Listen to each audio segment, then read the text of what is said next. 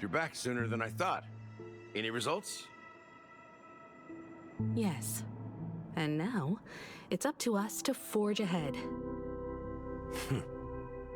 Since he's already carried out his last wish, my final mission is complete. But pardon me if I sound curt. It's good to have determination. The path Mikhail left for you is not an easy one to tread. Why else would he have chosen to sleep in solitude, staking everything on some nameless in the future? But you have the numbers, and in numbers comes strength.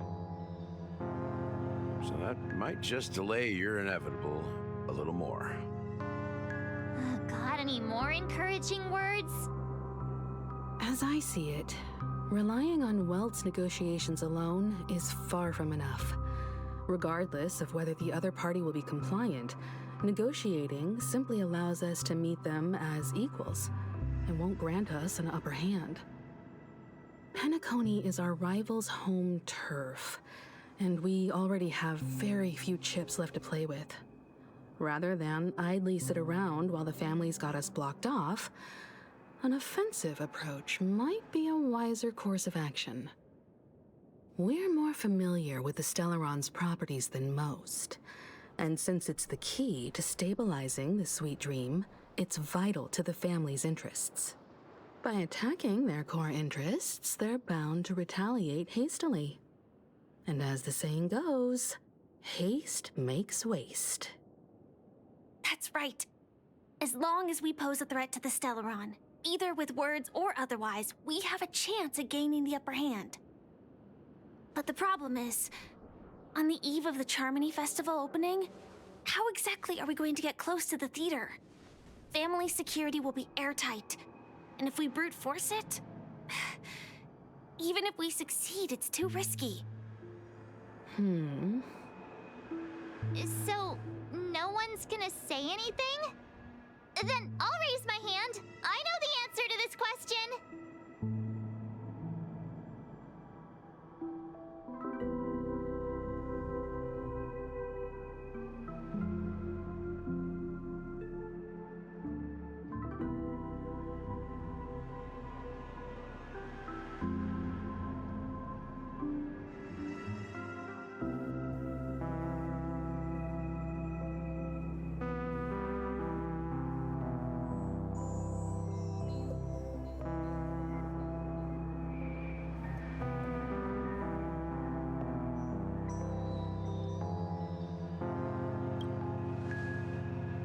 The Express crew would have been disbanded long ago if it weren't for me. So, I heard that before the Charmony Festival begins, there'll be a pageant to kick off the festival. It's called the SoulGlad Festivity Auditions, or something, and it's going to be held in the Moment of Scorchsand. As long as we clinch the top spot, we'll be able to attain the title of Festive Superstar, and be able to personally bask in the graces of Miss Robin. Not that that's important. What's crucial is that we can enter the Grand Theater before the audience arrives. So, how do we go about participating in these festivity auditions?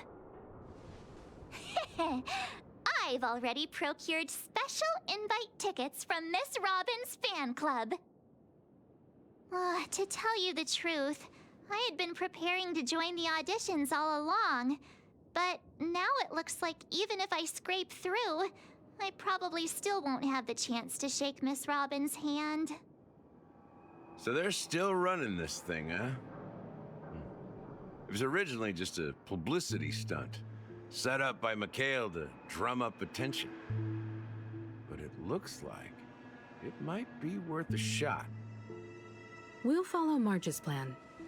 Mr. Gallagher, will you be joining us? I'm afraid I won't have the time. As a virtual character, I've already completed my final mission. Whether Penacony can awaken from this dream is all down to you. Should we ever cross paths again? I'd love for you to visit the Express. All right. I'll have to add to that data bank of yours you've got on the Express. And Miss Firefly, we thank you for all your support. We're faced with a formidable enemy. As long as the Astral Express and Stellaron Hunters' objectives are aligned, we're willing to cooperate with you. We've already come this far together. I'd like to join you for the rest of your journey on Penacony. I'm pleased that we can finally fight shoulder to shoulder. I couldn't ask for a better ending. This is also the spirit of the Trailblaze. Now, everyone, let's prepare to move out. Ladies and gentlemen, welcome to Scorchsand Hall. This is where challengers thrive and dream chasers shine, all under the watchful eye of the entire universe. If you have ambition, dream, and the drive, dear friend, the next superstar of Penacony's Charmony Festival could be you. Oh, wow, they've really outdone themselves. Oh, I'm starting to get excited. Behold, here come 4 friends with spirits high and full of zeal. Are you aspiring to be the superstars of the festival? Is he talking about us? Yes, you! There's no doubt about it. I see you have all the potential of a superstar in you. Excuse me, you four. What are you hoping to get out of all this? As the last group of contestants, how confident are you in overcoming all of the challenges? Would you be open to a brief exclusive interview with us? It'll be quick. Your journey is long and fraught with peril, yet under a sky blanketed by banners, you vie for the crown.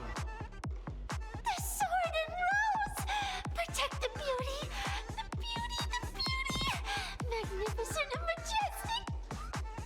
A knight's head is hard as steel. Brotherland's focus is stubborn as a heel. We don't all have to be winners, but if we don't have fun, we'd all be sinners. People are pouring in.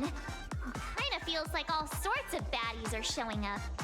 Let's get in there quickly and enter the competition.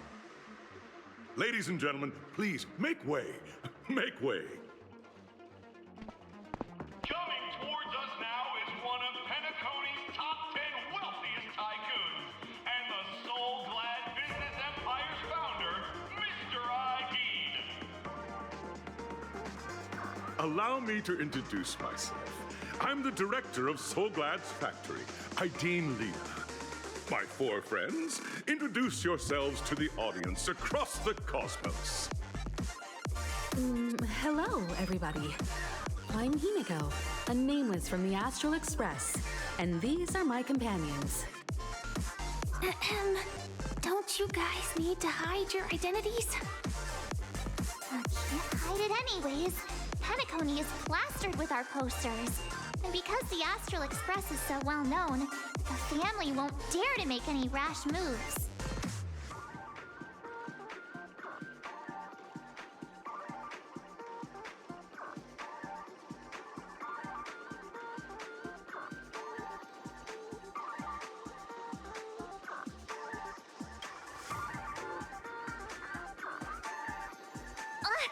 Don't expose my net handle to everyone!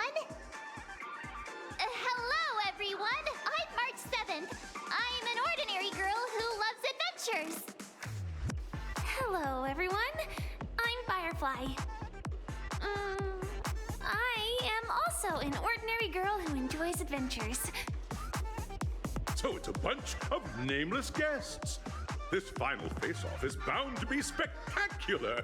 Time is precious. My 4 friends, come with me. Grab a bottle of SoulGlad and make your dreams a blast.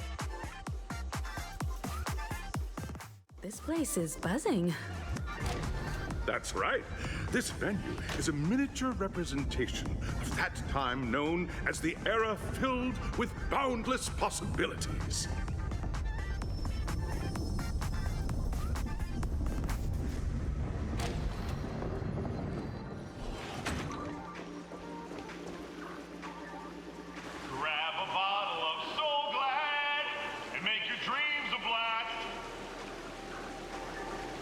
Nameless, your arrival reminds me of the grand occasion when Penacony was first established.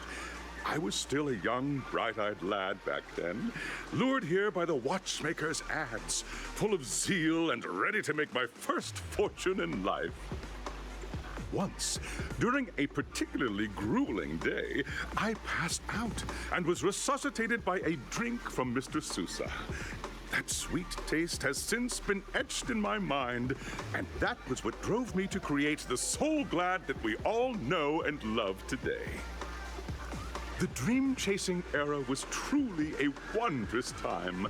Oh, I miss those days, and the watchmaker. Scorchsand Hall is my homage to that time of boundless possibilities. I wholeheartedly hope you make it to the finish and emerge as the next superstars of Penacony. Now then, is there anything you'd like to say before the competition officially begins?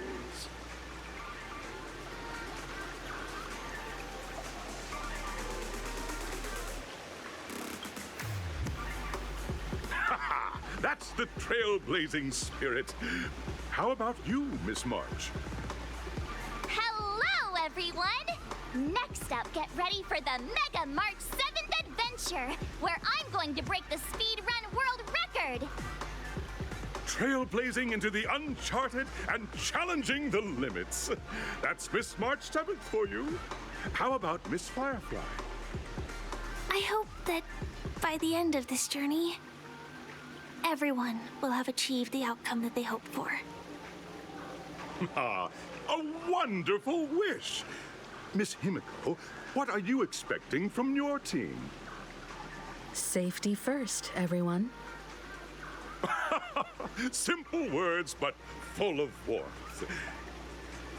Waiting for you are 3 stages, each connected to that era. The first 2 stages offer 2 distinct paths to choose from, with unique challenges on each route.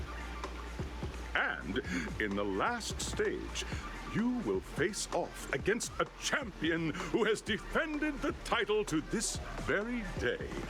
A beloved contender whose noble virtues are unrivaled. Those are the rules. Simple. Everyone clear? Now then, I hereby announce that the 33rd Scorchsand Festival of the 20th season, sponsored by SoulGlad Enterprises, has started.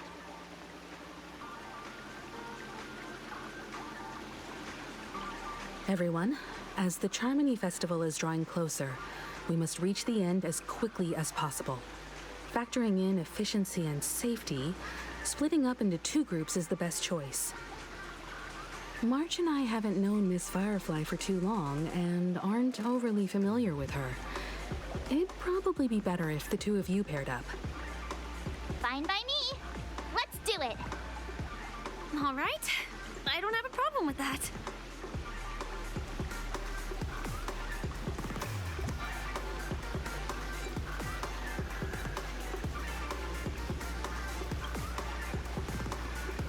Time's ticking. Just listen to the grown-ups. We'll split into the assigned groups then. Let's not waste time.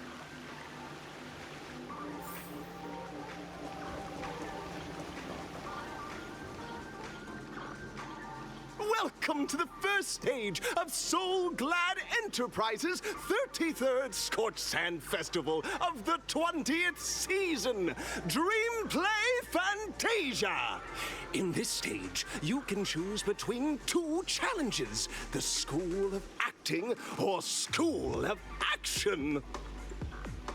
In the School of Acting Challenge, you have to complete 3 performances from 3 scripts and move the panel judges. In the School of Action Challenge, you have to defeat 3 groups of enemies convincingly and reach the end. Now, make your choice.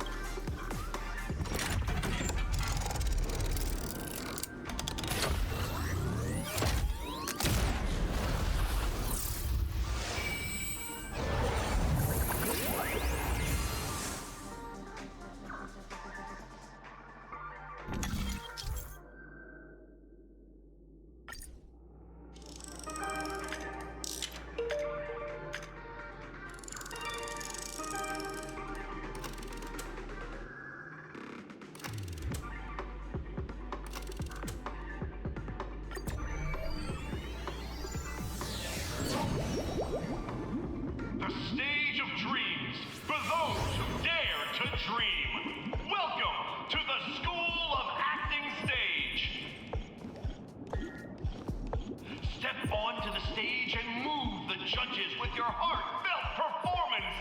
The next cosmic star of Penacony could be you.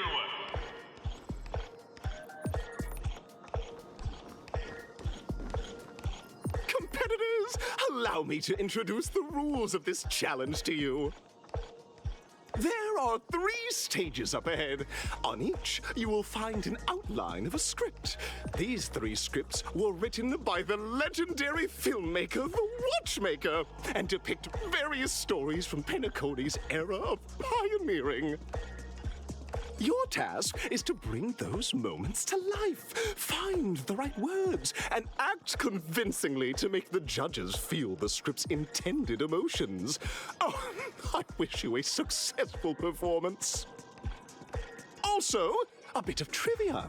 The record score for this stage is held by a participant with fiery red hair. His exceptional performance brought even the strictest judge to tears. It's like he wasn't even acting at all. We are running out of time, so let's get this over with quickly.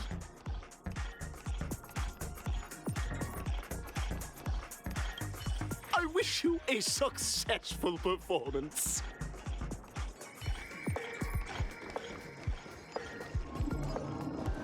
Oh, just take a look at this pair!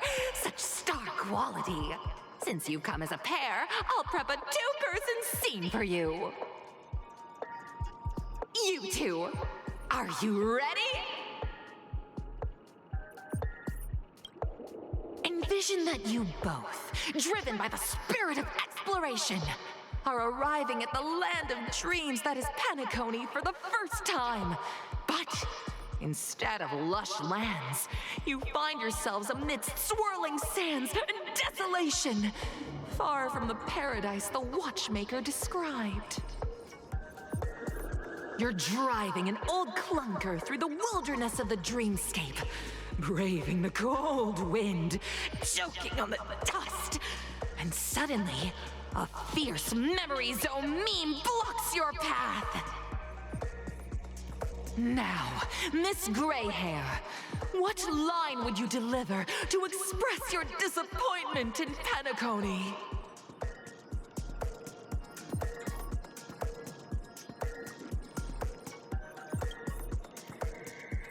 No, that's not right.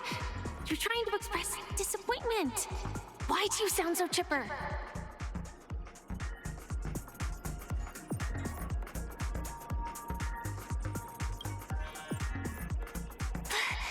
Do you usually express disappointment this way?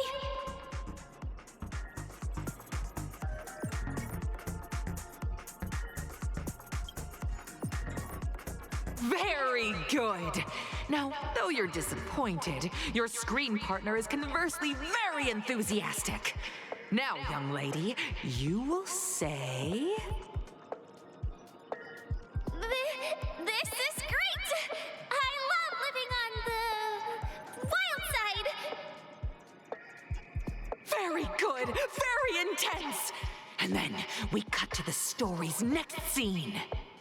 You find a job mending the rails, but the days are long and your endurance can't keep up, and you finally collapse in the endless expanse of desert. Suddenly, sweet rain falls from the sky, wetting your lips and rousing your spirits. Now, Miss Greyhair, what line will best express your surprise at this moment?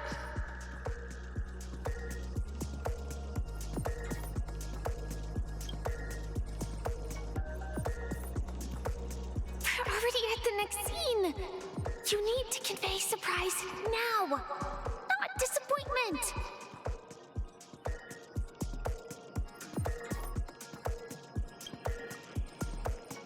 That's not right. That line doesn't sound very surprised.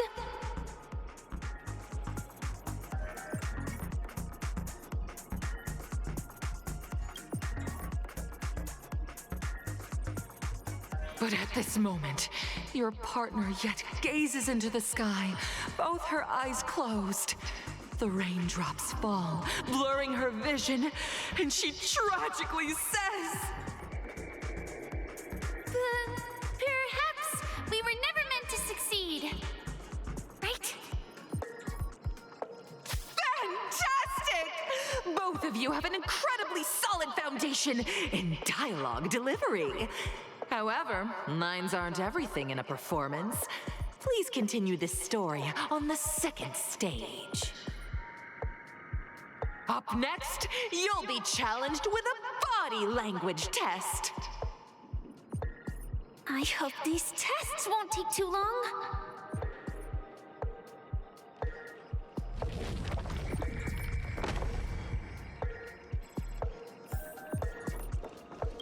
The depth of your dialogue delivery is remarkable. Best of luck with your results.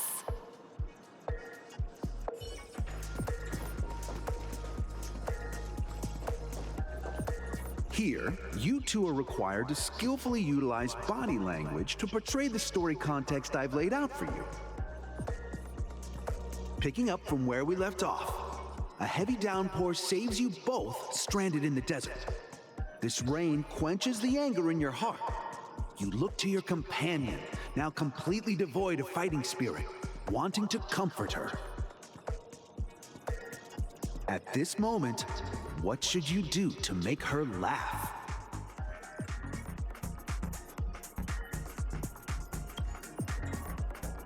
You seriously think that would make someone laugh?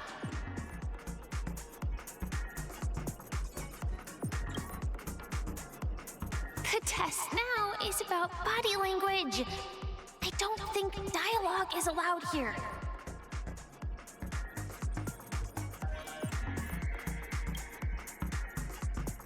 You look less like you want to make me laugh and more like you want to abandon me.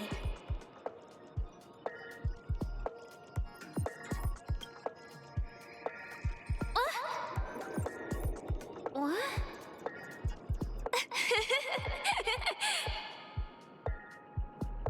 Right answer.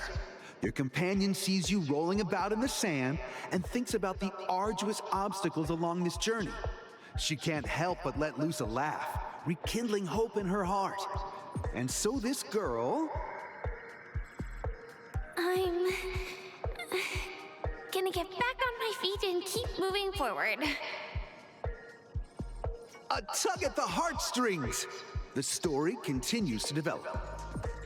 The heavy rain leads you both to sense a business opportunity, so you start venturing into the umbrella industry. But just as the business begins to pick up, competitors start flooding the market with low-priced goods, squeezing your market share.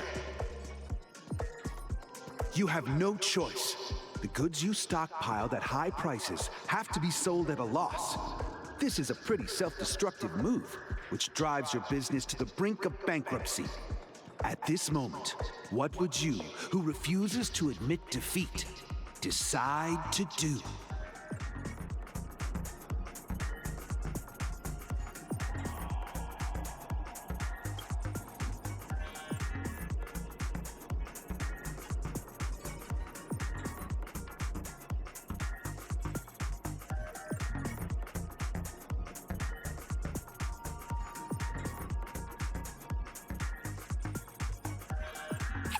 Giving up! Come back here!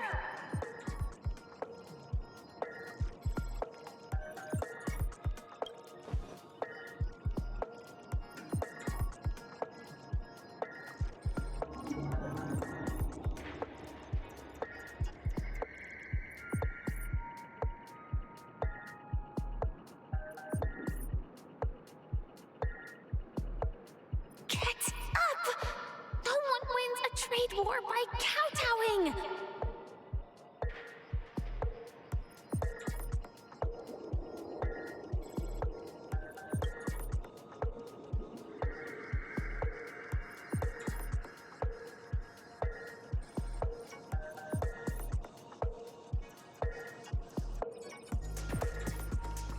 Fantastic! But it's a pity your friend does not agree. Seeing that you're up to your eyeballs in debt, she sees nothing but despair in her future. And then...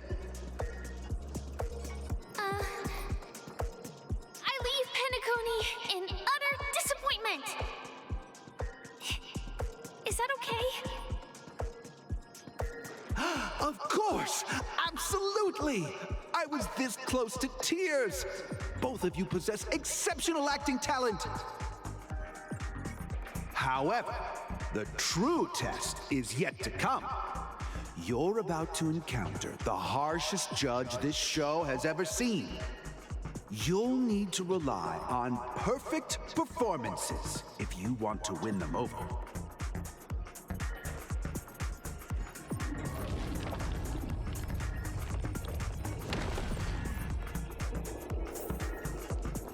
Both of you possess excellent performative talent. I wish you all the best.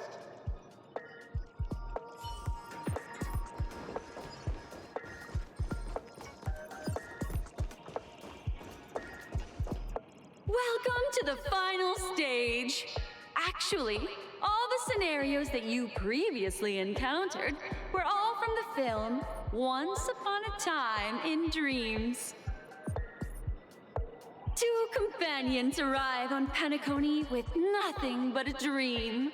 Their desire for achievement is met with continuous setbacks. Ultimately, one continues on, despite spiraling into debt, while the other concedes defeat and leaves. Many years later, their paths cross once more in the thriving Penacony.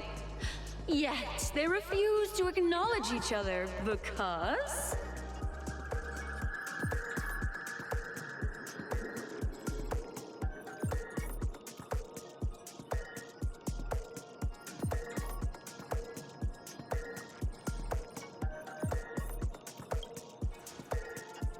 Against the backdrop of a revitalized Penacony, the joy of reunion mixes with the sorrow of past separation, the awkwardness of being strangers, and the shyness of a long-awaited encounter, all converging at this very moment. Give it a shot. Try and convey this bittersweet scene to me. Bring it to life with precise and emotive acting. This is never going to end. I know! Why don't you try that clockwork thing you used before?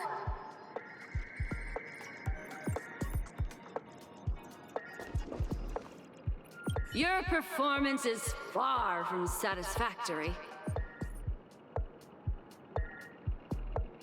Dull lines, stiff movements. This can scarcely be described as acting.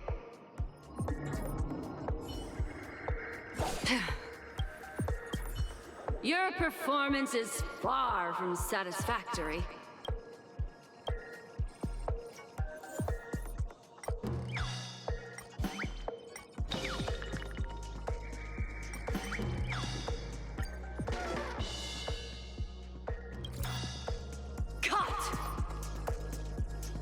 A mogul who went from rags to riches, treating a former companion with such disdain.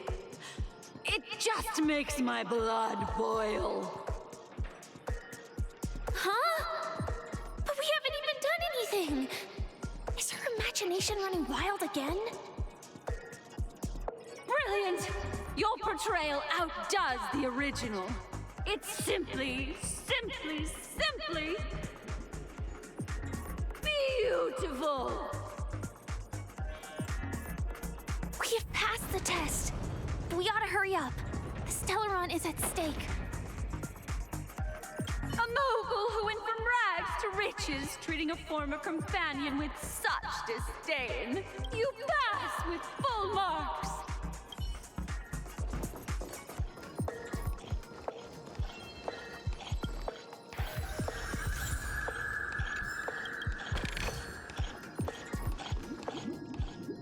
Congrats to both of you for clearing the stage, but more importantly, are you having fun? Fun is more important than success. Look at the time! You finished much faster than that red-haired contestant did. That red-haired contestant? Who is that exactly? You'll find out eventually, but only if you clear the next test first. Welcome to the second stage of the 33rd Scorchsand Festival in the 20th season, sponsored by SoulGlad Enterprises. Gunfire time! You have the option to choose gunfire and undergo Brother Hanu's trial, or time, where you'll face Clucky's trial. And now, make your choice!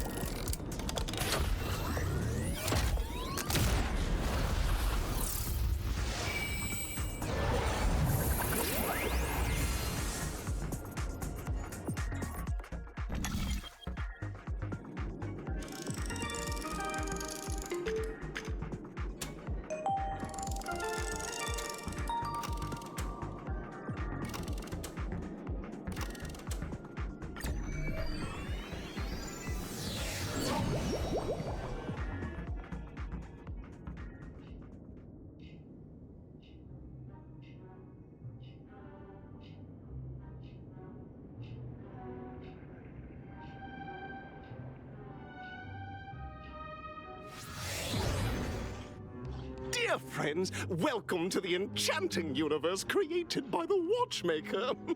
Awaiting you is the morally dubious yet ever-charming character from the animated Clocky series, Hanu! It is said that these cartoon characters were inspired by the Watchmaker's own experiences. According to research by Clocky scholars, the original Hanu of reality shared a deep friendship with the Watchmaker, akin to comrades in arms. Enter into the world of Hanu via the TV by the entrance and partake in an enchanting and suspenseful story with him. Good luck in there. If it's a gunfire trial, we should be able to settle this with a fight, right? I hope this won't waste too much of our time.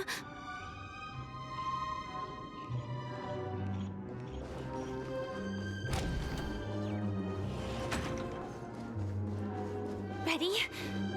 1, 2, 3.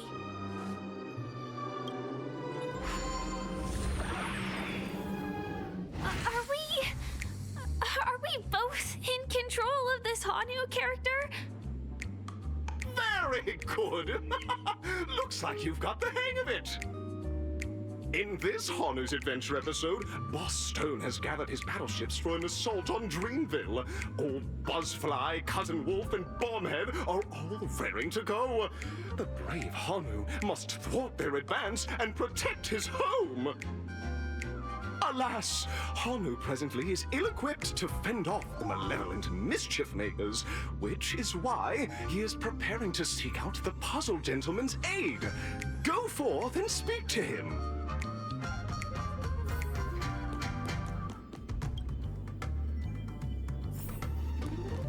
Oh, brave Hanu, you look like you could really use some help.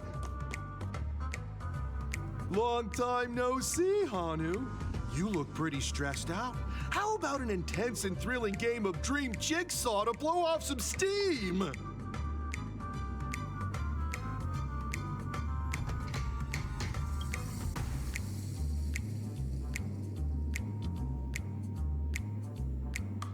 Oh my! Are you telling me that Boss Stone has rallied the villains to seize Dreamville? What a dreadful twist of fate! Listen closely, Hanu. I'm aware you're in need of a suitable weapon, and I also know there's one just upstairs. But you know what? You'll have to play an exhilarating round of Dream Jigsaw first. No Jigsaw, no moving forward.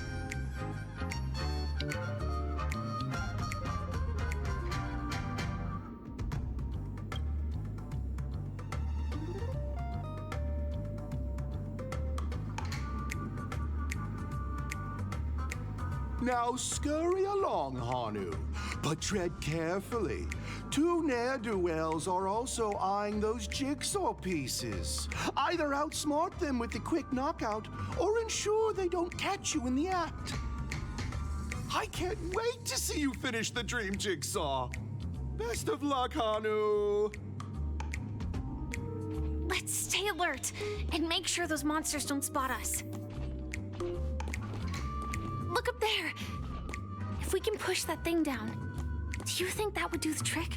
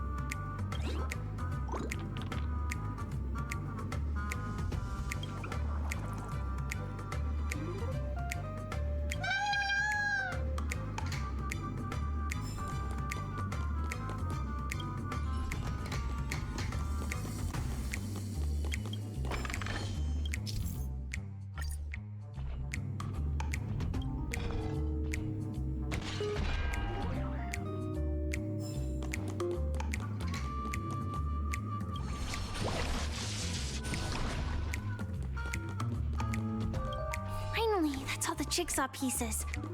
Let's hurry back.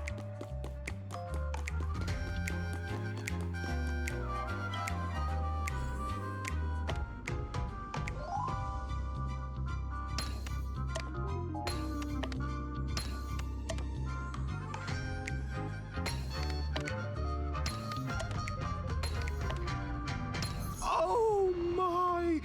The exquisite sensation of perfect alignment! My organizational itch has been quite thoroughly scratched.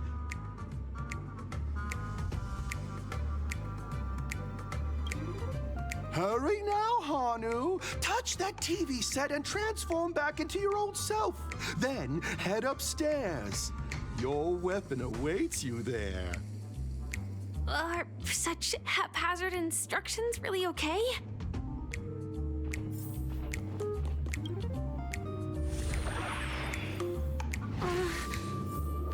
Disconnecting from that thing so suddenly has left me feeling slightly disoriented. Is that Hanu?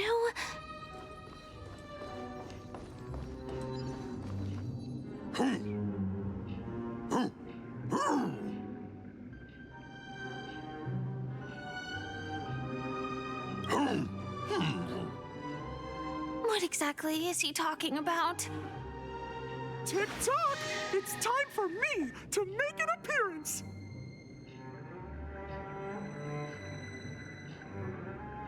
Clocky? I can also see him. Is this character part of the show? In Dreamville, Clocky is everywhere and can do anything! Like right now!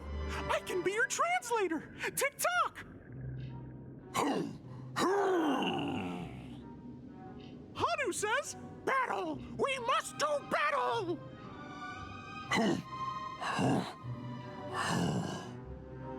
The enemy is at our doorstep, and we have no path of retreat for the future of Dreamville! Touch that suspicious-looking TV right now! So they just jumped inside that TV. Sheesh. Logic in this plot and dialogue is really being pushed to its limits.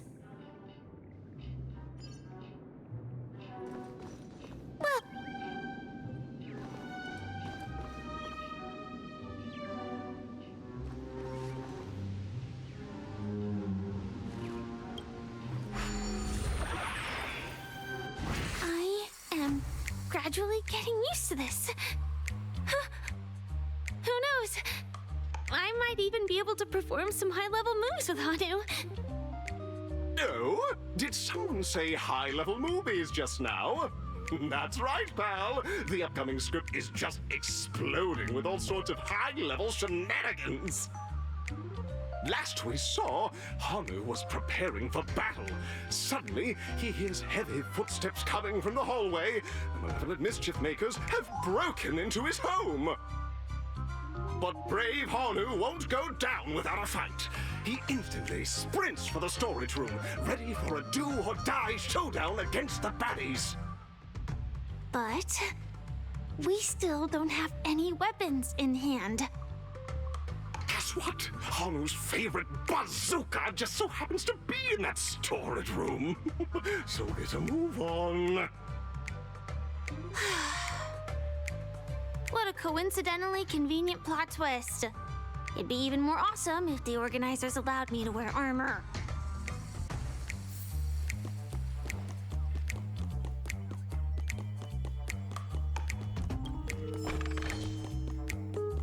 The storage room. It's behind the shelves, right?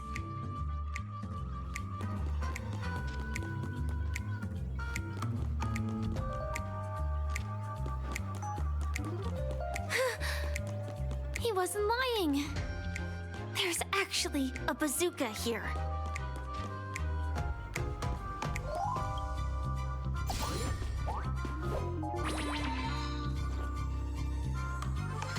Now we should have a way of dealing with those baddies. This thing feels just like the Soaring Locust too.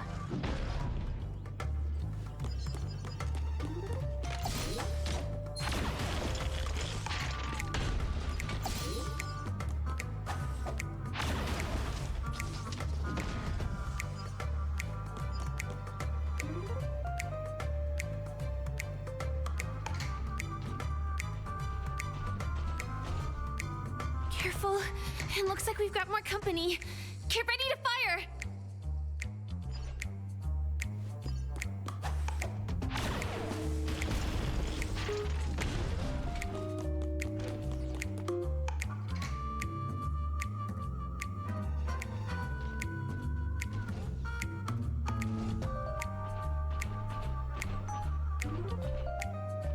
Here we go again.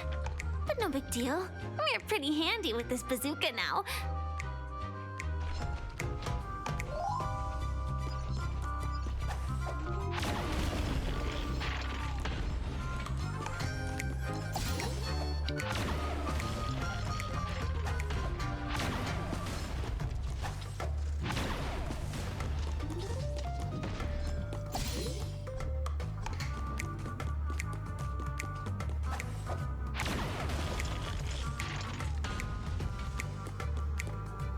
Should be all of them, right?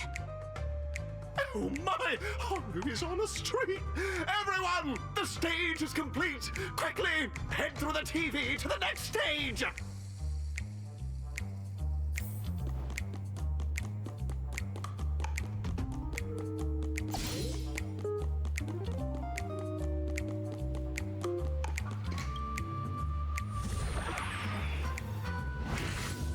Well, that's that. But it is gonna be hard to let go of this bazooka. Never mind. Let's hurry over to the next stage.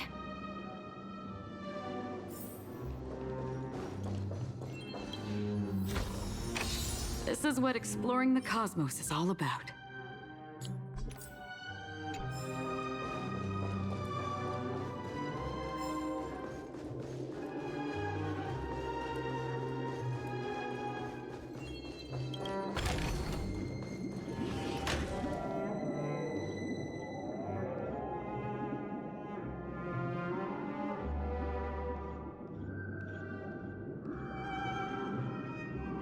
Congratulations to both of you!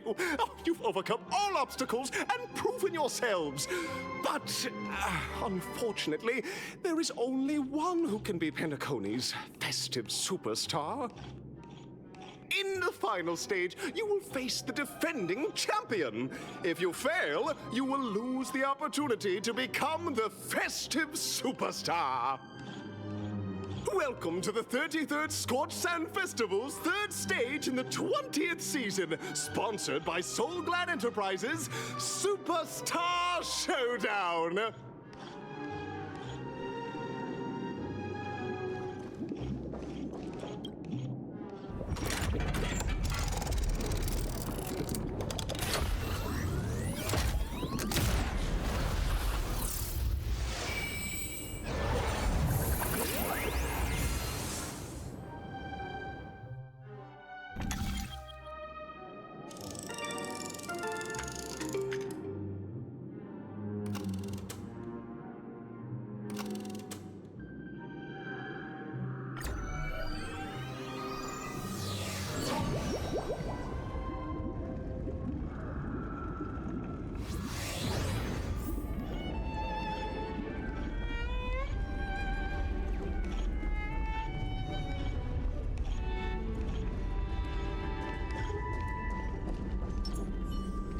I'm with you.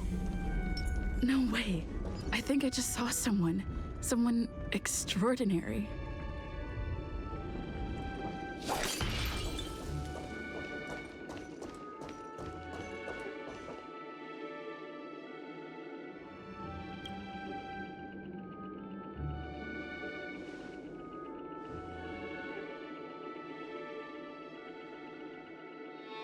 Are you a Knight of Beauty?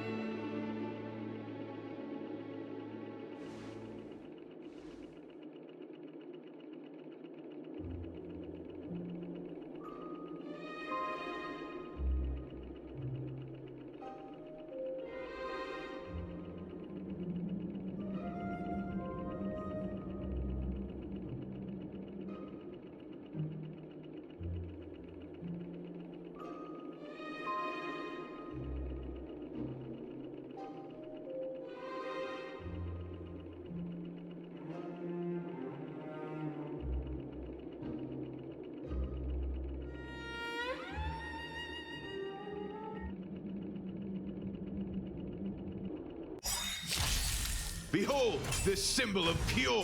Is that all? Do we still have the upper hand? Free will, or was it destined for oblivion? I weep for the departed. It too shall fall. This ends here. Pledge thine loyalty. How familiar. Put forth all your might. Enemy targets detected. Another journey Enemy begins. data signet markers activated. Time for a good old counterattack. On the still waters of oblivion. In the name of a will forged in ice never falters. Specimen sighted. Christ. Confess. Ready for another? Bear witness to Free destined for oblivion. challenge.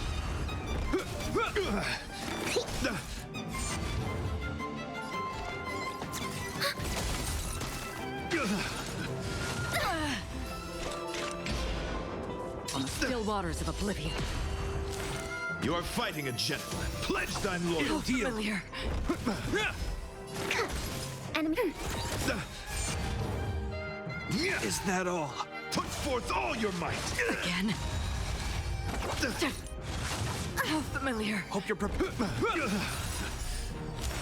In the name of Landa, a will forged in ice never falters. Behold, this symbol of pure beauty. I weep for the departed. It too shall fall.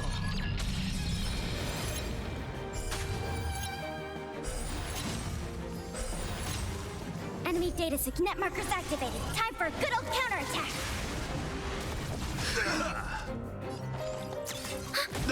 Commence. Another destined for oblivion. Confess! It'll heal! Put forth all your might! Commencing support. I weep for the departed. It too shall fall.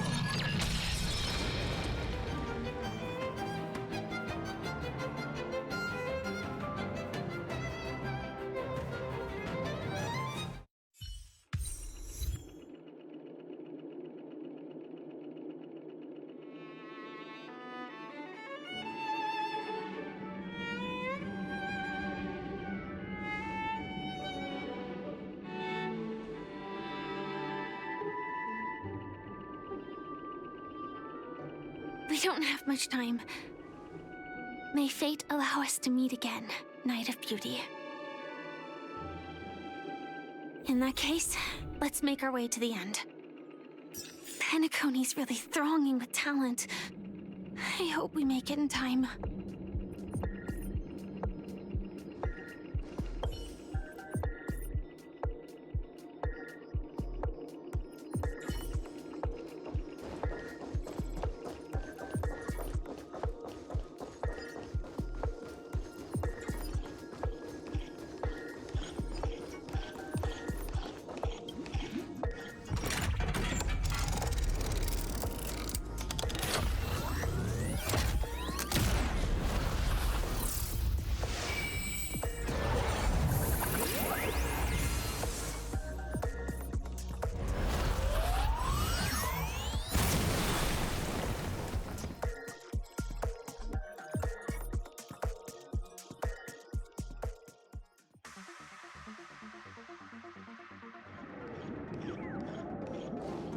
Congratulations to the Galactic Baseballer and Firefly on becoming this Scorchsand Festival's champions! We look forward to their amazing entrance in the Charmony Festival! Let's give a round of applause to our aspiring young guests!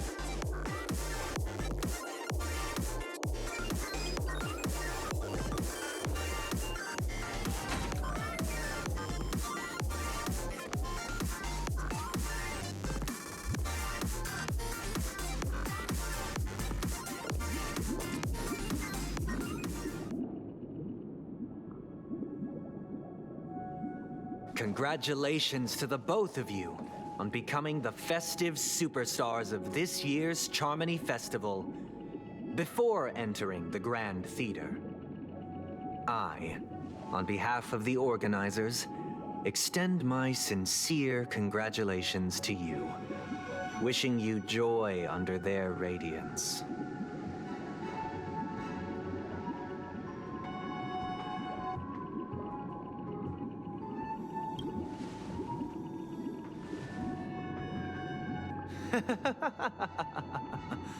Your endeavors are worthy of extra recognition, and I've taken steps to ensure that. However, this reward is not a material one, but rather the opportunity for an open and honest communication between us. As previously promised, my sister, Mr. Yang, and I have met with the Dream Master. We delved into the truth about Penacony and its Stellaron, and have come to a consensus. Both I and the Oak family cannot acquiesce to your request. Just as expected. We acknowledge the perspective of you, Nameless. Penacony does require change, but not as you propose. The planet of festivities cannot and will not revert to a place characterized by chaos, disorder, or anarchy.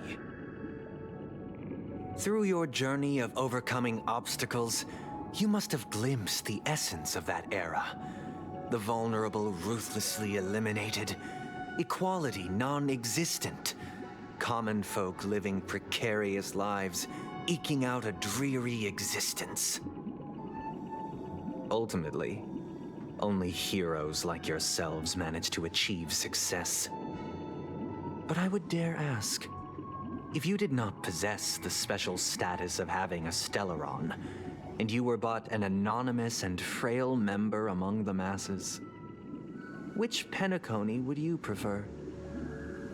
A dystopia for the survival of the fittest, or a sweet dream paradise for all?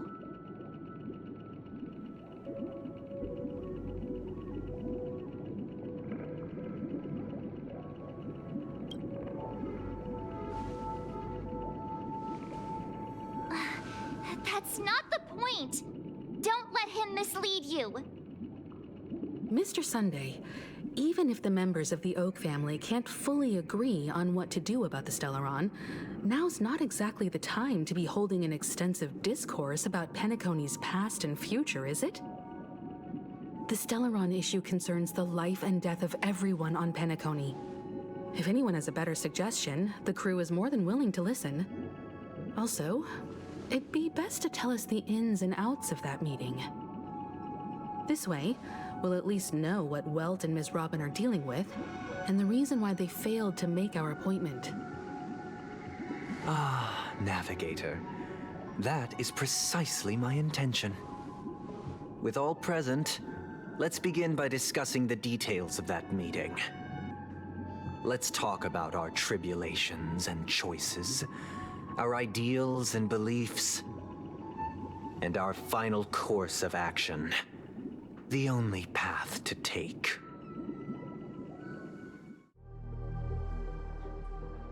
You mean to say that for the longest time, there have been scoundrels who would use the Charmony Festival that I have bequeathed to the masses as a tool to realize their ambition?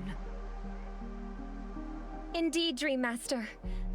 Once the Charmony Festival begins, the Stellaron's powers, along with the song, will be broadcast across the entire planet of Penacony.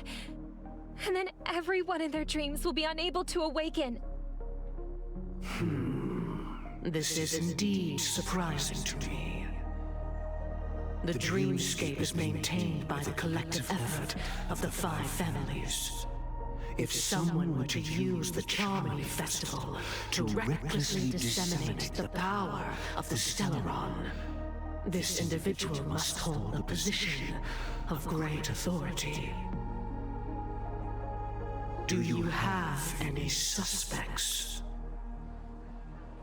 I'd like to ask, did you really not know of the Stellaron's existence?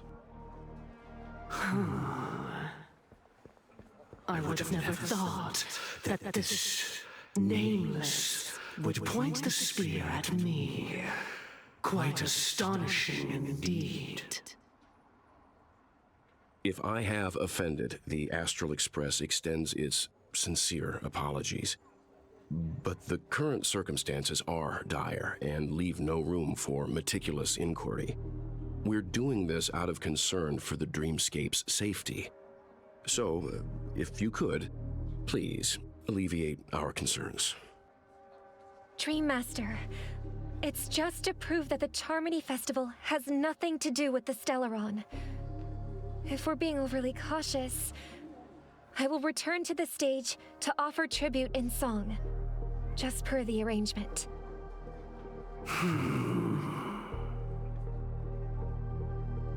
Sunday, Robin, I've watched you two grow up and know your dispositions like the back of my hand. Both of you, right now, can surely be lauded as their most devout advocates. I already know your resolve. The magnitude of this matter is enormous and cannot be taken lightly. Since Mr. Yang has asked with such earnestness, I will personally respond in kind. If there is a need, the entire Oak family will be mobilized to heed your call. Sunday, Might I ask you to beseech them to cast their light unto me, and question me in their stead, so that no lies may be concealed? I will do as you command. Robin, could I entrust you to be present as a witness, to document the truth, and to proclaim my innocence, so that all slander may be utterly dispelled? I will do as you command. May thy will be carried out on earth, just as it is in the heavens. Oh, triple-faced soul, please sear his tongue and palms with a hot iron, so that he will not be able to fabricate lies and make false vows. Let us begin. There is nothing else to prepare. Understood. Question. Have you devoted your life to your god, never worshipping other gods? Naturally. Do you love your god as you do yourself, always heeding their admonishments? Naturally. Have you strayed from the path expected by your god, betraying their name? Never. Have you ever been inordinate with your asks of your god, coveting more than the foundation of the creation itself? Never. Then, a final question. Do you swear to fulfill all vows, past, present, and future? With the Eon as my witness, if I do not deliver on my words, or if I renege on my vows, may I be cursed in accordance with divine law. They have seen your faith, and have endorsed your faith. With this, it can be evidenced... Just a moment. What is it, Mr. Yang? I have another question I hope to have answered. To my understanding, the family's harmony and prosperity have never relied on so-called divine laws. The god you both mentioned, are they truly Shipe? Mr. Yang should know that those belonging to the family toil together as if they were kin, embracing solidarity and unity under their light. All duplicity is laid bare before the harmony. Such a delicate and complex symphony. Which other god could perfectly harmonize this, if not for the great one, Shipe? Perfectly harmonize. Therein lies the problem. It isn't an outsider lurking in the shadows who changed the harmony, but a dissonance that has surreptitiously emerged from within this very symphony itself. In the distant past, there existed an Eon. With one flick of the wrist, they crafted the laws of the cosmos. Their followers formed the Beyond the Sky Choir, spreading solemn and reverent hymns throughout the universe. Later, they fell. The route traversed by this Eon clashed with the harmony, ultimately being absorbed and fused into it. The chorus that once reverberated across worlds fell silent, and when it echoed anew, it was transformed into the hymn of harmony. Though an Eon may perish, paths with no masters still linger. In the all-forgiving harmony, echoes of bygone dissonance may subtly arise. Mr. Yang. Being overly astute can be a detriment. especially when you find yourself alone and without allies. So this is how it is. For the sake of our grand cause, Sunday, please afford these two an opportunity to rest. What?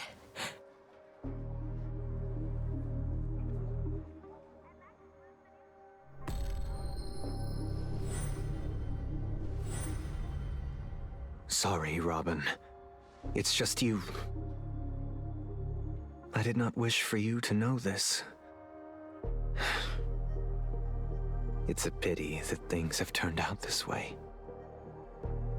So, this is the true reason I can't sing? The shadow that envelops Penacony is actually... We were never children of the harmony. Our ideal paradise could not have been crafted by Xipe. True bliss can only be guaranteed by the one who transcends the many. Within the foundation of law, humanity establishes civilization, and through harmony, we obtain order. Unbelievable. To think that there would be remnants of the Order on Penacony. What have you done with Mr. Yang and Miss Robin? Don't worry. I just gave them some time alone to ponder their fates. You should know that these actions make you an enemy of the Astral Express.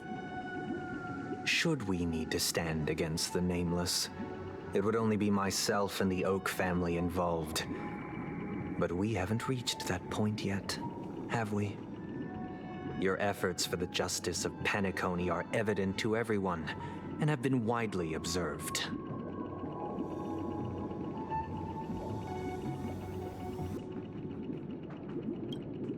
Smart kid. You're just as sharp as the other one. If it is the Order that drove you to imprison Welt and Robin, and you're using them to coerce our compliance, then there'll be no point in entertaining any type of discussion. You're mistaken, Miss Himiko. They are in very safe hands, and just as the family has always proclaimed, no one can be harmed in the dreamscape, least of all in the beautiful new world belonging to the Order. Penacony and the entire universe have witnessed far too much innocent bloodshed. The strong wield their blades against the weak, and the victors push the vanquished to the brink of life. Natural selection. The world abides by this principle, establishing the well-being of humanity atop the corpses of the downtrodden. Only we, or rather, I, possess the power to put an end to this farce. So you've decided to resurrect a dead Eon? No one's ever done such a thing. If Miss Himiko is interested, let's draw back the veil and speak candidly. I've always firmly believed that people can understand one another through peaceful means. I'm willing to divulge the unembellished truth as to the intentions of the Order's Pathstriders, so that you will make better judgment for the Astral Express, for Penacony, and for this stretch of the universe. Words can hardly do justice to the beauty of that ideal. So, come with me, everyone. Let us retrace our steps and see once again where this road leads. Huh? Where'd he go? Welcome. This isn't any location in Penacony's dreamscape. It's my inner world. The reason the scenery before you remains unchanged is because your consciousness has drawn on similar concepts to fill in the gaps.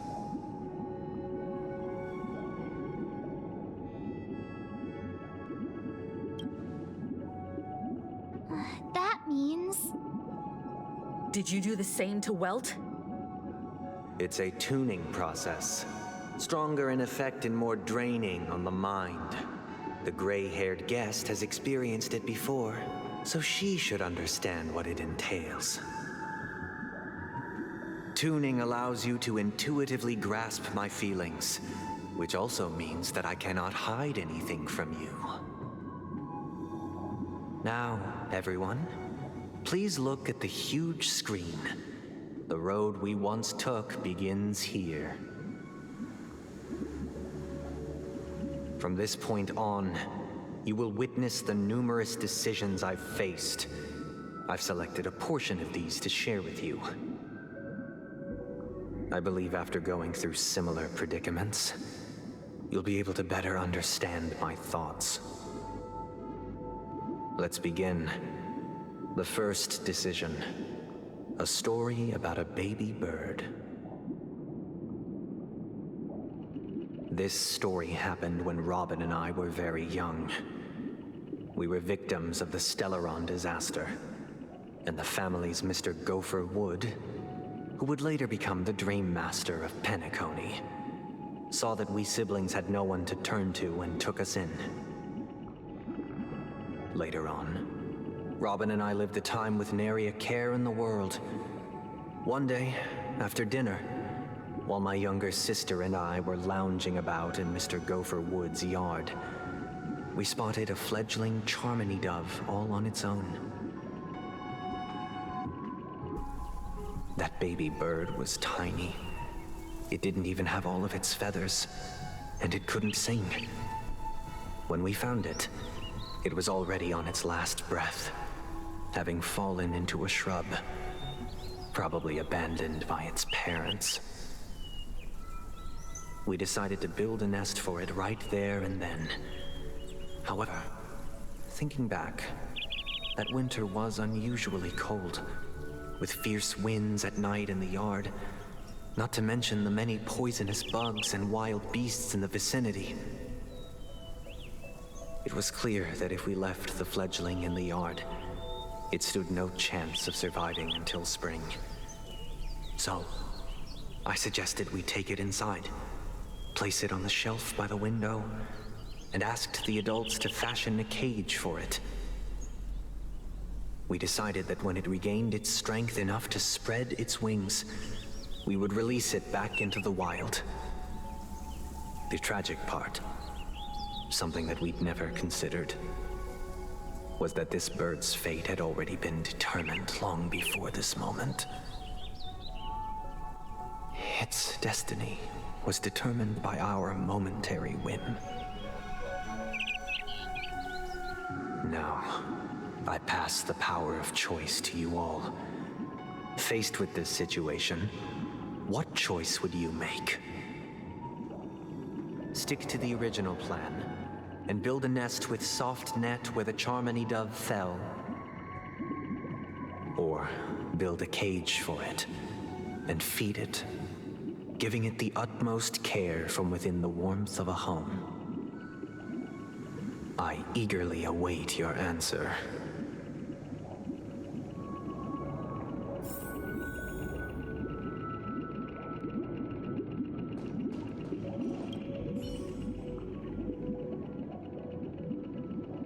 That guy just casually throws this kind of question at us?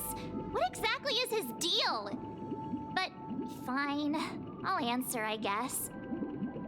If it were me, I guess I'd choose to build a cage for the little Charmony dove.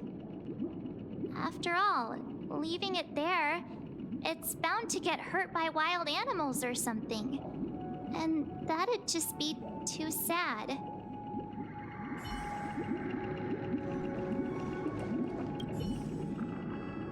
It looks like he really has no intention of imprisoning us. If it's just a quiz, I suppose it's fine to humor him. Back to the question. I would personally choose to build the little Charmony dove a cage. No special reason. I do think that a fledgling should have the right to fly into the sky. But if it can't even live to that point, then there's nothing to talk about to begin with.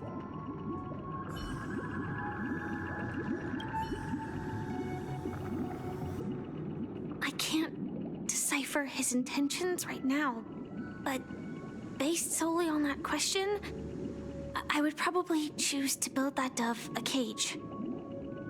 Even if I was gonna release it back into the sky, it'd have to be strong enough to fly first. If I left it where I found it, I fear it'd never get the chance to fly ever again.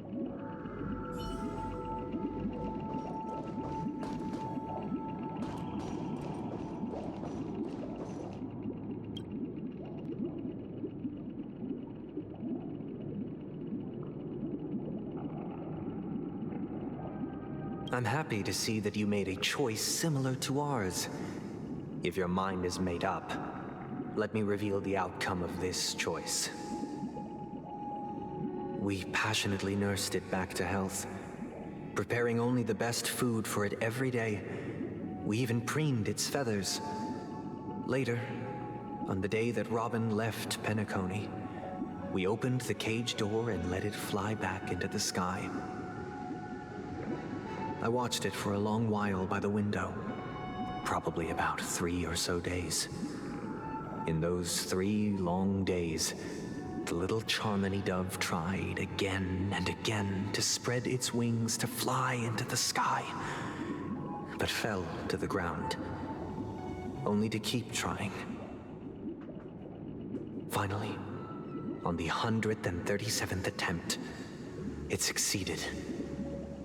But its attempt did not go perfectly. After flying unsteadily for a while, it fell to the ground, unable to grasp the direction of the air currents. The fall shattered its wings. It writhed helplessly in my embrace.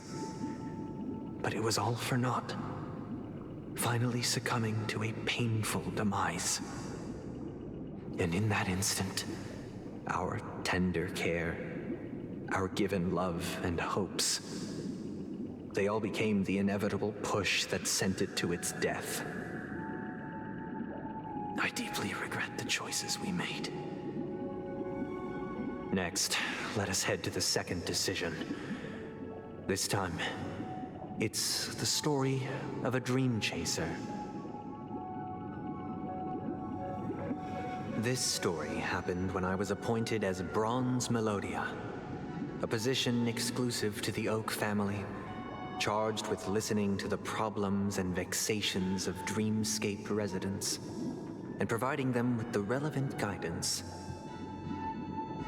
It was during that period that I had the opportunity to hear voices from all corners of the dreamscape. Joy, sorrow, arrogance, regret. The complex tapestry of human nature that formed the world. And I was fortunate to catch a glimpse of it. He was a dream chaser and an illegal stowaway. Just like the rest of them, he came to Penacony in search of a better life, except that, to most people, the price he paid, I suppose you could say it was everything. He told me I sold everything I could at home. The house, the land, even his 2 children. He said he could not afford to raise them, and that at least they could eat if they lived as slaves. He had a plan in place. He would buy back his children once he had made his fortune, and enjoy Penacony's beautiful dream with them. Alas, his plan to smuggle himself was somewhat clumsy, and he was sniffed out by those pig-headed hounds. After hearing the Dream Chaser's story, I immediately appealed to the Bloodhound family to cease their pursuit. That way, at least he could live peacefully. But I was still too naive to the ways of the world. I did not anticipate that what I thought was a kind gesture would later lead to dire consequences. I'll tell you the outcome soon. For now, I'd like you all to make a choice. Will you do as I did and try to convince the Bloodhound family to stop their pursuit, so that the Dream Chaser may live peacefully and realize his wishes? Or will you remain silent, leaving him to languish while the hounds are hot on his heels until his inevitable judgment arrives? I look forward to everyone's decisions. Who knows? Perhaps they might even alter the outcome of this tragedy.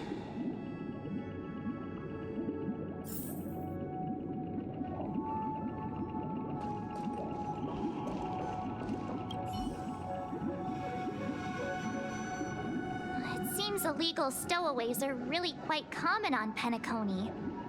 But that guy in the story, I don't think he deserves any sympathy at all. He sold his kids to chase a dream. Even if he intended to go back for them, it's still insanely irresponsible. With that thought, there's only one choice. Let the Bloodhound send him back home. This person deserves to be punished.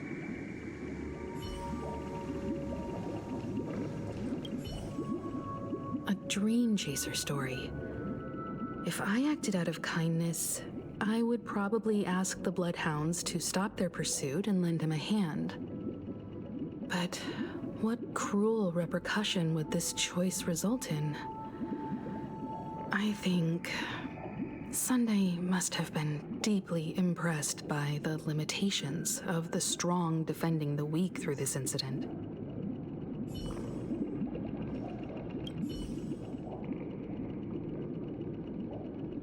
This question... Surely it has some connection to the baby bird story. And this connection is precisely the breakthrough Sunday aims to use to persuade us. I'd probably choose to ask the Bloodhounds to cease their pursuit.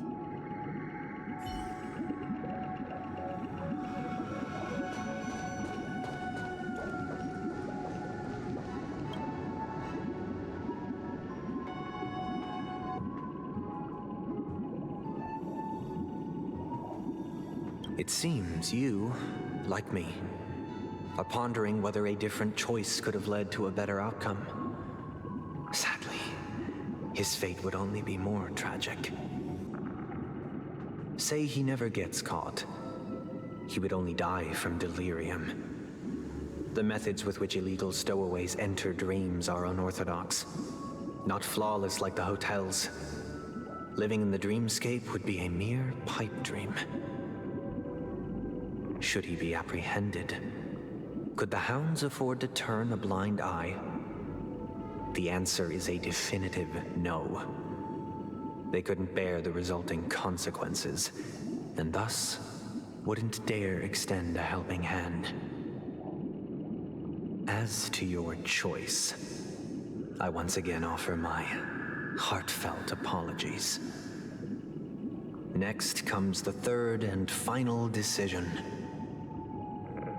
And the story this time is my own. This story happened the day I was appointed the Oak family head. At that time, Mr. Gopherwood was the current Dream Master, and as per his wish, we had a private conversation. What surprised me was that the Dream Master had only come to deliver a letter to me. He let me read its contents, and it was a letter from my sister. The letter contained the usual pleasantries, anecdotes from her travels, nothing out of the ordinary. Just as I started wondering how this letter related to our discussion, the Dream Master began to speak. Do you know who wrote this letter? My sister, of course. But why would you personally visit me to hand me a letter from my sister containing mere trivialities? To help you grasp the full scope of this issue. Do you know where Robin is at this moment? From what the letter indicates, she must be in Caspelina 8, correct? She's touring there right now. Correct. Has she mentioned anything about a stray bullet? A stray bullet? What? A war has broken out on that planet. It is because of this very reason that Robin chose this destination. To spread the word of the Harmony. And to save the lives of that planet. She personally made for the front lines. She hoped to ease the people's suffering with song, and was willing to brave mortal danger to deliver the IPC's medical supplies. Unfortunately, stray bullets show no such compassion. Is she all right? If the operation was successful, she should probably be recovering in the field hospital. By the eon above, the bullet struck her neck directly, yet possibly as a reward for her consistent deeds of harmony. It didn't hit any vital arteries. Once you've attended to your outstanding tasks, it'd be advisable to write her back as soon as possible. Those damned savages! I'll pack my bags right away. My gratitude for bringing this to my attention, Mr. Gopherwood. Now you understand why she always wears such elaborate neck ornaments, don't you? How could this happen? Miss Robin. It's all in the past, so please don't worry. I share this in the meager hope that you will understand the Harmony's limitations and predicament. As grandiose as the strong defending the weak sounds, many times, it is nothing more than wishful thinking. Likewise, I've prepared one last question, one last choice. But rest assured, this choice will not have any grave consequences. Because this is merely a figment of imagination, a nightmare that has haunted me through countless nights. If you ever had the opportunity to make a choice like I did, would you still support Robin's journey on the path of harmony?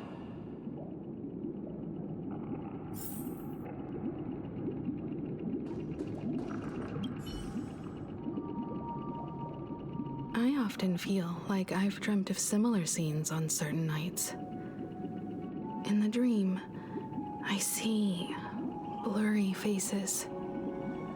I don't know who they are, but I sympathize with all of them, fighting for survival against some unfathomable force. Their confusion and fear are lucid to me, but I also remember they chose never to give up. Just like Miss Robin. If Mr. Sunday's question leaves you puzzled, you should find the answer from your own experiences. With each trailblaze, dangers and tribulations will surely follow. But would you ever back away?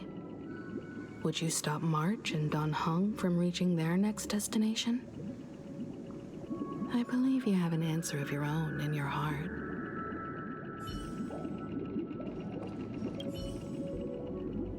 Miss Robin's courage is admirable. And here I was thinking she was just another superstar celebrity. But the fact that she is also Mr. Sunday's younger sister? No, I doubt he'd wish harm on his own flesh and blood, no matter how grand the ambition.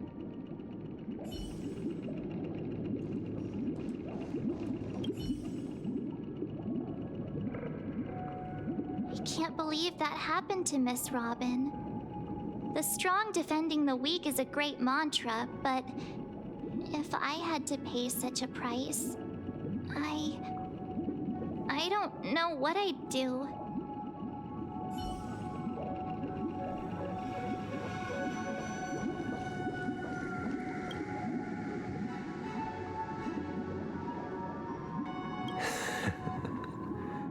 see. I am now aware of everyone's stances. Raising these questions merely serves to illustrate one point. The plight of Penacony cannot be salvaged by the harmony. The true foundation for a sweet dream paradise can only be established through the order where the strong govern the weak. I know the suffering of being tormented, the turmoil of losing your way, how sorrow and even despair set in when matters don't work out. All of this causes me unending pain, because this is not what happiness is at all. We must teach the weak how to live a happy life. And this life isn't some noble propriety that the upper crust preaches, but in definitive terms, a way of survival that belongs to everyone. So what is your definition of living a happy life? Good question. Human consciousness is fundamentally an illusion, a cage known as self-worth. People lured in by this illusion make mistakes, yet still ask that external influences bear the burden. When one mistake after the next permeates the masses, they become impossible to trace. Thus, the amassing of these individual cages culminate to form a prison, a place dictated only by the rule of survival of the fittest. Nature is always accompanied by predation and sacrifice. Its antithesis is known as order. That is what I want to do. Unite people's happiness under the banner of order. They won't need to make bitter choices any longer, nor face the weaknesses of humanity. They can cast aside their primal instincts to build a haven for mankind. Simply describing thoughts is far too abstract, so allow me to provide a simple example. As you all may know, there are societal norms like weekends and long weekends that exist on some worlds. During these hard-earned rest days, people are given the chance to extricate themselves from the stresses of everyday life, allowing a certain tranquility to return to their souls. And it is only on these days that people do not have to adhere to the law where the strong prey on the weak. They can live out their lives happily during these brief intermissions. It's just a pity that 2 or 3 days are still too fleeting compared to the span of a lifetime.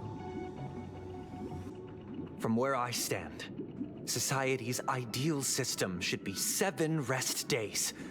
Following Sunday, there should ensue a second, a third, and indeed an infinite procession of Sundays. This should be the face of the new world. Idyllic, eternal, peaceful days. And thus, every person can return to their base selves in this utopia. Some gaze in reverence at the stars, pouring their whole beings into calculating the distance between us and the isolated world of Pagana. Meanwhile, some seek refuge in quiet corners, holding one another, unencumbered by the chains of unwelcome obligations. There would be no need to bear the hardships of reality.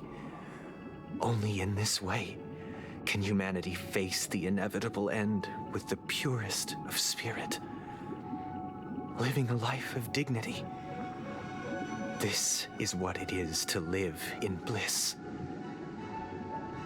Miss Firefly, you who are stricken with entropy loss syndrome, you of all would surely understand this.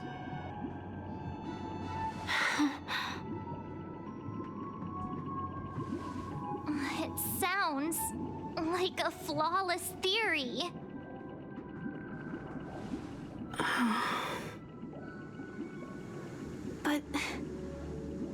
But what is the price to attain all this? The cost is minute, merely a personal and eternal sacrifice. If this paradise is to be maintained for everyone, someone must remain trapped in solitary awakening until the end of the cosmos. Awakening. Which means that this so-called paradise is still a dream. Stepping into this paradise means forsaking reality, correct?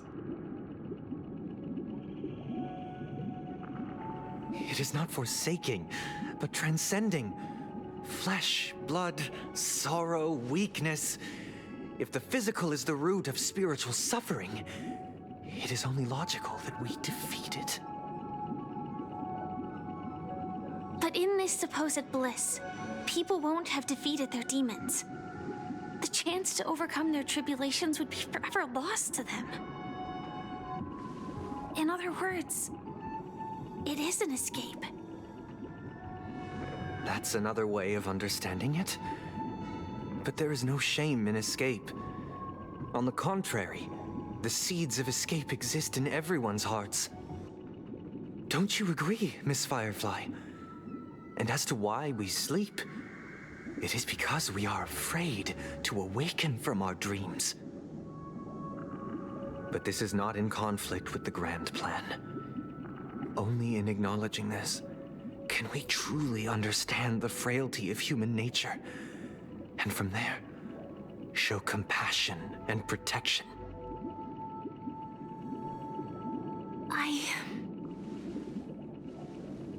I admit that you are a born leader.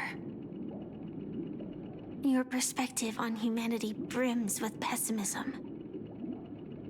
Yet you express compassion for all, even when your heart pities them. But unlike you, I live for the self. From my perspective, individuals making choices for themselves is their birthright. The want to escape may be innate in the weak. But whether they are weak or not, it is not up to another to decide. Perhaps in your mind, you also view me as weak?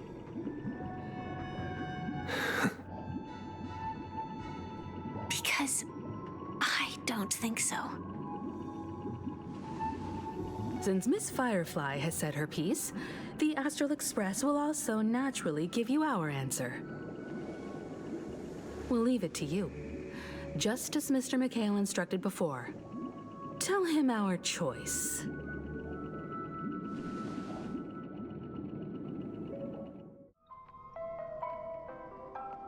What is this place? Does this place ring any bells, Misha? I don't know, but I feel a sense of déjà vu. What is this place? It's the realm within a dream bubble. This was left to the Astral Express by a nameless, but weirdly, when we entered it, it was completely empty. Dr. Edward from the Dreamscape sales store told me that dreams are formed from memories, and a dream bubble can't take shape if its core is empty. So I thought you might be able to help us in unraveling this mystery, Misha.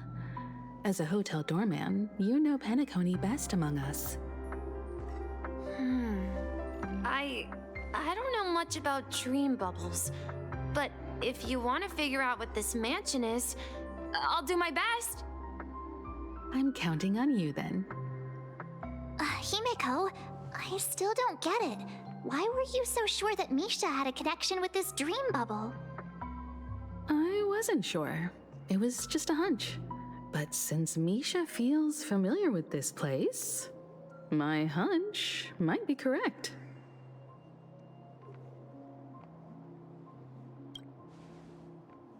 Exactly. This is where you and Firefly encountered death, which we now know as dormancy. Considering its connection to Dreamflux Reef, it's not surprising it appeared here.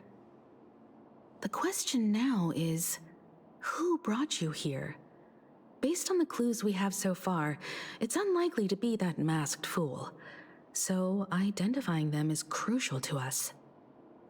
We're drawing closer to the truth once more. Let's give Misha some time, as I believe he'll unveil the secret of this dream bubble. All right, but there are doors all over the place. Which one should we choose? Do you have any idea, Misha? I guess...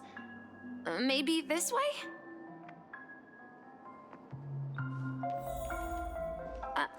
I'm not entirely sure, but... let's give it a try.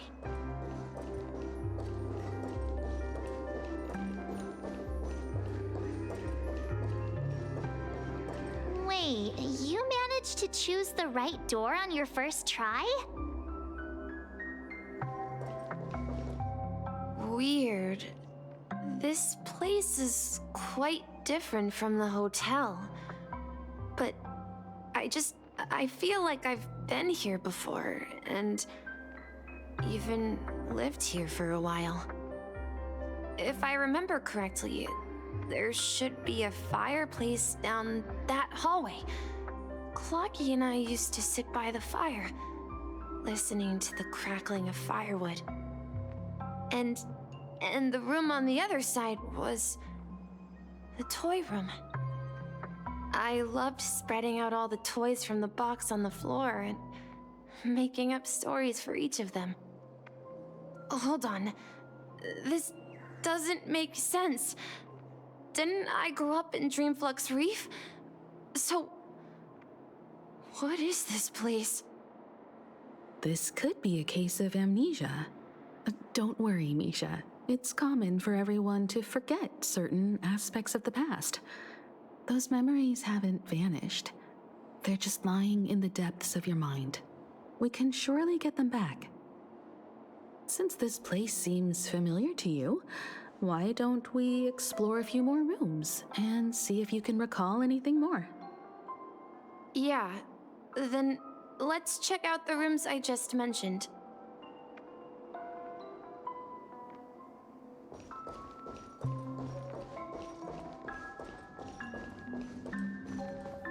Mikhail, that's the name. Now we all know him as the Watchmaker. So, who is he talking to? Do you know anything about it, Misha? I'm sorry, I don't know much about the Watchmaker, but Mikhail... Anything special about that name? Mikhail is Grandpa's name. Grandpa? Do you mean you're the Watchmaker's grandson? But we haven't heard anything about the Watchmaker having descendants. And the name Mikhail is not rare. Perhaps it's merely a coincidence. Could you tell us more about your grandpa, Mikhail? Yeah, sure. He was a seafarer who fearlessly ventured into mysterious seas and storms. He was always on the sea and had lots of friends who accompanied him on his travels. He didn't want me to call him Grandpa because that would make him sound old. He believed he was still young. The name Mikhail was given to him by his parents, Mihaly and Elise, both renowned seafarers. Every time he came back, he'd share his logbook with me and tell me about his adventures at sea. I want to become a great adventurer, just like him. It appears that the seafarer has nothing to do with the Watchmaker. So, perhaps it's just a coincidence? So, where is your grandpa now? He went off on a new journey, and it's been quite a while since I last saw him. So, where has Clocky gone? Did he leave to protect Dreamville?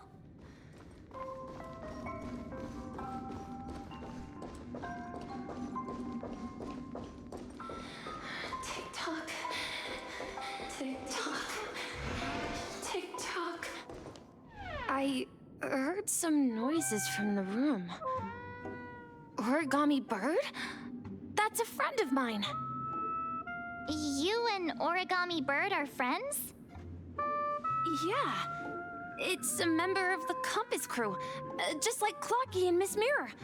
And there's more than just one Origami Bird. They are a big family with lots of brothers and sisters who look the same. They follow Miss Mirror's orders and handle all sorts of jobs on the ship. They're the best sailors. Sailors? Can origami birds be sailors? Could you tell us more about the compass, Misha? The Compass is a ship bound for the New World. Clocky and his partners travel through layers of fog to the depths of the sea. Whenever there is danger, Clocky will use a compass and guide the ship in the right direction. That's a great story.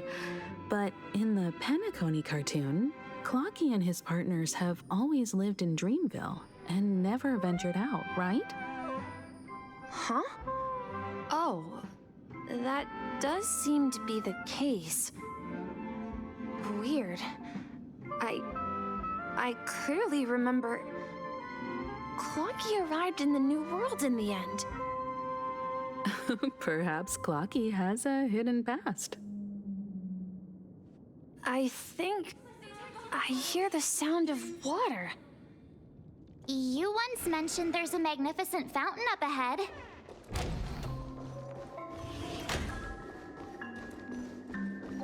Look, there it is! The water resembles a precious jewel, embedded in the dreams of all seafarers. Every time I gaze at the shimmering lights beneath the waves, it feels as though I'm back in this place, standing by your side. Have you recalled anything, Misha? Yeah, I saw these sentences in Grandpa's logbook. He used to say that despite the perils of the sea, whenever he stood on the deck in the afternoon, overlooking the sparkling waves, he would think of this fountain in front of his house. He often said that those moments felt like returning to his family's side, and the difficulties at sea didn't seem quite as challenging. You know, I quite understand such sentiments.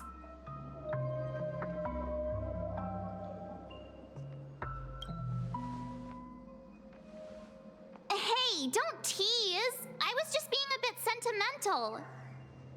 Perhaps every adventurer far from home carries a fountain within their soul.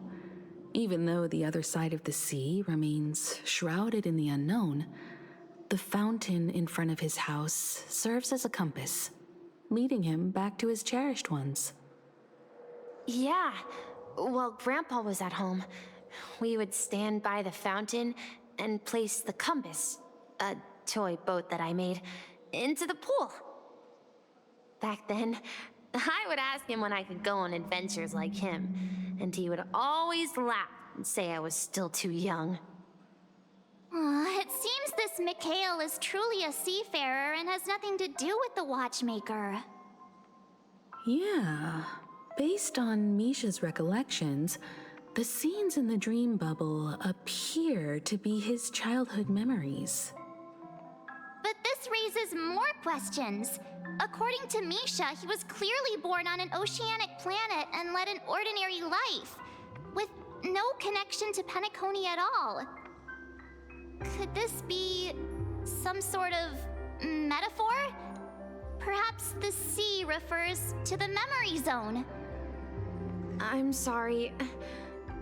I don't know, but my memories keep pouring out uncontrollably, like water flowing from a fountain.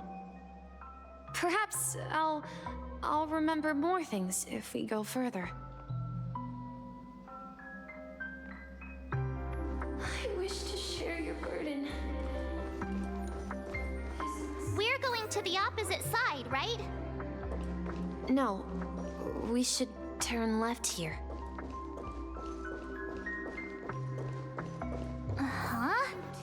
Something feels different about this place?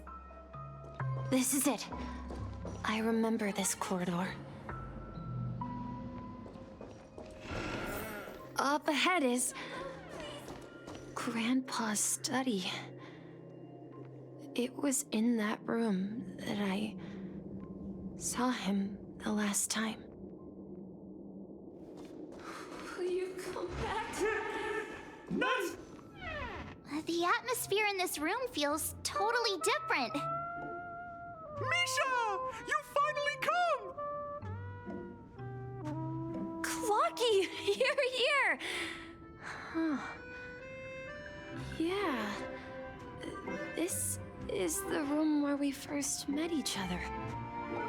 Are those books on the bookshelf logbooks left behind by that seafarer? Yeah. Whenever he came back, he placed a logbook on the bookshelf in his room. They contain records of his expeditions to every corner of the world. He described our world as a fountain. At some point, the sea started to gradually swallow up the land where people lived. To ensure that everyone had land to settle on, he had to continue exploring the sea and search for the source of the rising seawater. On that day, he called me to his study, telling me that he was embarking on another journey. However, I could sense the gravity in his expression.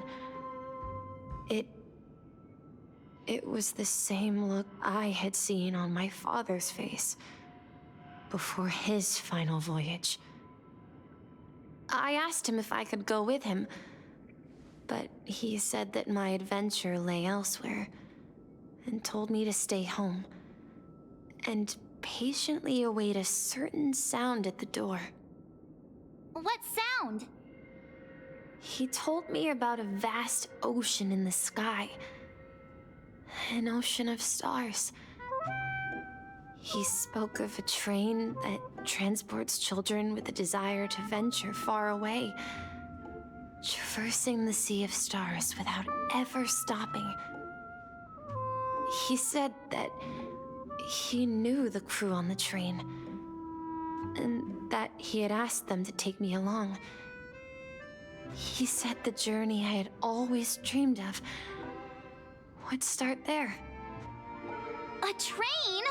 Could it be? It's the Astral Express. I remember now. Grandpa's friends are a group of nameless who came to this world to resolve a disaster caused by a star. Then, he gave his pocket watch to me. It was his cherished treasure, appearing in every one of his adventure tales. He explained that difficult times were ahead, but assured me that the watch would guide me. He said, as long as I kept moving forward, I'd eventually reach my desired destination. And then, it was as if I heard the distant sound of a train whistle echoing throughout the room. Exactly, Misha! And then we followed that whistle, didn't we? Yeah. I think I can still find the way we took back then.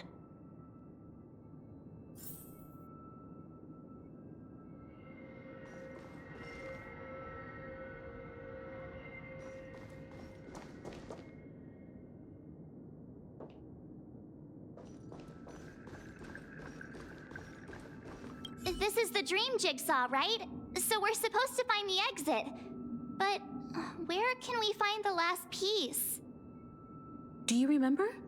You said you obtained a mysterious shard when you stumbled into this place. Hey, the shape seems to match. So this shard is also connected to Misha?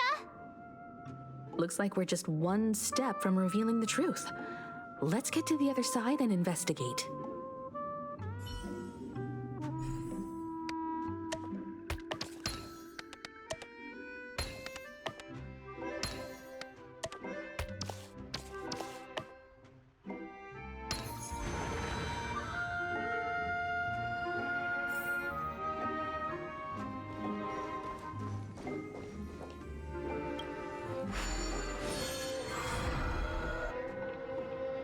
This is it. This is my room of clocks. While I spent my time waiting for Grandpa to return from his voyage, Walter gave me this workshop, and it became my secret base. Here, I learned how to repair clockwork and gears out of my fondness of precision mechanics.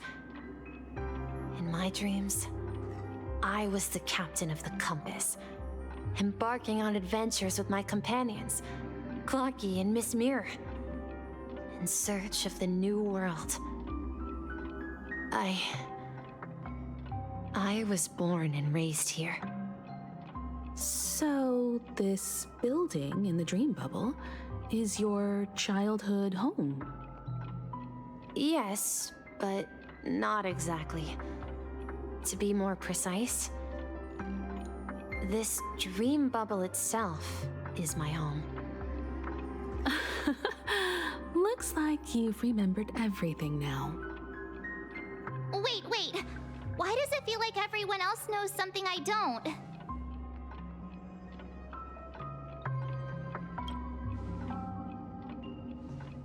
March, do you remember when she mentioned a clocky that only she could see? Yeah, the little guy here, right? But we all saw him in Dreamflux Reef, right? And Mr. Yang even greeted him. Looks like everyone on the Astral Express has a childlike spirit. The answer lies in the Astral Express. Her experience shows that neither Firefly nor Acheron can see this clocky. And when we were in Dreamflux Reef, you may have noticed that for some reason, nobody outside of the crew had ever talked with Clocky.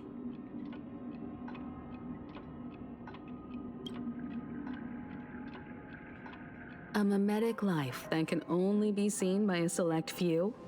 It's just like a hidden message left by someone for the nameless. But Misha can see Clocky too, right? They even grew up together. But Misha hasn't started the way of the Trailblaze yet. That's the key to the mystery, March. Now take a moment to recall. Have you ever seen anyone outside of the crew interact with Misha? Wait. No way! That's the answer, March 7th. This dream bubble is the place where I was born. And I'm a dweller in this dream. Just like a memory zone meme. I should have stayed here and waited for you. But when reality and memories merged, I unconsciously pushed open that door and left the bubble with Clocky. So it's not that the Watchmaker's dream bubble is empty, but rather the stuff inside ran away? And the whistle you heard was the sound of the Express arriving at Penacony? That's one way to see it, but I believe there's a longer story behind all this. It's best for Misha himself to explain all the details. How about we start with your name? Now, should we call you Misha, or...? Thank you all for helping me rediscover my true self. Now, please allow me to reintroduce myself. I was born on Lushaka, in the Presmere system, adopted by seafarers Mikhail and Char. They gave me a treasure, a name that carried their hopes. Mikhail Char Legwork, or simply Misha. If you prefer, you can call me by a more familiar name, the Watchmaker. So, you're the Watchmaker himself? Unfortunately, that legendary figure is no more. I am only a reflection of his life. As for the child who has been with you, he's the innocent protagonist of Misha's childhood dream. friend of Clocky, a young apprentice, and a future mechanic on the Express. And this also marks the beginning of his journey, devoted to the Trailblaze. At the end of the journey, I left this little flame, which I so cherished, in my deepest dreams, hoping to pass it on to the nameless of future generations. However, he somehow left the dream bubble and forgot all about his task. I apologize for all the confusion this caused. Because he was born with a desire to trailblaze, wasn't he? I don't think Misha has forgotten his role as a guide. He remembered it, and that's why he mistakenly appeared as a hotel doorman in her dream from the very beginning. The one who brought our unconscious friend here must have been Misha. If that's the case, we encountered the Watchmaker's legacy from the beginning, didn't we? Well, I have a sarcastic friend who says I always take big detours and end up back where I started. Perhaps that's what every nameless has to go through. But in the end, you found me. I'm sure you're all wondering what my legacy is. I believe my hound has mentioned the Stellaron and my wealth. If I may apologize, the Stellaron part is real. As for my wealth, however, it's nothing more than a baseless rumor. I left my homeland as a child and embarked on the journey of Trailblaze. I traveled to various planets until finally reaching Asdana, where my friends and I built the original Penacony and fought for its future ever since. I've been moving forward all my life, doing what I could to overcome the obstacles in my path. But ultimately, my journey reached its end, and I left behind no possessions worth entrusting. So, if you ask what's left within this worn-out train engine that can be called a legacy, I suppose it's the things that are still burning in the engine's furnace. Now that you're well aware of the current situation of Penacony, I certainly hope that you'll help me get this world back on track. But I'll leave that decision to you, for the path of Trailblaze is never paved by others. All I have for you is a story and 2 gifts. I want to give you my pocket watch. It has accompanied me throughout my long journey, guiding that naive child forward, and has been blessed with the presence of so many great people up to this day. And my hat, too. The one who navigated for me placed it on my head and planted a fanciful thought in my mind. The trailblazing expedition will never end.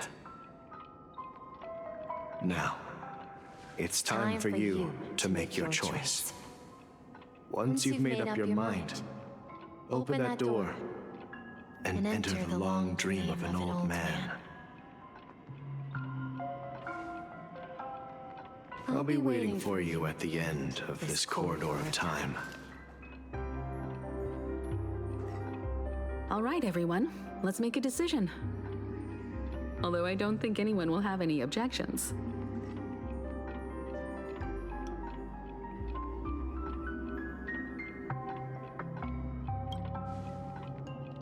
Of course. We've come this far. Surely there's no other option than moving forward. In that case, it's unanimous. Then let's proceed together to the end of this dream and tell Mikhail our decision.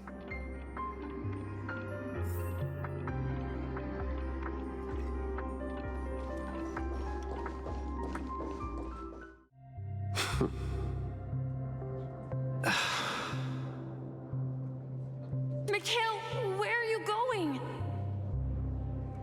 Someone has to step up and save Lushaka. So why can't it be me, Misha? Please don't go. And if you must, please take me with you. Don't leave me alone. Even without me, you know how to proceed forward, brave Captain Misha. The compass is waiting for you. Haven't you always wanted to be a better adventurer than me? Now go, board that train and start your journey. Where are you going, Mikhail? I'm going to clean the floor in the parlor car. I've promised the conductor. Wait, first tell me, did you fix this watch? Yeah? I know what it looked like before. Its chain was broken, the back case torn, and the marks on the dial all worn out. How did you manage to fix it? Well, it's hard to explain, but I knew it could be fixed. It's the hands, Mr. Amundsen. Its hands were intact and pointing in the right direction, so I knew there would be a way to fix the rest. I see. You'll work with me from now on. Haven't you always wanted to tinker with this train? You're its mechanic now. As for the conductor, I'll do the talking. But I only know how to fix watches. Don't worry. You've got what it takes. I'll teach you what you need to know. Where are you going, legwork? It's time to head to our next stop.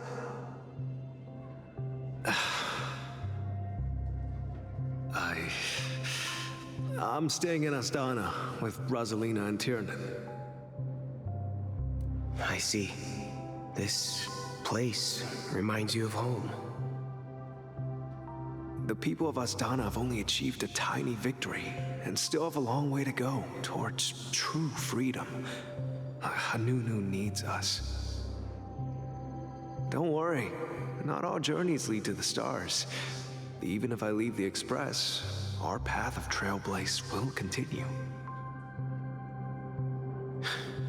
Yeah. I knew you wouldn't stay on the Express forever. Leave in peace, my friend. And, take this with you. This is Mr. Amundsen's hat. But why? When he departed, he said he would leave it to his best student. Well, I suppose the time has come. Farewell, legwork. Take care of Tiernan and Rosalina. And don't forget to write to us.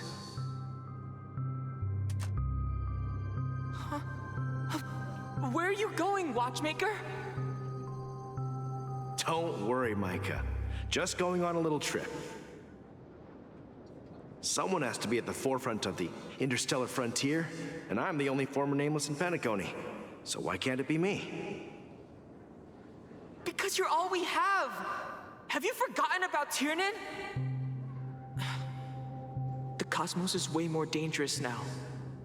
What will happen to Penacony if we lose you too? But what will happen to Penacony if we don't find a way out? Tiernan. How could I ever forget him? I've spent countless sleepless nights asking myself why I didn't go with him back then. We Nameless won't stop. Don't worry, Micah. It's just a matter of getting back to my old profession. Just wait for me to come back. But if, and it's a big if I don't come back in one piece, then you'll become the next watchmaker. Where are you going, old man? Oh, you're here. Answer my question. What are you up to? Relax, Gallagher. I just came up with a great idea. Wanna hear it? Oh, come on. Aren't all your ideas just ways to get yourself killed? I may be blunt here, but you're the last remaining hero in Penacony. If you die too, the secret of the Stellaron will go to the grave with you. Yes, I'm afraid there's no way out in Penacony, so I'll have to consider alternatives beyond Astana. We'll organize a festival using the Watchmaker's legacy as a facade and send invitations to the entire cosmos to gather people here. So, a desperate struggle against the family? Desperate? Don't we have you here, my friend? This task is challenging, but what hasn't been challenging for us along the way? Well, whatever you do, remember, make sure to send an invitation to the Astral Express. Misha! Where are you going? Oh, it's you, Clocky. Take me to Dreamflux Reef. Last night, I had a long dream about the day we met. I want to write down that dream. Write it down? Why? Oh, so I won't forget it. Do you remember how you got your name, Clocky? Of course! You told me that when you were a kid, you lived in a room full of clocks. Those wall clocks and pocket watches grew up with you and were your best friends. Yes, but what I didn't mention was there's a funny misunderstanding behind it. I was a kid, and there was always a special pocket watch in my memories. It was with my grandpa, guiding him on his sea voyages and leading the way in his every adventure story. I wanted to have a pocket watch like that too. And that's when you appeared in my dreams. Yeah. Every night, we boarded the compass and set sail together. But you know what? It wasn't until the day my grandpa gave it to me that I realized it wasn't a pocket watch at all. It was a compass. So, your name should have been Compassy. And the Watchmaker is just a nameless.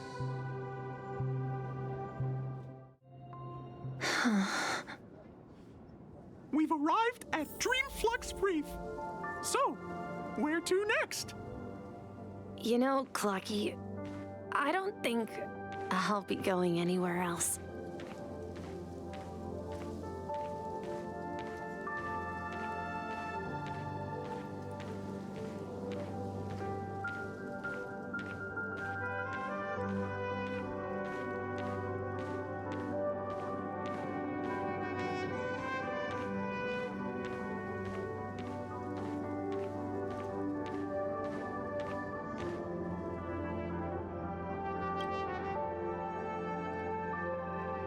I've traveled far enough, and it's time for a little break. Oh. So, we'll set out again. When you're rested? No, I'll stay here. And then, this is where it ends. This is where it ends? What do you mean, Misha? You told me that the trailblazing expedition would never end. Yeah, that's what I said. So now, it's up to you to decide your next destination. My next destination? What's that supposed to be? I've been following you. Misha? You're acting weird today. If you're feeling down, we can just do what we usually do. With the clockwork. No, I'm not feeling down. As for clockwork, yeah, it resolves all problems in this dream. So, do you know what clockwork actually is? I'm not quite sure.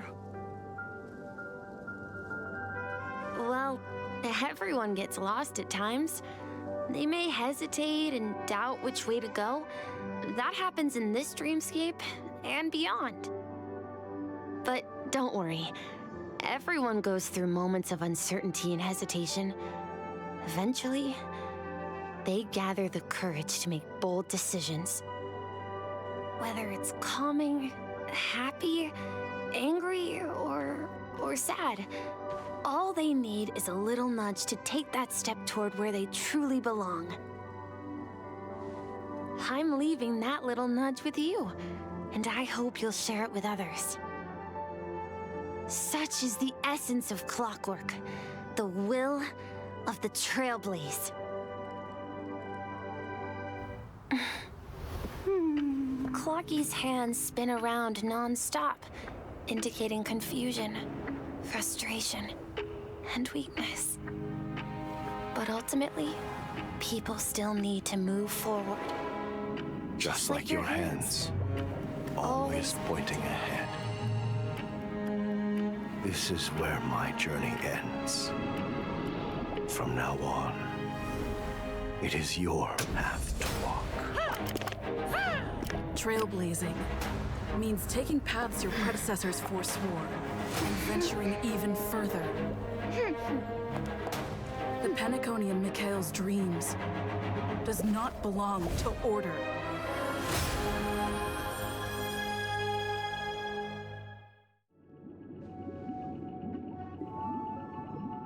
I can't believe that Eon would cast a glance at Penacony at a time like this. Is it because of the resonance from the legacy of the Trailblaze? Or perhaps the bond between you is so strong that it even impresses an Eon? Well, there might be another possibility. Perhaps they want to witness, on behalf of the fallen Eons, who will hold the future of Penacony. If that's the case, on behalf of the Dream Master of Penacony and the 107,336 members of the Oak family, I'm extending a formal invitation to all of you. I'm cordially inviting you all to the Penacony Grand Theater to participate in the upcoming Charmony Festival. And, of course, you won't be in the audience, but on center stage. Since the future of the Stellaron, Penacony, and even the entire cosmos is at stake, let's draw a conclusion there, in all fairness. If you truly believe in Akavili's path, then show me their courage and determination.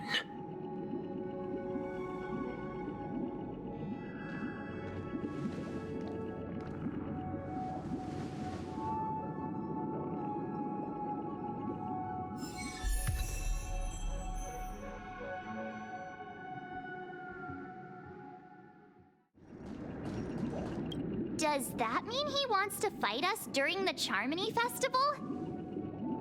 I'm afraid so. This is weird. Aren't Arc villains usually plotting some dirty conspiracy in the end? But he actually said something like, In all fairness, could it be that he's underestimating us? Well, in my opinion, Sunday is deeply committed to his own philosophy and genuinely wants to prove that the Order is right. I sensed a strong conviction and a desire for dominance in him. Maybe he won't accept the outcome unless he wins fair and square. That's why he'll give it his all in the upcoming battle.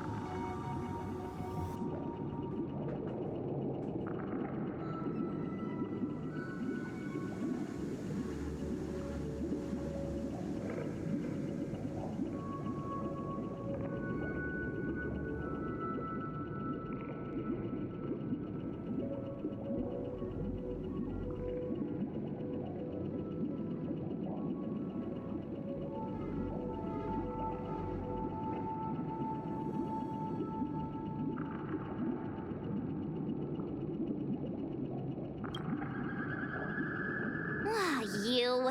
Every time an important moment arrives, you hesitate. We've even dealt with a Lord Ravager of the Destruction, so a follower of the Order won't be a big deal. Anyway, we can't leave the Stellaron unchecked. This is about trailblazing a bright future for Penacony and fulfilling Mikhail's and his predecessors' long-cherished wishes. Now that we've taken up the mantle, we can't afford to fail them. However, the same applies to the Order. Their plan didn't materialize overnight, and they have the profound collective consciousness of the planet of festivities behind them. A desire to dream, to slumber and escape reality. All those hidden emotions have given birth to the sweet dream of the Order. They've harnessed the will of an entire planet to create an eon. This confrontation is far more complicated than a simple power struggle. To secure Penacony's future, fighting on the stage alone is not enough.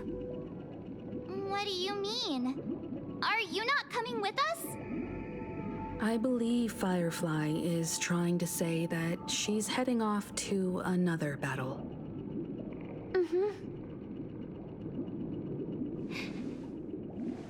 Before I left, the Destiny Slave told me that this journey would bring unforgettable rewards.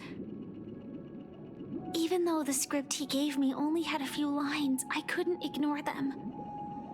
Because one of the lines said, "I'll experience death 3 times in the land of the dreams." 3 times? This can't be serious, right? The first time was a painful death when I was stabbed by the Blade of Dormancy, which led to all subsequent events. The script will always come true, but in a way that will only be revealed when that page is turned. So now I've understood the meaning of my second death.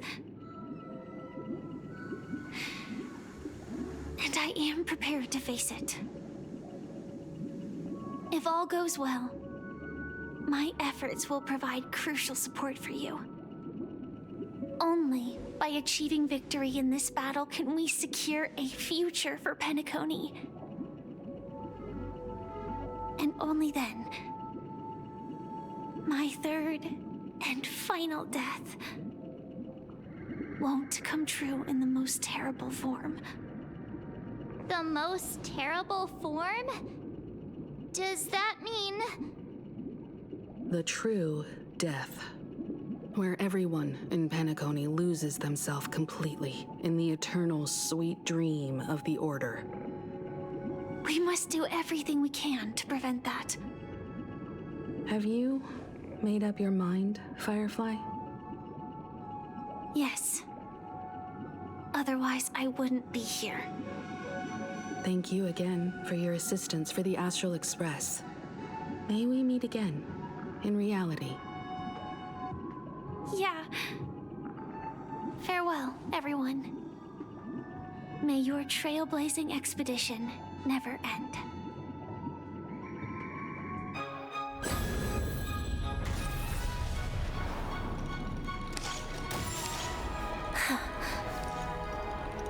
I dreamed of a scorched earth. Everyone, are you ready? A new shoot sprouted from the earth. It bloomed in the morning sun and whispered to me. Like fireflies to a flame, life begets death. May we meet again in reality.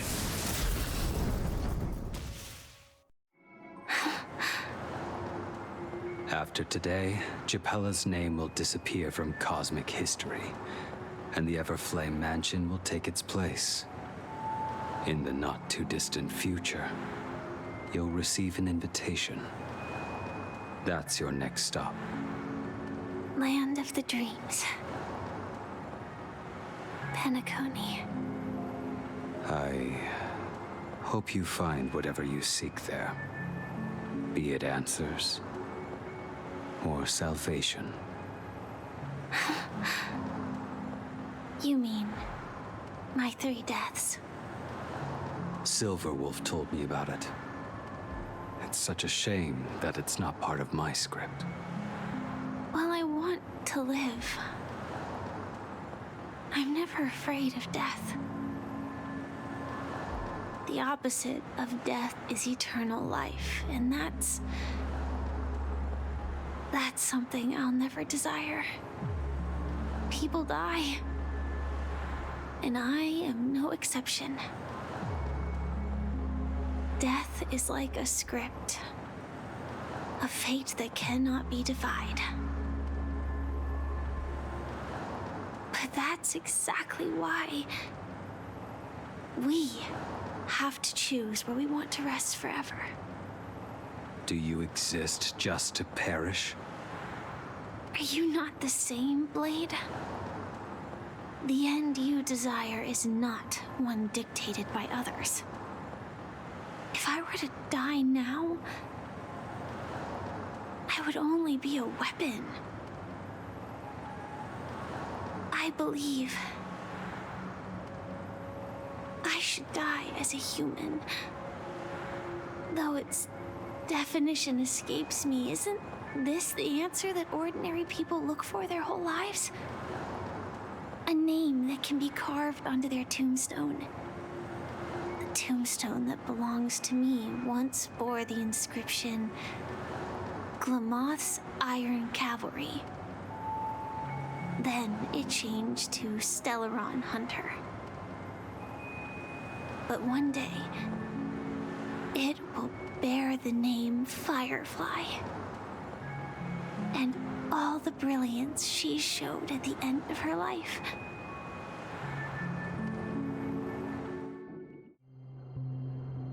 That's quite unexpected, old man.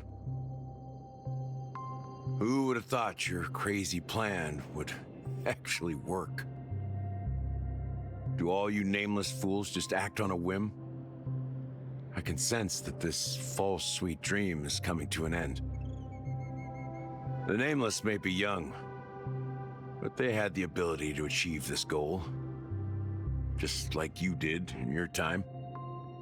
It's a shame you won't be able to see it firsthand. Maybe I won't either. Once something fictional is seen through, it ceases to exist. Yeah, not just those Nameless. Even Mr. Wings is just like you. Stubborn, won't listen or give up, no matter what. Well, fate is unpredictable, I guess. If we weren't bound by those cursed paths, maybe we could have had some good talks. But in the end, we managed to do it. And now we can find solace. Remember how those idiots cursed us?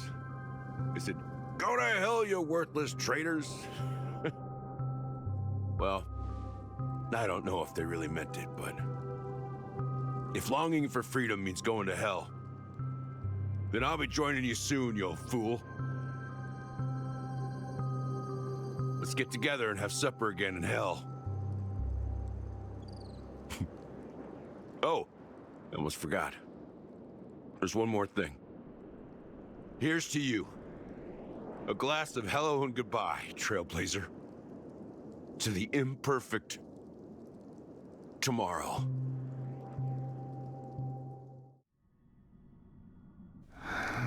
It's warm here, isn't it? You're lucky to have found shelter from the rain. Let alone fresh berries in this desolate place. I was just following the scent of life. It's particularly strong in a place like this. It's a shame these berries don't have much flavor. Seriously? In case you didn't know, this fruit is pretty juicy. The only downside is that when you chew it, it becomes extremely spicy.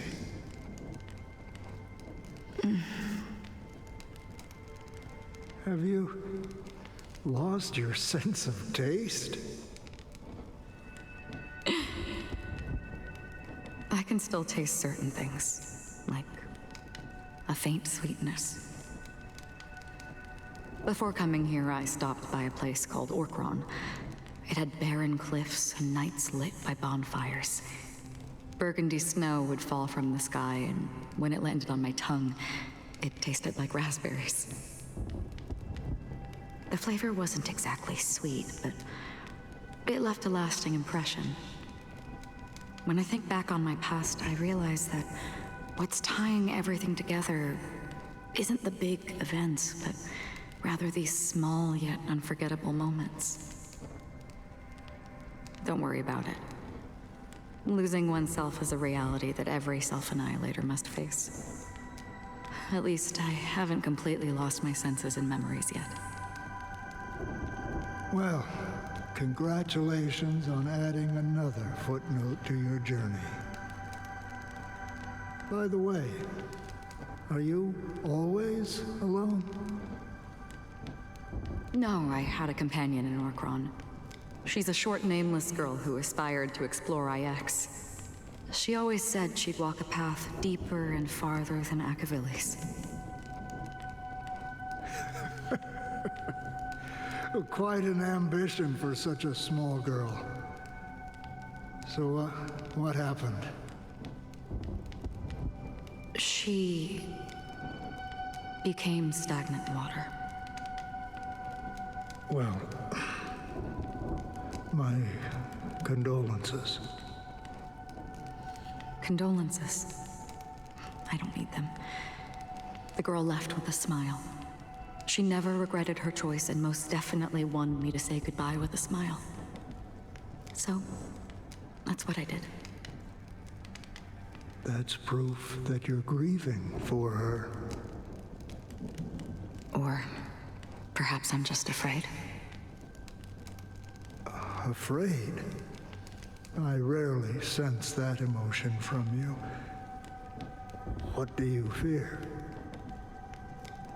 I'm afraid I'll forget the 30 days I spent with her, just like all the other days in my life.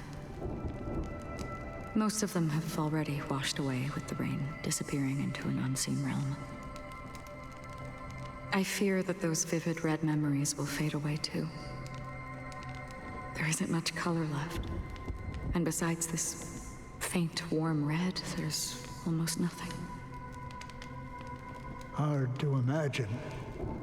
A ranger accustomed to bloodshed, destruction, and chaos finding warmth in the red color. Because I have experienced this warmth many times. Long ago, I promised someone that I'd bring it to more people. And that for every remaining moment of my life, I'd strive for a better ending for all. As long as this red color still lingers, I have a chance to fulfill that promise. It represents a burning fire, a blooming flower, the berries in this cave, and life itself, fleeting yet still dazzling. In the end, it will lead me beyond the horizon of existence. And on the other side, I will cut off nihility. The one blessed by the sleeping and shapeless is considering how to kill them. That's truly pure nihility. But you're right about one thing. After spending so much time near this stagnant water, only when I look at this vibrant red fire do I realize that I'm still alive. When will this rain ever stop? Perhaps when the sorrows of the departed have finally quieted down, the sky will clear up.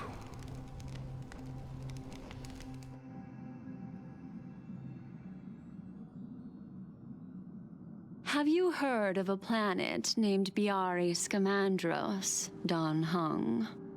It's one of the paradises under the influence of the Harmony, a sought-after wonderland for the inhabitants of the Dardanu Major and Minor systems. Half an Amber era ago, the family held an unprecedented festival there. And after that, everyone on the planet became part of the family. Do you think the same thing will happen on Penacony? Yes. Or how else can we explain it? The family deliberately used the Watchmaker's invitation to keep all the Pathstriders here, but banished the Emanator of the Nihility. Because of the Nihility, I'm rarely affected by the power of other paths, but somehow I can unconsciously infiltrate them. Maybe that's the risk they're trying to avoid. I would disagree. Biari Scamandros is not part of the credit system or connected to the Silver Rail. It's nothing more than a remote civilization sheltered by the Harmony. But Penacony is different. If the family messes with Penacony, that would be like declaring war on almost half of the factions in the cosmos. They have no reason to do that. No, they don't. If they truly serve the Harmony, that is. What do you mean? The path in Penacony is impure. The Harmony here has impurities. Do you remember the Ancient Swarm disaster? Tazerond, the propagation, brought endless havoc to the universe, and it eventually evolved into a fierce battle among all eons. 2 paths lost their eons in that war, the propagation and the order. Coincidentally, their downfall is related to a certain eon. Shipe, the Harmony. Legend has it that they participated in the crusade against the Imperator Insectorum and devoured Anna the Order for unknown reasons. Holy forgaroni. So you're saying that the 2 leaderless paths are working behind the scenes? But I don't see any descendants of the propagation in Penacony. Could it be that the remnants of Beyond the Sky Choir are hiding within the family, trying to resurrect a fallen eon? I can't say for sure, but they're definitely planning something for the Charmony Festival. Holy whoa, now, this is getting way too complicated. Is this why you want us to leave Astana right away? Are you giving up? The Charmony Festival will start soon. There's one thing that I need to confirm no matter what. A warp jump is the best way to do so. Time is running out. I have another plan.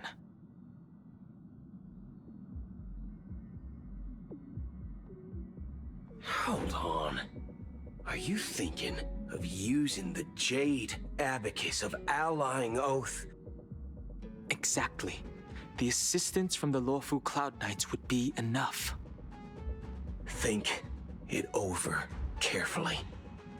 You can only use that once in your lifetime. I have considered it thoroughly. My companions are... they're also once-in-a-lifetime treasures.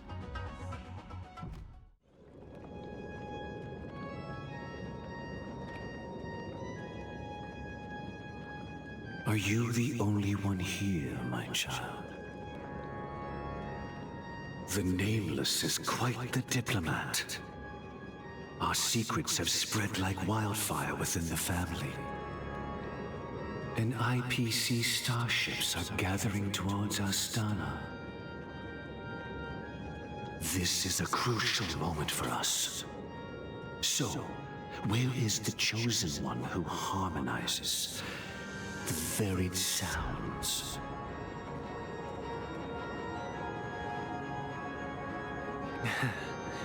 What do you mean, Master? I'm right here in front of you, aren't I? You know, she was supposed to be the star of the Charmony Festival in our plan. But the plan has changed. As her brother, I know she doesn't want to sing for the Order, so I'll take her place. You've always been wise beyond your years. I'm sure you understand the consequences of your choice. If you consider this a betrayal, well, there can't be two suns in the sky. I'll step up and take down the other sun if necessary. Do you believe in karma? If karma exists, then everyone has their own karma. You have yours, and I have mine. And my karma has nothing to do with you, Mr. Gopherwood.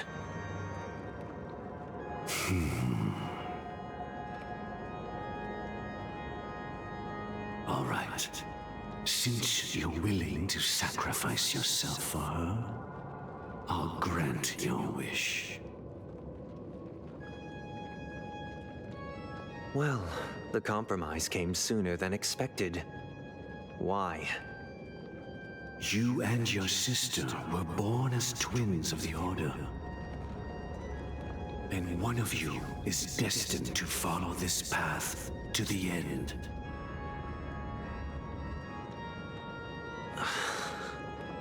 Is this part of your plan? Of course. You're still as clever as you were when you were a child. The opening is near. Go, my child. Seize the power of the harmony and reveal your karma. I have one final question, Master. Why did you choose to bring the Order to Penacony? Wouldn't it have been better to choose a desperate world instead of a city filled with hope and dreams? Why? It's for justice, my child. If we lose justice in our hearts, we'll make the same mistake as the Harmony did. So, it's not you who manipulates the dreamscape with the Stellaron, but... Well, that's where our conversation ends. Go ahead. The 107,336 souls of the Oak family have dreamed of this moment too many times.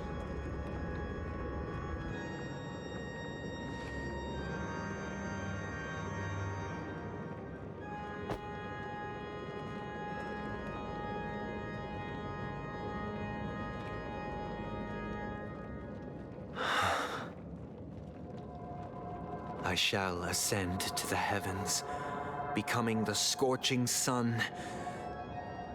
Bathed in my light, my people shall flourish, while all evil shall be eradicated.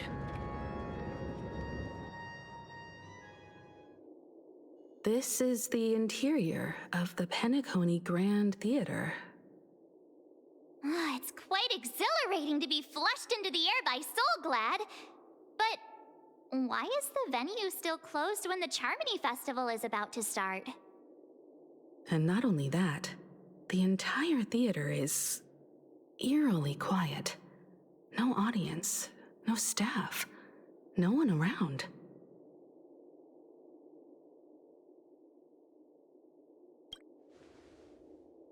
Yeah, I wonder how many tickets...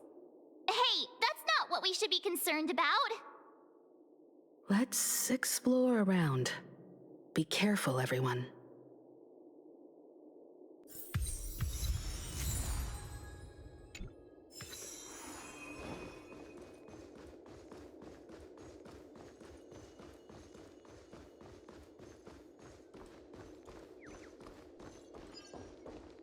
Gosh, the atmosphere here is so creepy and unsettling. Even if there's no audience yet, there should be some staff around. Why is it so silent?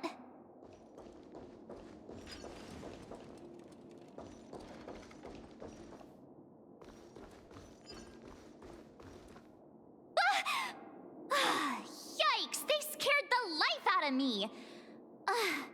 Why are there so many puppets at the ticket office?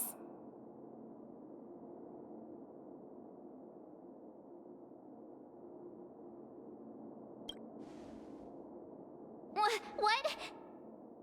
You're so annoying. Stop scaring me. Are these puppets part of the stage setup?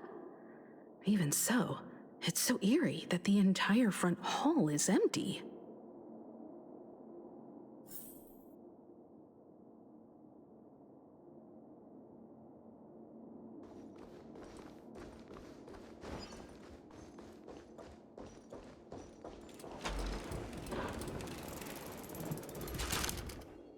Something feels off. We're in the right place, right? There's no other grand theater in the dreamscape. So Sunday's messing with us? He said we'd have a final showdown on the stage, but why is there no one here? My apologies for the delay, March 7th. You scared me! Where are you now? I'm waiting for you behind the curtain. Following the Asdana tradition, I invite you to enjoy a stage play in 3 acts before the festival begins. History is a mirror reflecting the universe's true essence. Let's use this opportunity to delve into the rich history of Penacony and the eons. Within it, naturally, the future takes shape. Let us commence with the dawning of the world. After the Dusk Wars, darkness veiled the sky, and chaos consumed the earth. Enna the Order emerged, destined to restore all existence. That marked the first day.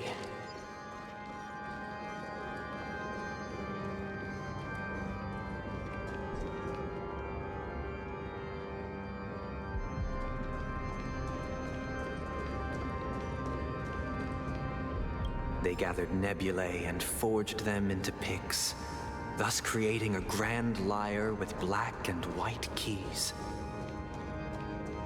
Strike the white keys, and the sun rose. Strike the black keys, and the moon rose. And so, the cycle of day and night arose. That marked the second day.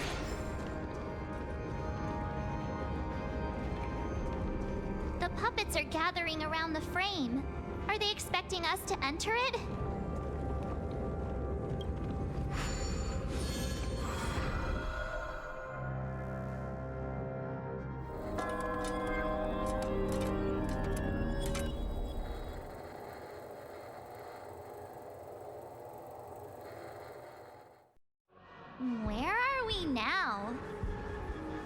atmosphere here looks similar to Sunday's inner world. Perhaps this so-called stage play is created with his abilities. This act is named Ode to Prisoner. Given the atmosphere here, I believe it's about Penacony's past. I thought things were finally looking up as I managed to dodge prison during my recent trailblazing expeditions. But now it looks like I'll be back behind bars again.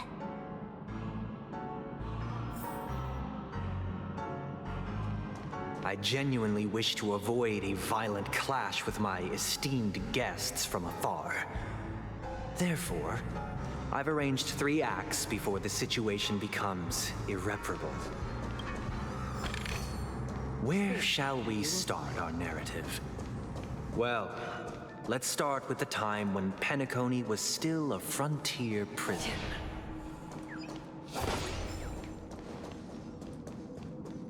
Stream forth the gleam of old blades.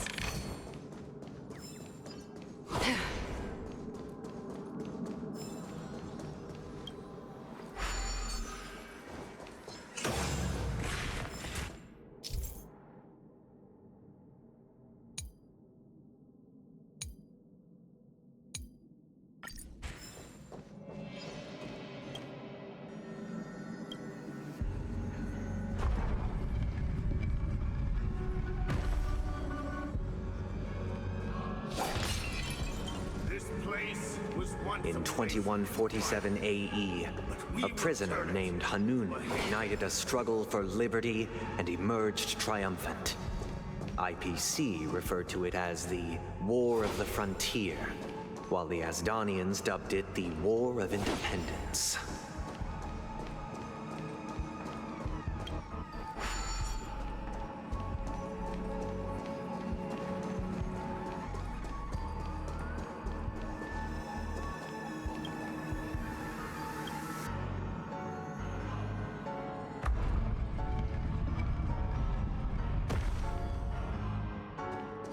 We've shattered the cages and expelled It's true that Hanunu was a legendary hero, but it must be acknowledged that while he bestowed freedom upon the prisoners, he didn't grant them true liberation.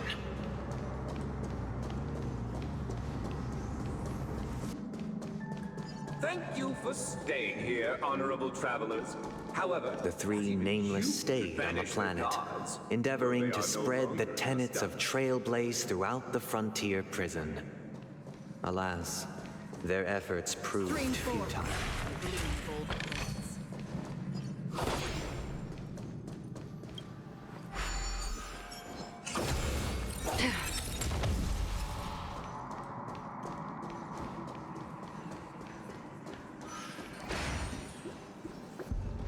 let's build another prison.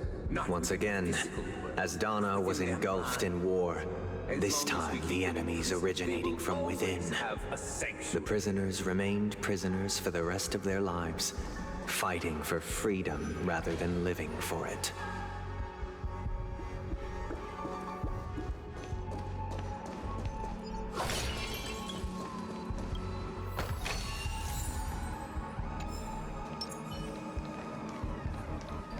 I'm with you.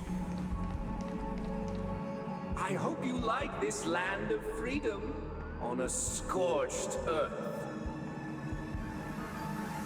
As you can see, their sentences have long ended, and the IPC guards have long been expelled. Yet, these prisoners remain enslaved, not by external forces, but by the confines of their own minds. Freedom permeates every corner, except fragile souls. It gives solace only to those who believe in its existence. Prisoners, this is my order. Learn the essence of freedom and teach your fellow prisoners to fight for their lives.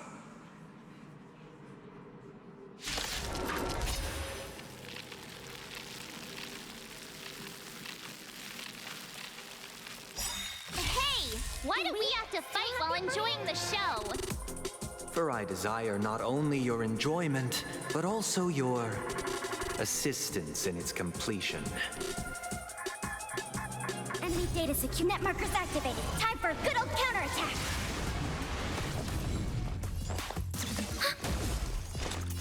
On the still waters of oblivion, I weep for the departed. It too shall fall. How familiar. Commencing support. Destined for oblivion. Hope you're prepared. Deep breaths. Thanks for the support. On the still waters of oblivion, I weep for the departed. It too shall fall. No one can restrain you anymore. You are free. Thus concludes the first act. Amidst a raging war, the frontier prison headed toward becoming Land of the Exiles. This must be how Penacony was constructed. With the aid of outsiders, the prisoners were finally liberated and established the Land of the Exiles. However, it appears that Funday aims to convey the spiritual plight of the prisoners more than the physical aspects of imprisonment. This show is a bit too literary for my taste. But the battle part is quite easy to understand. Anyway, we've arrived at the exit. Let's go! These puppets... Where are they guiding us this time?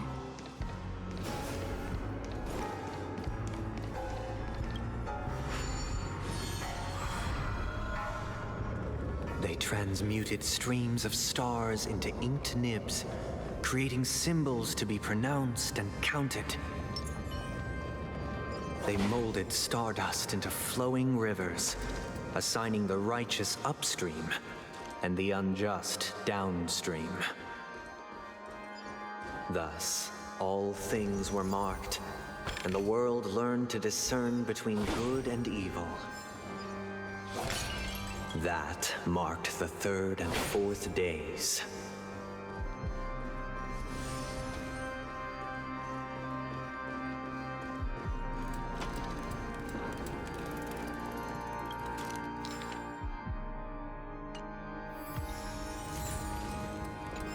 Look, another frame!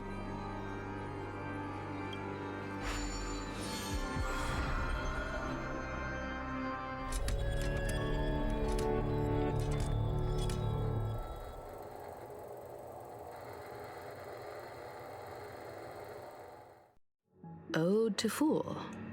This must be the second act. The surroundings are different from before. The stage decorations look a bit tidier now. Behold the ensuing tale, a struggle for power. Penacony witnessed the ascent of the 7 major lineages: tree, grass, flower, bird, beast, fruit, and insect. Peace never truly graced Land of the Exiles. The history in this era is rich and intricate, so please allow me to present it in allegorical form.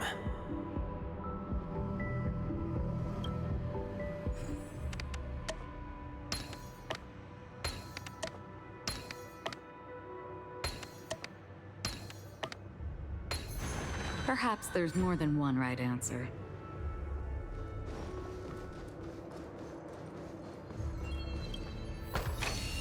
Seek, and you will find. Welcome to this mansion, dear outsider.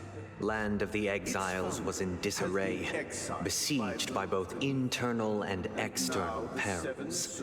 Though the 7 major lineages appeared united on the surface, each harbored their own ambitions, leading to ceaseless conflict.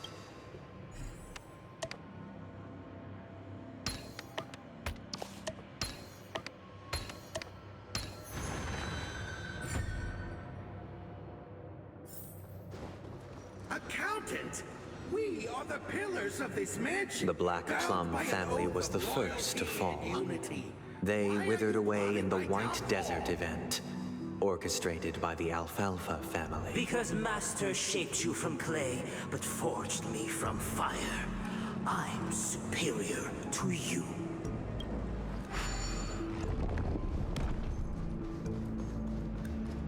My child, you did not serve the old master. The leader of the Alfalfa family sought to defect to the IPC, trading freedom for survival. However, his eldest son slew him in the name of righteousness and ascended as the new family head.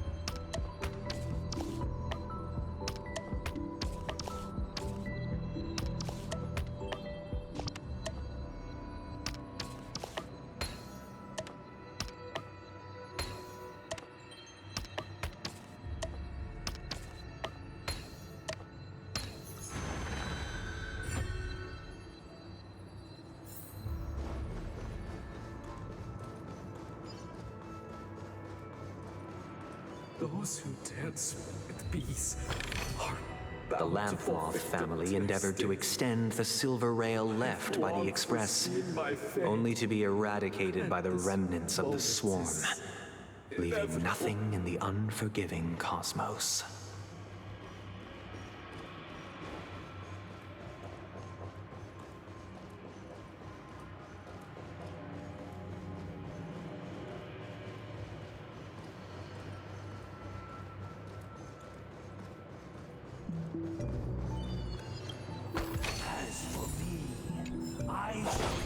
Only when Gopher Wood led the family to Land of the Exiles and earned recognition from all 5 major lineages did Penacony earn its new name, the Land of the Dreams.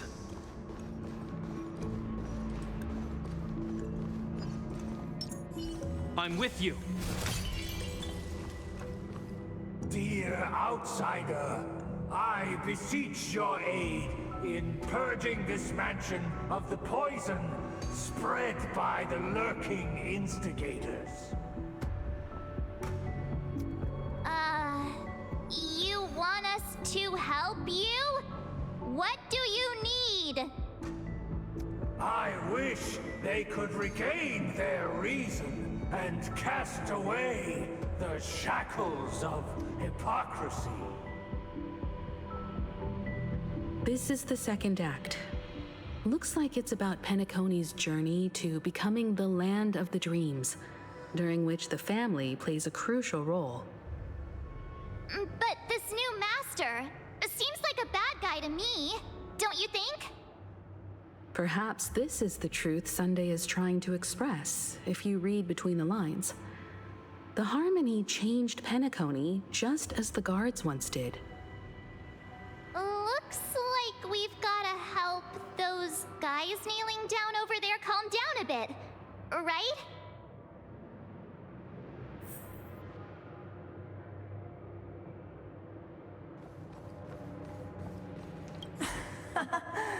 In the absence of my master, I am free. But without their guidance, for whom shall I sing?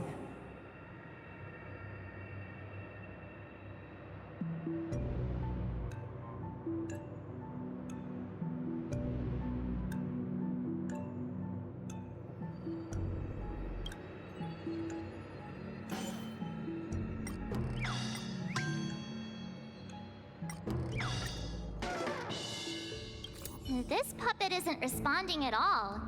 Did something go wrong?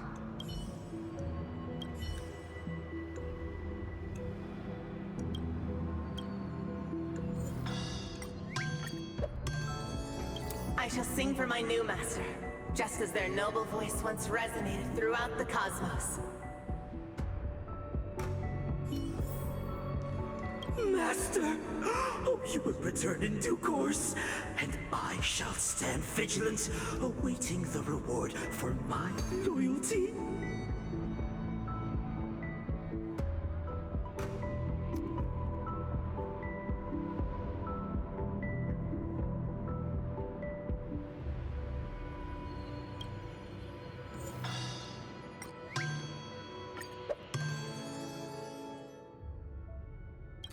Master. Now that you have gone, I shall wait no longer for my reward. I shall seize what is rightfully mine.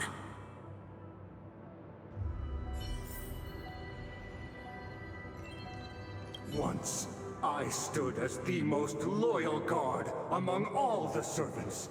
Now, with my master banished, it's my right to assume control of his dominion.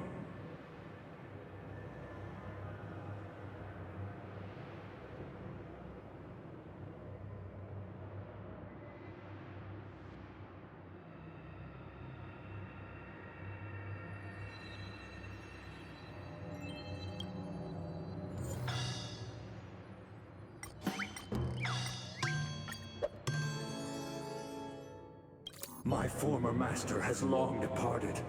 But why do I still fear the remnants of his creation?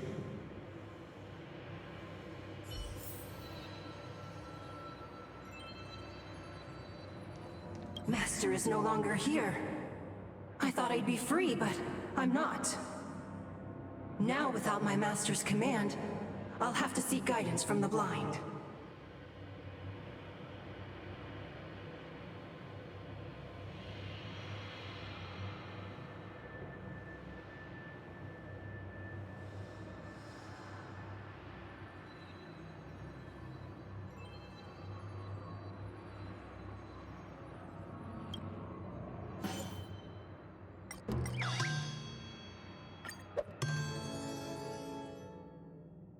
Master is no longer here.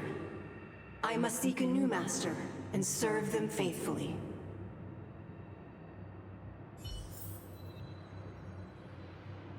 Either I shall be my own master, or I shall return to my former master. I shall not submit to a new master under any circumstances.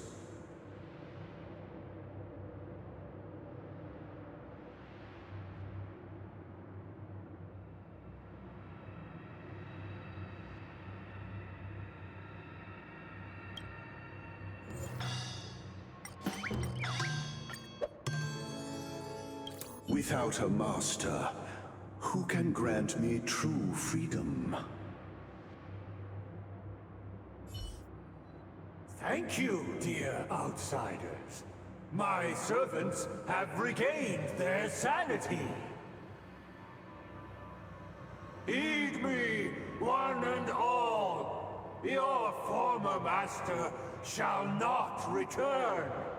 It is through righteousness and unwavering support for one another that we shall attain true perfection. Cast aside the veils of hypocrisy and embrace one another. Get ready. Looks like another fight is about to begin.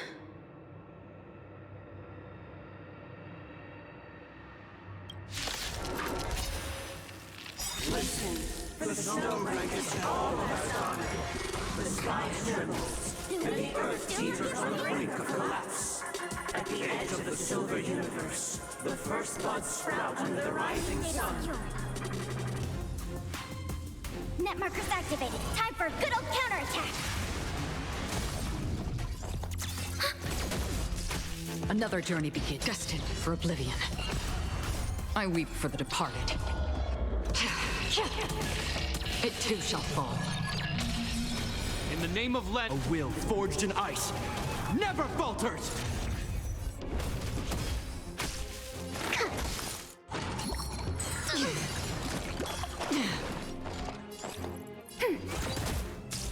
Free on the still waters of oblivion. This ends here. Again.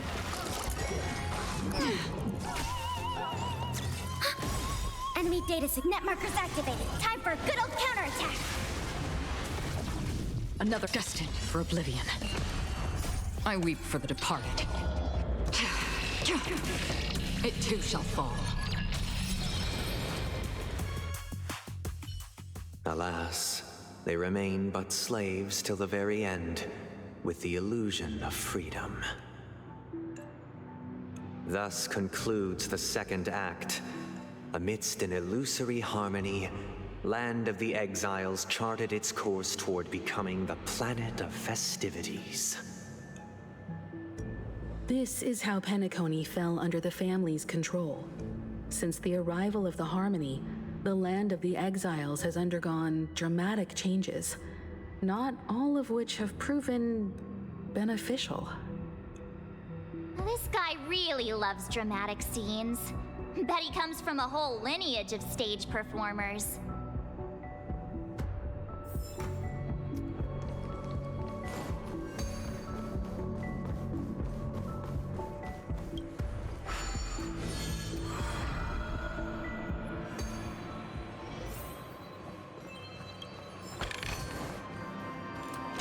They used the planetary rings to establish the law, forging a code of conduct among the masses. A grand lyre with black and white keys served as an instrument, while symbols of articulation and numerical notation took the form of musical notes. The downward flowing river became a melody, and the canon of law dictated the form. Thus, all mortals found their unique place within this symphony. That marked the 5th and 6th days.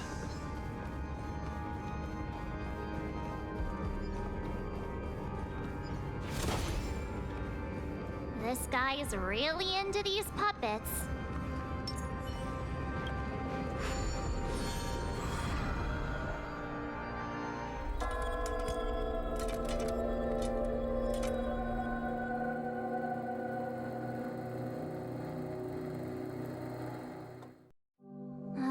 I get it now. The last scene is all about singing the praises of the Order. And the atmosphere here is completely different from the previous two scenes.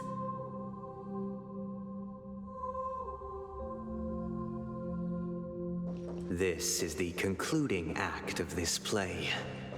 I have showcased the past and present of Penacony, hoping that my desire for change resonates within you. And now, I shall reveal its future to you.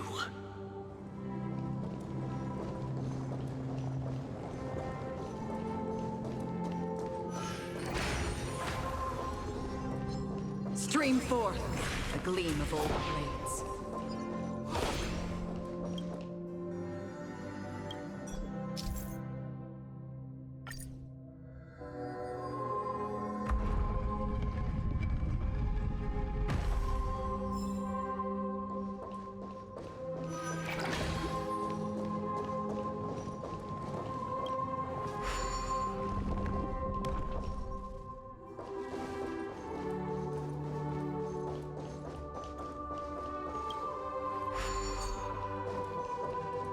Without a king, who shall bear responsibility for the people?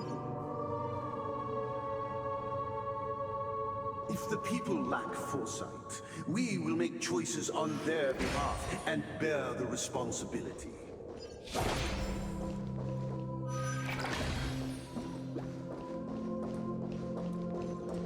Without a king, who shall protect the weak and stand against the mighty? We shall support one another, protecting the weak and standing against the mighty.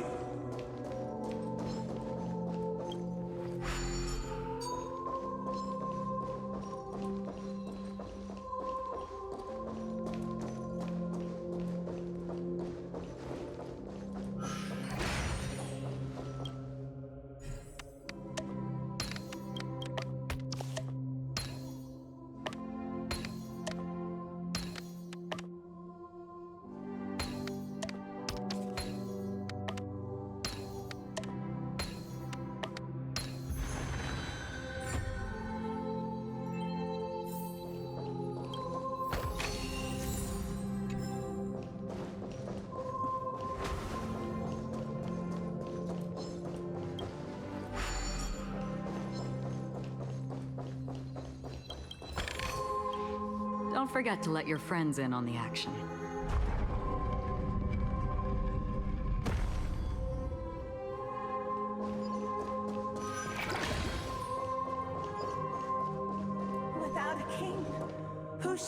and the movement of stars. Before the ebb and flow of time. Everything followed its natural course, and so it shall continue even after the king's departure.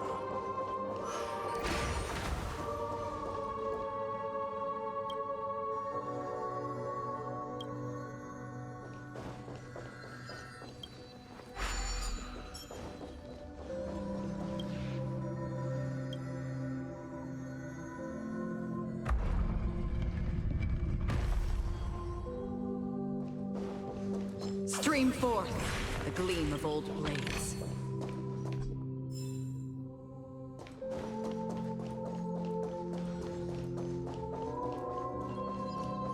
But after the king's departure, We no longer have who shall become the new king? for we have become kings of all things.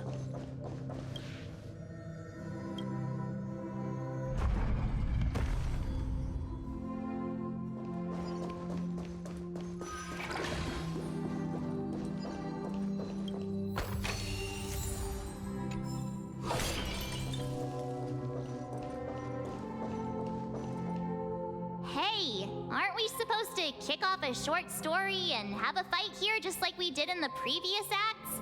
Why aren't any of these puppets saying anything? Perhaps we'll need to complete the story ourselves, just like we did before. So, do you think their mind needs tinkering or something?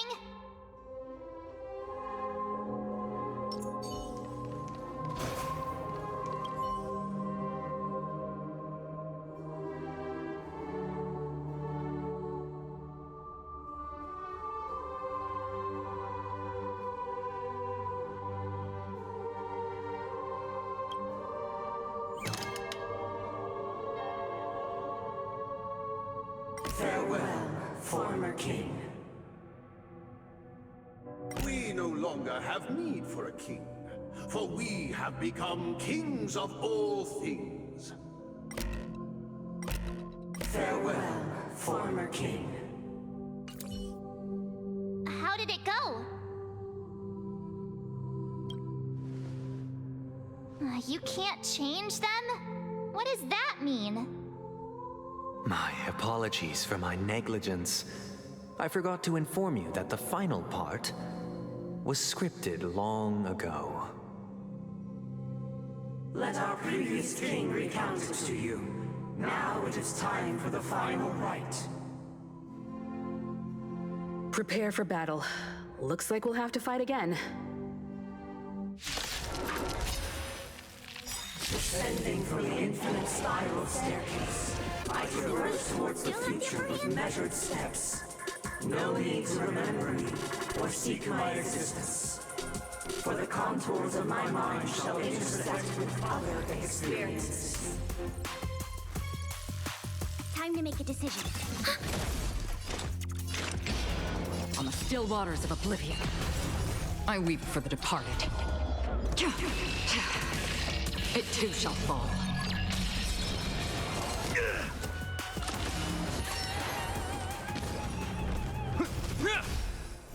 Enemy target. Free will, or was destined for oblivion.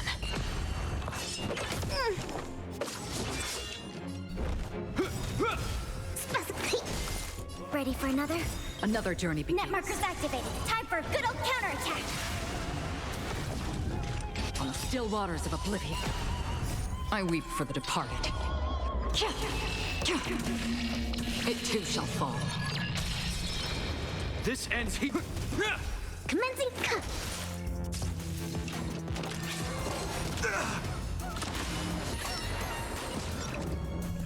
Free will. In the hushed expanse of a nocturnal reverie, I leave faint traces behind. No need to remember me, or to recall the essence of dreams. What is mine shall wane, while you shall transcend its delicate nature.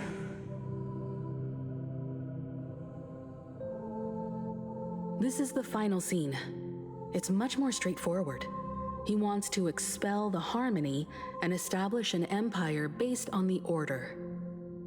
Let's go. Once this stage play concludes, it'll be time for the main event, the Charmony Festival.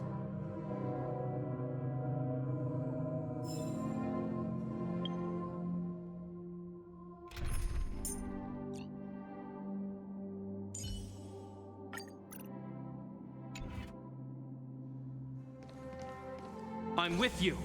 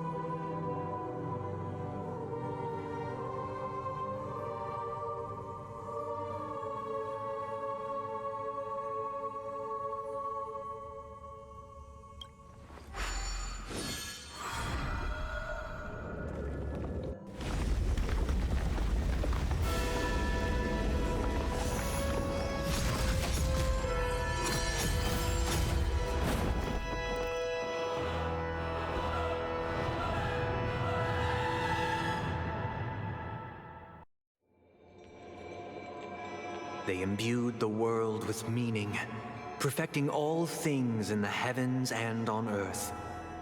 Then, they rested from the labors of creation. Yet, all beings cried out to Enna. Under the banner of the Order, you have defined all things in the cosmos. But this made us realize that we are but puppets in your hands. Thus, on that day, all beings united and cast the Eon into the abyss of oblivion. This Grand Theater looks totally different. Is this the power of the Order? Everyone, get ready. This could be a tough battle.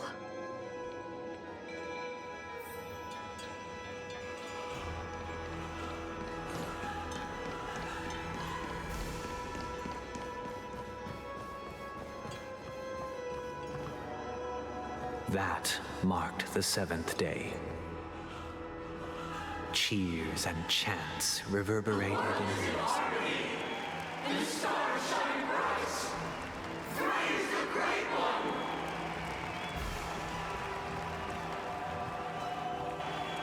The Order is dead. The Order is dead. The Order is dead.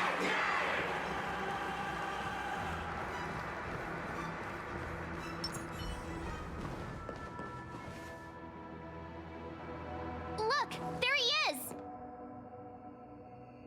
That concludes everything related to the Order. What are your reflections on this, my dear guests? Nevertheless, this is but a trivial blip in the annals of galactic history. What truly matters is the course this river shall take in the days to come. You've arrived at the perfect moment. The Charmony Festival is about to commence, and it would be a shame if you were absent for the Harmony's prologue. Allow me to extend my warmest welcome once more. Welcome to Penacony Theater, the very core of the Sweet Dream, the abode of the Stellaron, the grand stage of the Charmony Festival, and the very place where the future of Penacony shall be determined through conflict.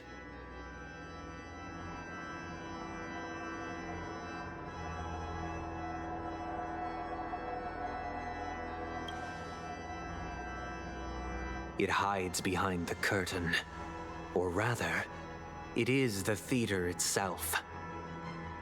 However, if you want to see it, you must display faith equal to its immense power.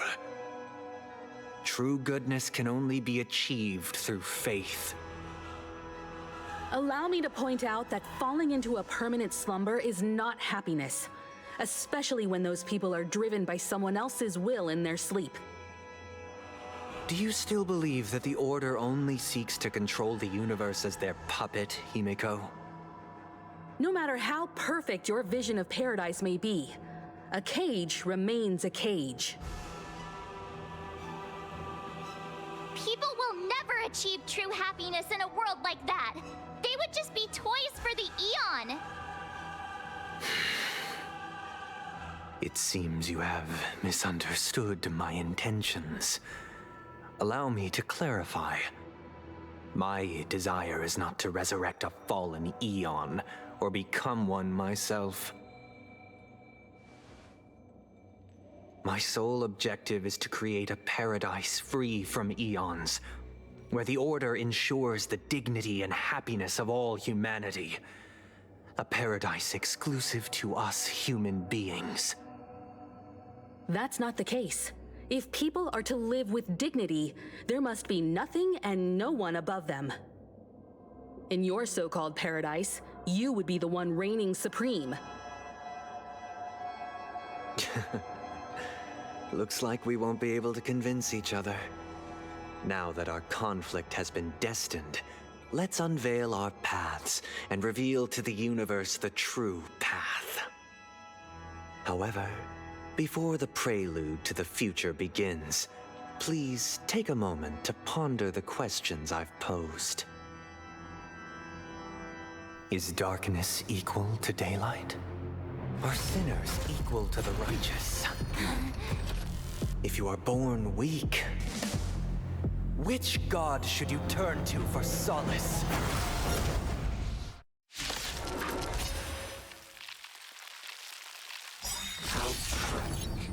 The Eon with great might. Under the banner of the Order, you have defied all things in the cosmos. But it's made us realize that we are but puppets in your hands! No one's gonna pay you to stand still.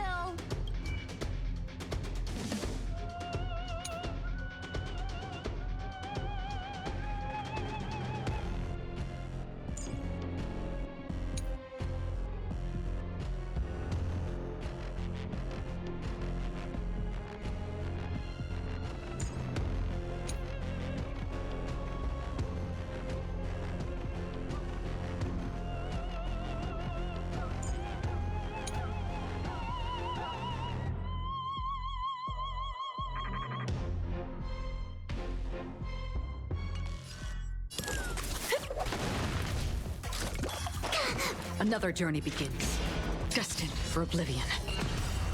I weep for the departed. It too shall fall. This ends here.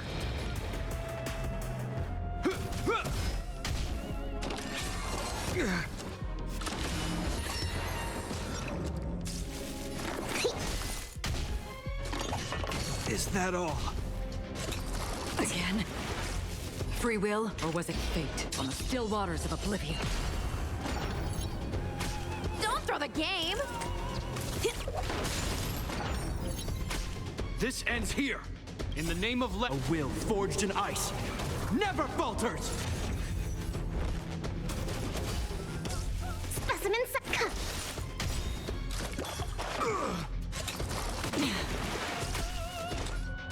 Destined for oblivion. Come feast your up! Happy New Year! This ends here. I weep for the departed. It too shall fall.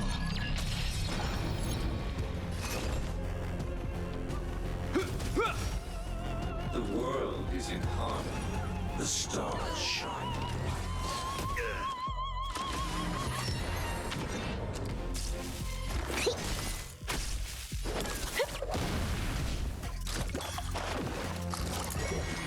I dreamed!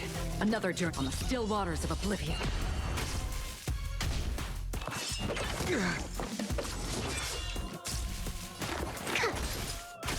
Forget. How familiar. Feast your Happy New Year! In the name of a will forged in ice never falters!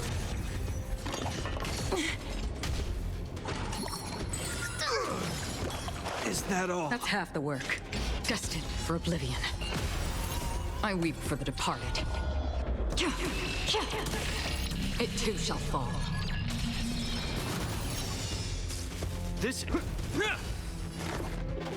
Here, try this! There we go!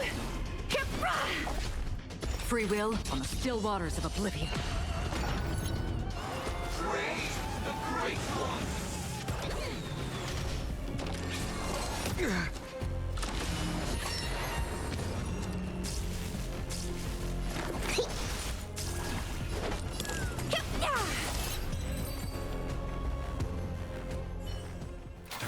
I already know your decision. I now permit you to gaze into the sun. On these 107,336 stones, the almighty and powerful strings of harmony are at my disposal. The supreme tuner, harmonious choir, Dominicus!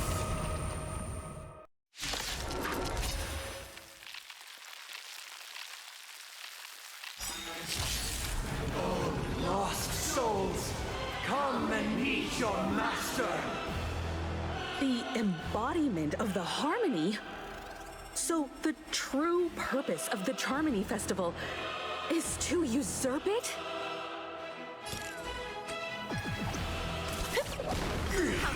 Happy New Year! Destined for oblivion. I weep for the departed. It too shall fall.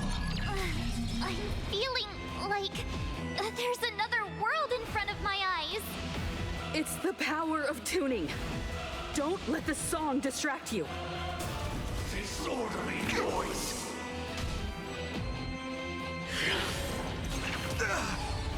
Wise and perceptive as you are, answer me this. Why could the harmony and the order merge into one? On the still waters of oblivion.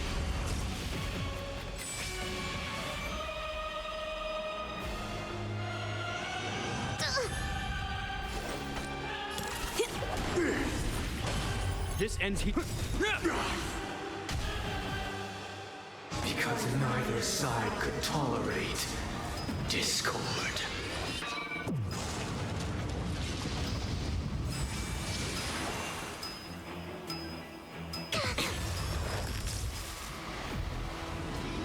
I think something...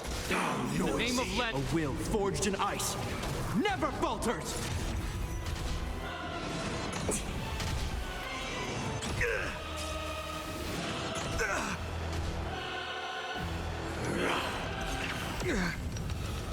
Enjoy eternal peace.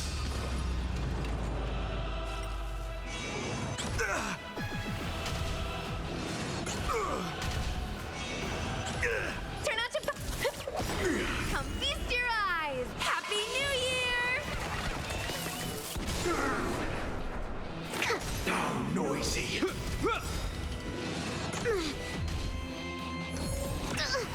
Sing together. Another journey begins. Destined for oblivion. Is that all? I weep for the departed. It too shall fall.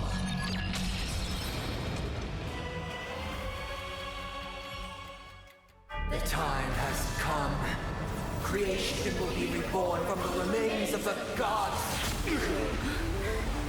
Danheng?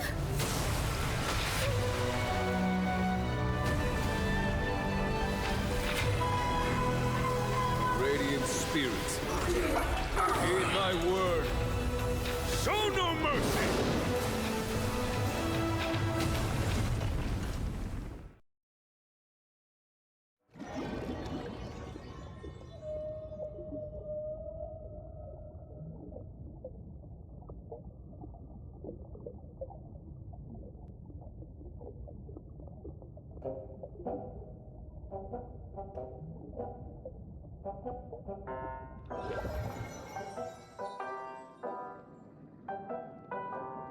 Wake up! Wake up! Hey, wake up! The sun's frying your butt! Are you alright? Can you hear me? Do you remember your name?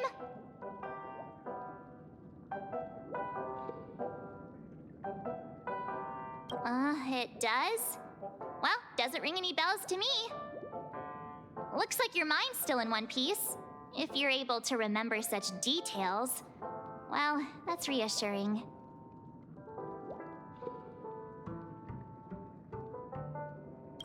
It's a long story. Simply put, Don Hung used the Jade Abacus of Allying Oath when we were in the middle of a fierce battle and summoned the General to help us just in time.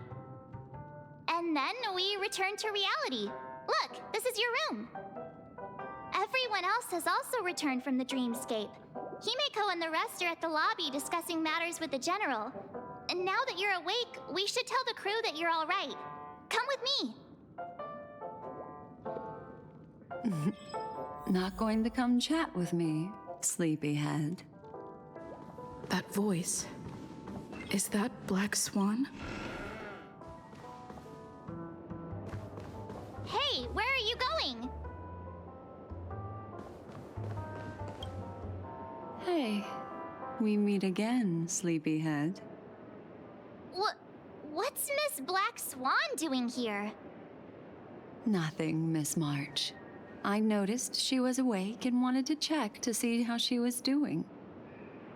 Though the strike from the General was timely, its destruction was also immense. When emanators collide, ordinary people inevitably suffer. But, luckily for them, the dreamscape is my home turf. Thankfully, I managed to get everyone out before the harmonious choir collapsed. Oh, so that's what happened! Thank you, Miss Black Swan! Don't mention it. After all, I wouldn't want to see such precious memories vanish. You're heading to see your friends, aren't you? Would it bother you if I walked with you for a short while?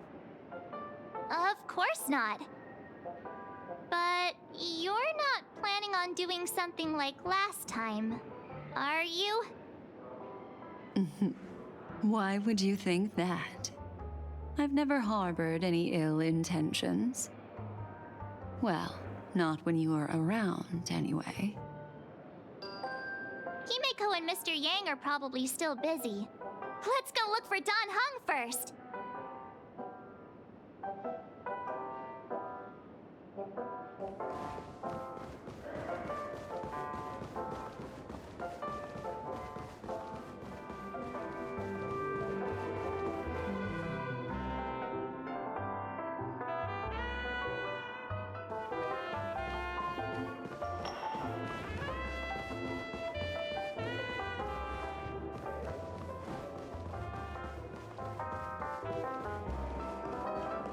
Look, he's still talking to that cowboy. Sugar-free SoulGlad option.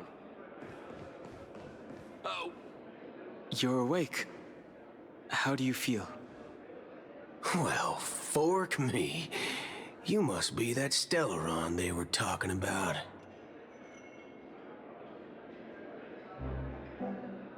Allow me to introduce him to you. This is Boot Hill, a Galaxy Ranger.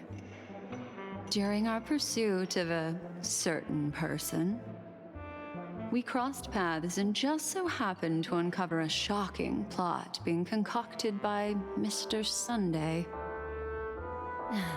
Which is why we sought you out, to help the Astral Express save the world together. No need for thanks. The Galaxy Ranger's principle is correct every injustice one sees. That's how you lot in the Xianzhou put it, right, Don Hung? More or less. Wait, hold on a sec. This is the first time I'm hearing about this certain person. Who are you chasing? And why would that lead you to the Express? Good question. It's, who was it again? Don Hung. Do you remember?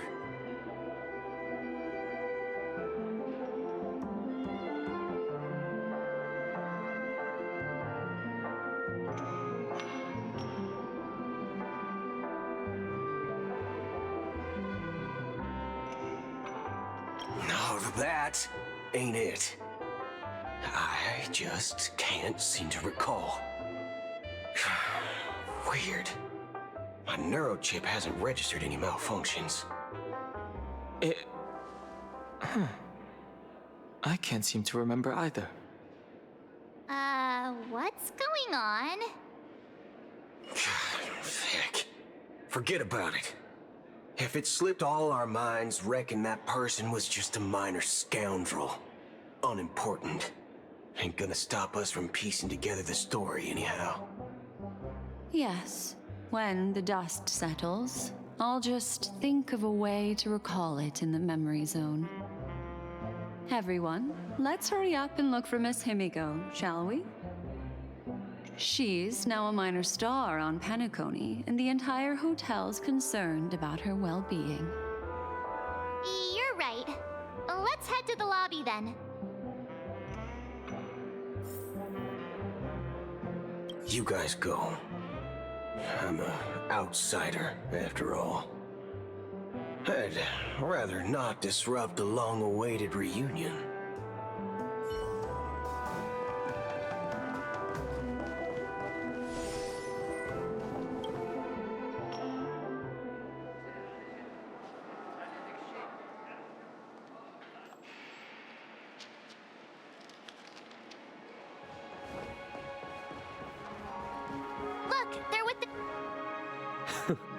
That's all right. In these times of conflict for the sake of utmost safety, it is only right that the Alliance steps forward to mediate on behalf of the Astral Express. We must not allow you to take unnecessary risks. Furthermore, despite the IPC's eagerness for success, it prioritizes peace above all. And the family, trapped though it may be, professes a desire for harmony. The Alliance has always won people over with reason. I firmly believe both parties can indeed put aside their differences and come to a peaceful agreement. The General possesses a deep understanding of the greater good. With the Cienjo Alliance mediating, peace for Penacony is within reach. You flatter me, but ultimately it's been all down to the Express. Without your efforts, this sweet dream paradise would have been claimed by the last remnants of order before there was even a shot at peace. Well, would you look at that? Here comes the big hero.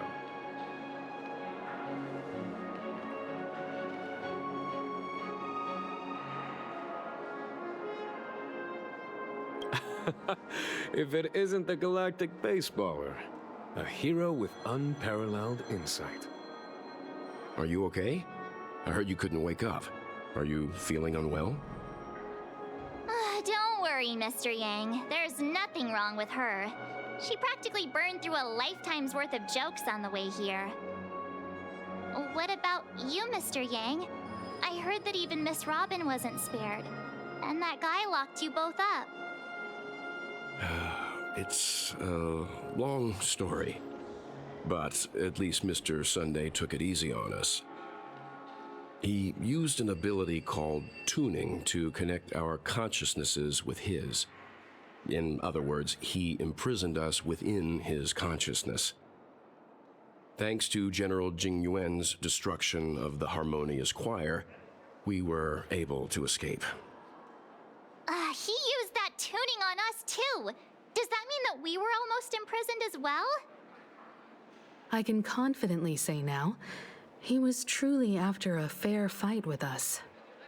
Had he wanted, he could have easily taken us down, without so much as lifting a finger. Speaking of the Oak family head, where is he now? It's complicated, but in a nutshell, he's now the former Oak family head. The IPC has named him the key figure in the family's Penacony split, citing a threat to cosmic peace. He must represent the family and answer for the unrest caused. His trial is set to take place at Pier Point. The family quickly labeled him and the remnants of the Order as enemies, declaring the turmoil an internal rebellion. This move effectively barred the IPC from intervening in family affairs on both moral and rational grounds. Everyone really has their own agenda, after all. Then, what's going to happen to Miss Robin? She and Sunday won't be able to deny their involvement in the Charmony Festival. They're siblings, after all. Why the sigh, General? I can only say that this incident is an unexpected mess for the girl. The Alliance will try to persuade the family to consider this matter carefully during mediation. It's time, everyone. The IPC's key members and I have agreed to consult one another before the upcoming negotiation. Do any of you wish to sit in? Given the General's invitation and the matter's significance to the universe, the crew will naturally accept. However, if the IPC has any reservations... Why, of course you're welcome. They've mentioned that your team is a trusted ally of the IPC in Penacony, so there's no reason not to welcome you. Besides, if there can be reliable observers from the Astral Express present, discussions will go more smoothly. So, what do you all think? Well then, we shall oblige. I'm kind of allergic to those types of situations. I think I'll just head back to my room and start packing. Not to worry. Himiko and I will take care of things. I'm afraid I'll also have to return to the Express first. The conductor is worried about us. It's best I go and explain the situation. Thank you. What about you, Will you join Welt and me? Or have you got other plans?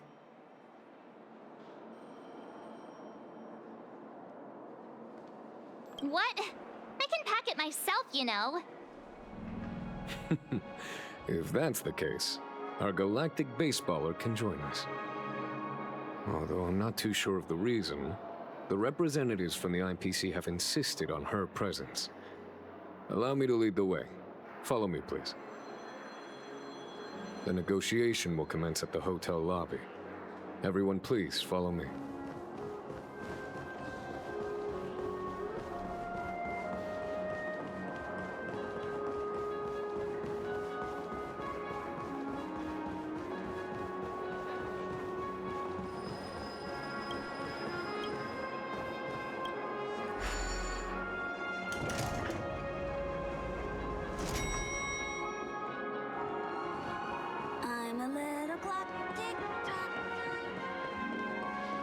Mr. Aventurine and Miss Topaz are here too. Oh, and who is that over there? The Intelligentsia Guild's Dr. Ratio. This assembly is quite something. Face recognition failed. It's been a while, my Astral Express friends. I would also extend my sincere thanks to you, General of the Lawfu. The presence of everyone here assures that the talks will likely reach a conclusion that satisfies all sides.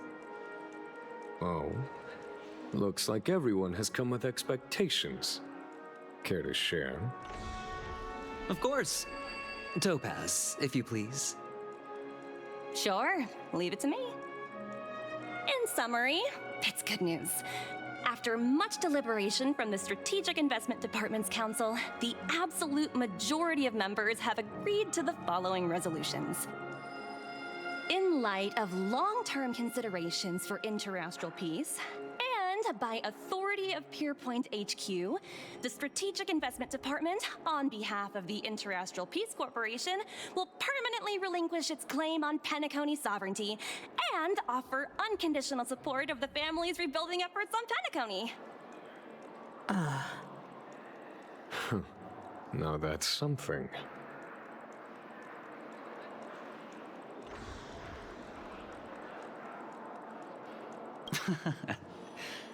Well, if that's what it takes to bring peace to the entire universe, it's a price I'll gladly pay. Has the IPC finished sharing all its thoughts? Then it's our turn. The Guild, much like the Genius Society, has taken a keen interest in the recent calamity in Penacony. Ultimately, both parties have agreed to a comprehensive collaboration, offering technical support for the reconstruction of Penacony. The floor is yours for the finer points, Mr. Screwlum. Enlighten us, please. Organic life's unrelenting search to understand the realm of inner spirituality is something I both admire and envy. Inorganic life has no mechanism to evoke dreams. But when my mechanical impulses are activated, my inspiration circuits will start to operate, and I will enter a state defined as imagination. Every time, within the realm of imagination, there emerges a fire from the shadows. It is warm, bright. I frequently ponder this flame might represent the essence of intelligence. A cluster of inspiration ignited by high temperatures. The future direction of the universe may well lie within it. Alas, they are nothing but projections of my thought system to me. Desired, but unattainable. But after learning of Penacony's accomplishments, I have come to realize that the flame is not beyond my grasp. After deliberations with my partners, we have decided to defer the progress of the Simulated Universe project, and instead assist the Intelligentsia Guild as technological consultants in the research of the Dreamscape and Memory Zone, so that these assets may be better used to serve humanity. Not only that, we've also established contact with the Garden of Recollection through the IPC, and they've pledged their support for our research endeavors. I'm truly happy for the Dream Chasers on Penacony. The cosmos' brightest and, let's admit, dimmer intellects are now at their service.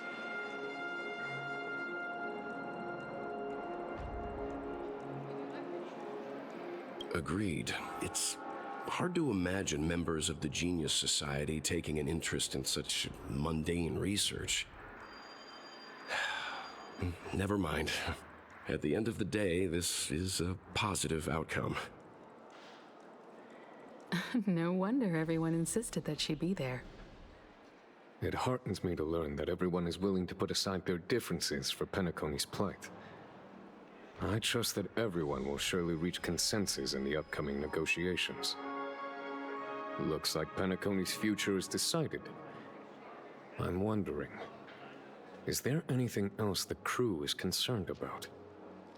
Peace is our greatest wish. Beyond that, we desire nothing else. Well, that's good. Now that everyone's minds are at ease, I shall take my leave. You may now depart with peace of mind. The Alliance will deal with all subsequent procedures. If that's the case, it appears that we have nothing else to worry about on Penacony. Looks like it's time for us to embark on a new voyage. Sounds good to me. You two head back to the Express first. I'll pick up March and deal with the checkout procedure.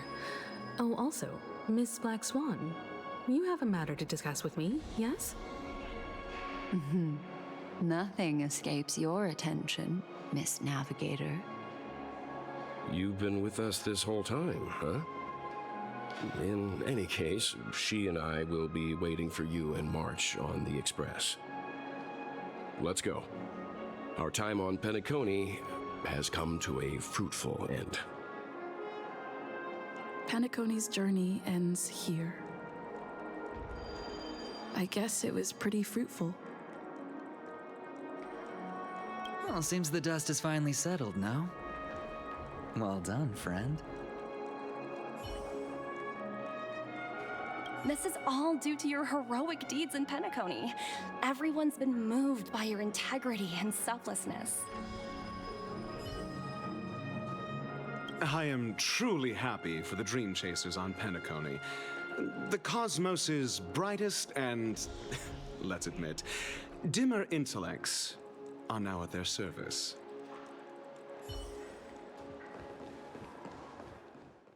The navigation meeting is about to start. We're all waiting for you. When did the Express become so lively?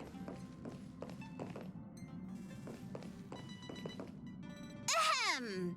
Looks like everyone's present.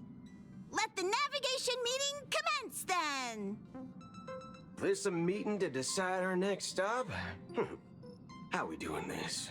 A show of hands. Hold your horses, cowboy. It's for those to decide.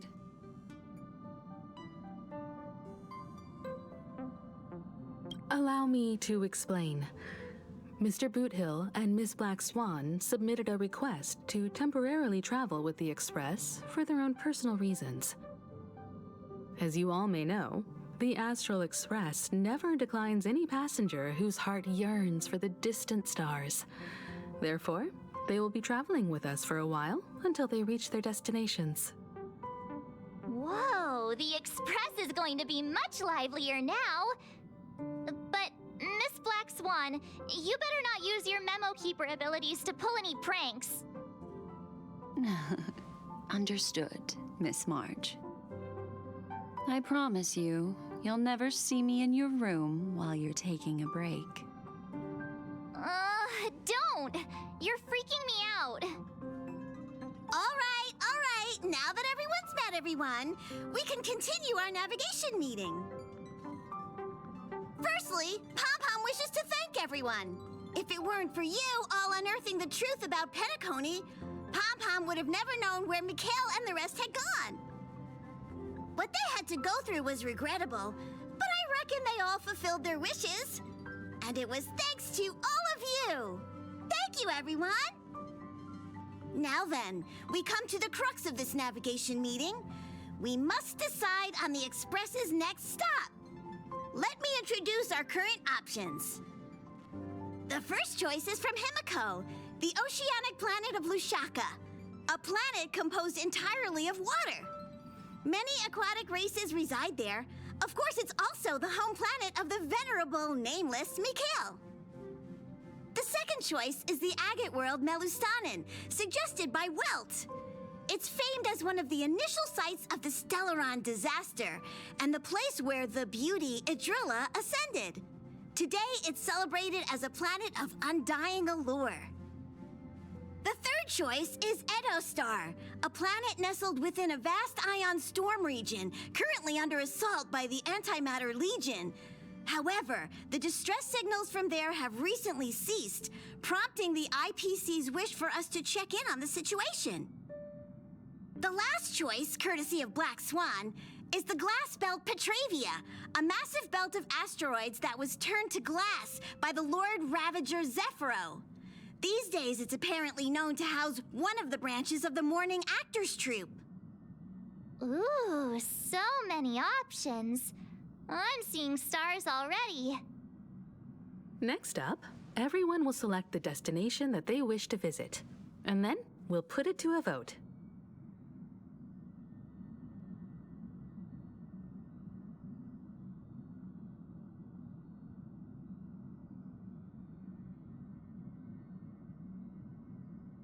Little Misha and old Mikhail's homeland. Having been through so much in Penacony, as an aspiring nameless, I believe a visit to his homeworld is a must. Count me in. Still, I imagine that planet must have changed entirely after the Stellaron disaster. I've heard that its land masses no longer exist and the native population has completely changed. I'm not against Miss Himiko's choice, but Edostar sounds like it's in danger. As nameless, should we not extend a helping hand? March is right. Though the fact that the distress signals have ceased means we're probably too late. But I still think we should investigate the situation there. 3 votes for Lushaka, 2 for Edo. Looks like we have a winner! Next stop, Lushaka, the ocean planet! Then this navigation meeting is adjourned. I'll go check the warp jump coordinates. Everyone can catch up on some rest in the meantime. When it's time to make the jump, Pom-Pom will make an announcement. There's still some time before the jump. What should I do? How about a chat? Over here. Come to think of it, this trip to Penacony was the first time we trailblazed together, wasn't it?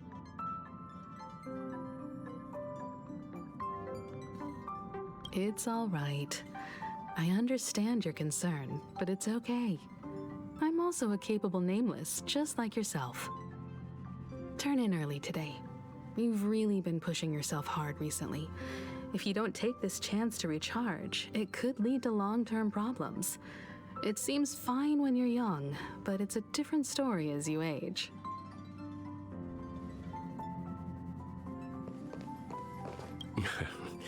You're fast becoming an excellent trailblazer.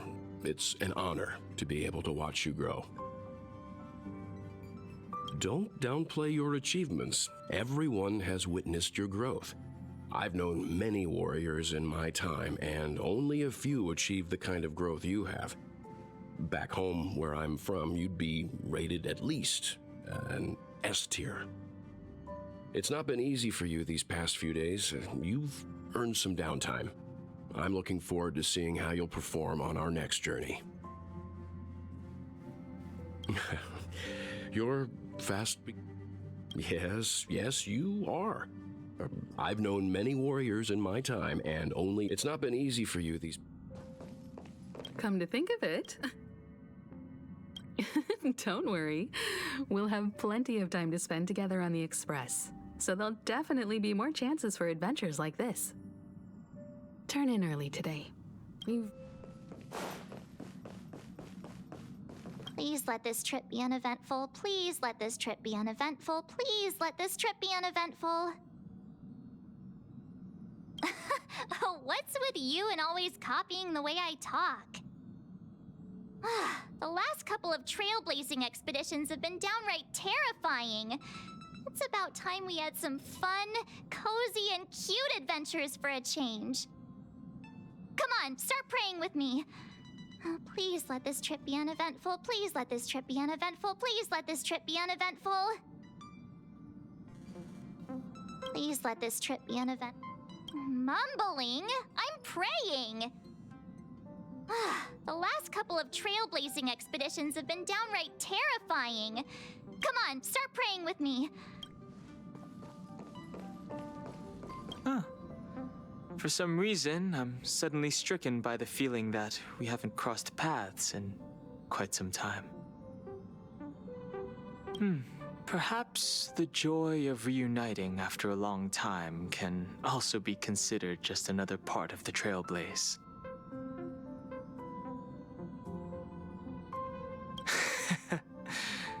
Got it.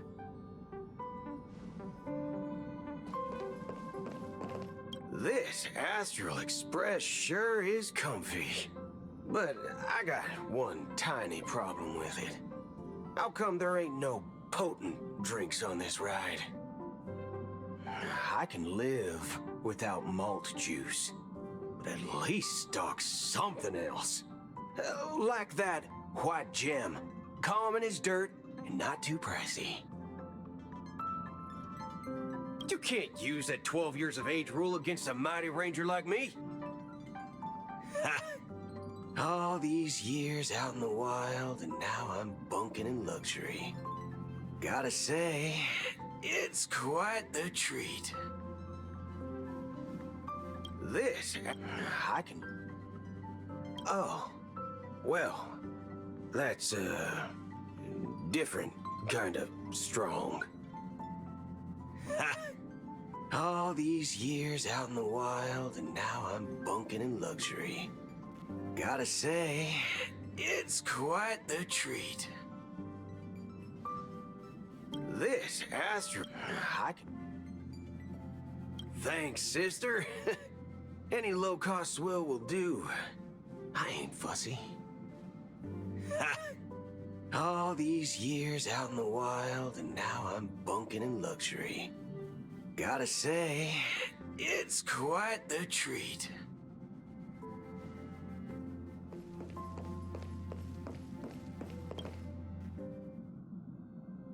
Oh, you're here. Seeing your reflection among the stars in the porthole really does seem somewhat surreal. How about it? This journey of beautiful dreams. Was it to your liking?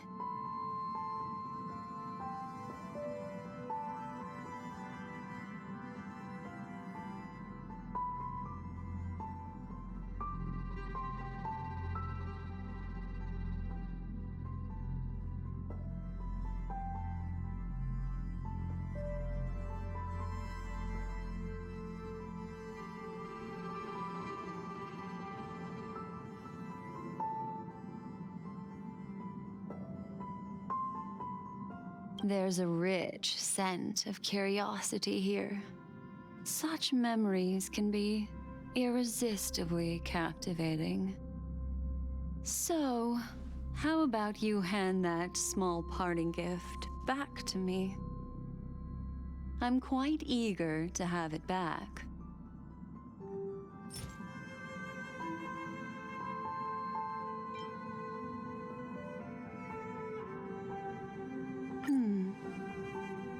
Oh?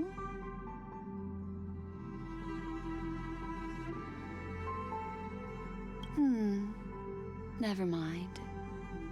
I just stumbled upon a particularly fascinating spot in your memory. Before I explain, I would like to apologize to you. This farewell gift I gave you isn't really a compass from the memory zone, but merely an empty light cone. Remember when we entered the hotel in the dreamscape for the first time, and I procured a few trinkets from your companions?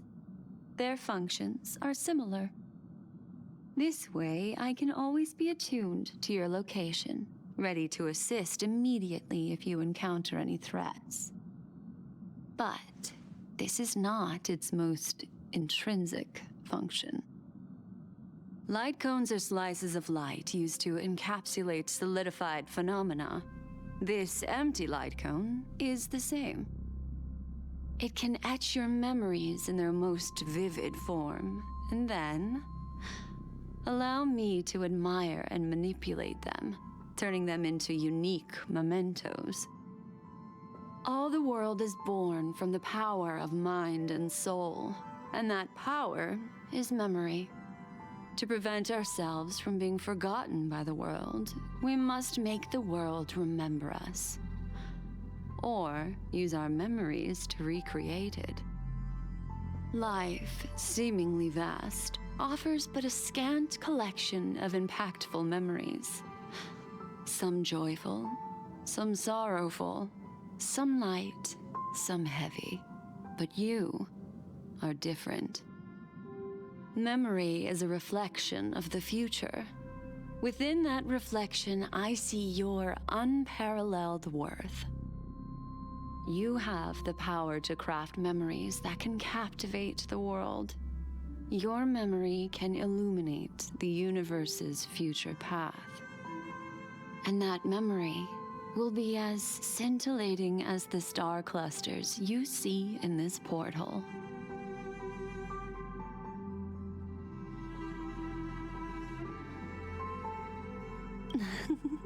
How adorable. But do you know the deeper meaning behind it? The reason is simple. In this grandiose and ostentatious dream of the families, only you personally experienced the entire course.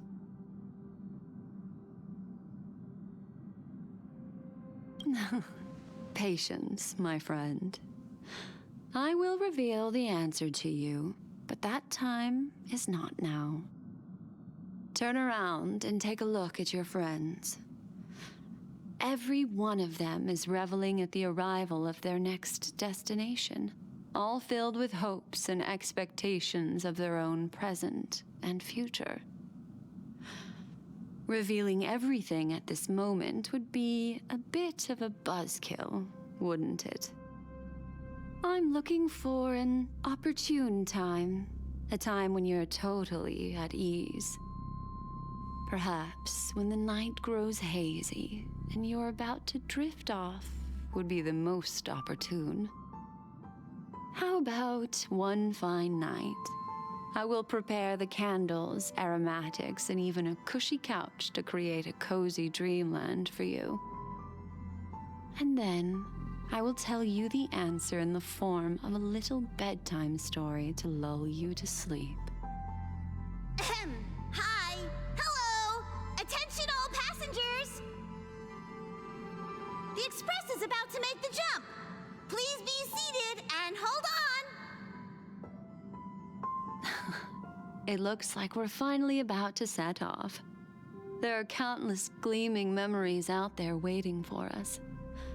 Why don't we just leave it at that for now? That's right. As a small token of compensation for playing that little trick on you with the empty light cone, I will gift you with some words. They hold great significance to me. Life is akin to a winding labyrinth where memories serve as our sole companions. You'll remember these words dearly, won't you?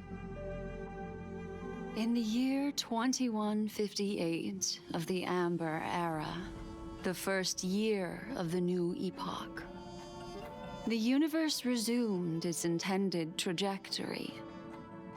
The kindling of conspiracy smoldered in Penacony, the land of the dreams. Failing to erupt into a blaze, it instead flickered briefly on Klapoth's anvil, before vanishing in the blink of an eye. The dead and those fated to die remain in their eternal slumber, while the living find solace in deep sleep. All clamored in a cacophony of silence, and then went about their own ways. The cosmos emanated a vitality characteristic of a new era, all for the modest price of a brother and sister's mild grief. Babies are born as stars extinguish. The silver rail unfolds. The story of the Astral Express comes to a close, yet it also embarks anew. Time marches forward, heralding the arrival of a new chapter in the history of trailblazing expeditions.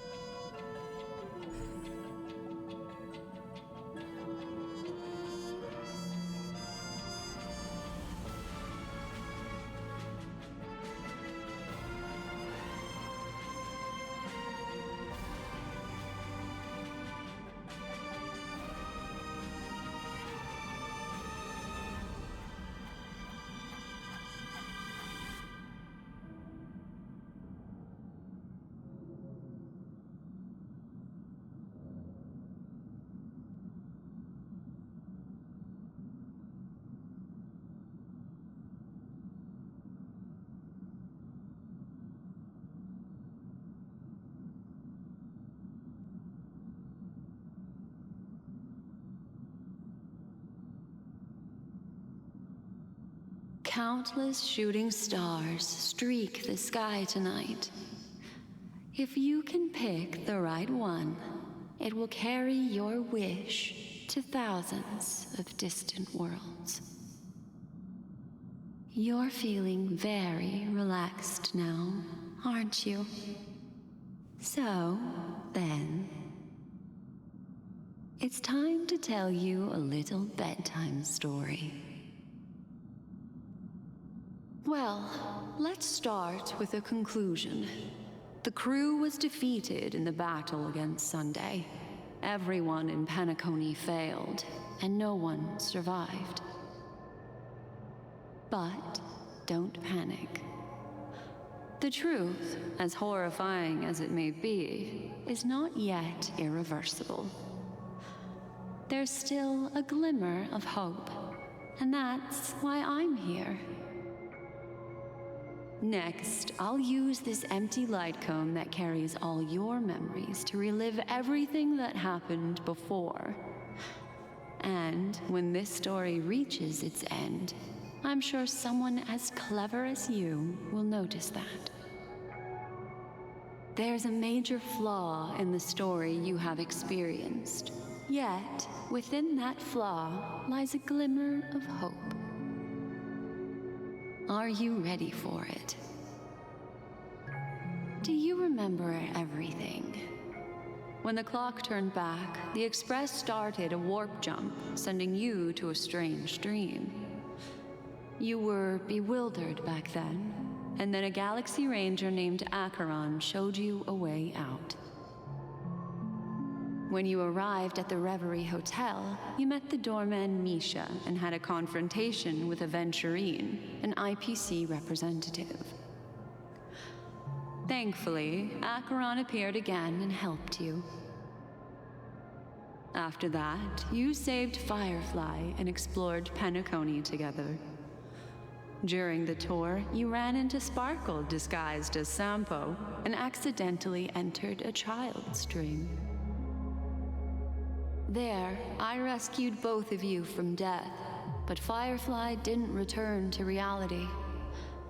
She realized the truth and tried to involve you in her plan, but that resulted in an accidental death. Even more unsettling, you soon encountered another murder. The 2 cases of death prompted you to investigate the truth behind the sweet dream. Despite your efforts to gather information about the 2 victims, you didn't make much progress. But you did learn about the watchmaker from Gallagher. Meanwhile, Aventurine was secretly carrying out his scheme, in which you were one of the pawns. In the midst of a fierce battle, Acheron revealed her true identity as an emanator of the Nihility and unsheathed her sword. That strike foiled Aventurine's plan and opened a passage between the sweet dream and the original memory zone. Upon your arrival at Dreamflux Reef, you learned the truth that death was actually dormancy, as well as the truth about the dreamscape, the Stellaron, and the bellboy, Misha. You split up with Funday and Robin, looking for a way to seal the Stellaron. However, it turned out that Funday and the Dream Master had their own hidden agenda. And you had to engage in an ultimate duel on the stage of the Charmony Festival. Finally, the story reached its conclusion. You emerged victorious, with the Trailblaze triumphing over the Order, and Penacony embracing a bright and peaceful future. This marks the end of the thrilling journey in Penacony. I'm sure you've already noticed something unusual, haven't you? The major flaw, which contradicts all the known information, hides in this story.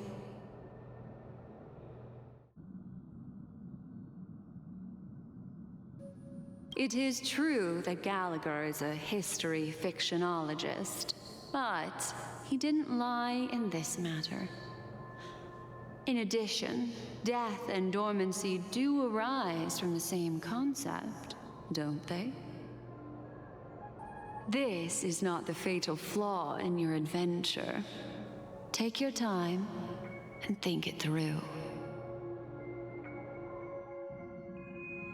Are you suggesting that the sleeping and shapeless never bestows its gaze upon anyone, and thus no one can truly possess the power of the Nihility? That's That's a very astute guess. But unfortunately, Acheron did progress further down the path of the nihility. Her unwavering belief in liberating the world from the grasp of paths surpasses the capabilities of ordinary humans. I'll discard that incorrect answer for you. Take your time and think it through. What is the fatal flaw?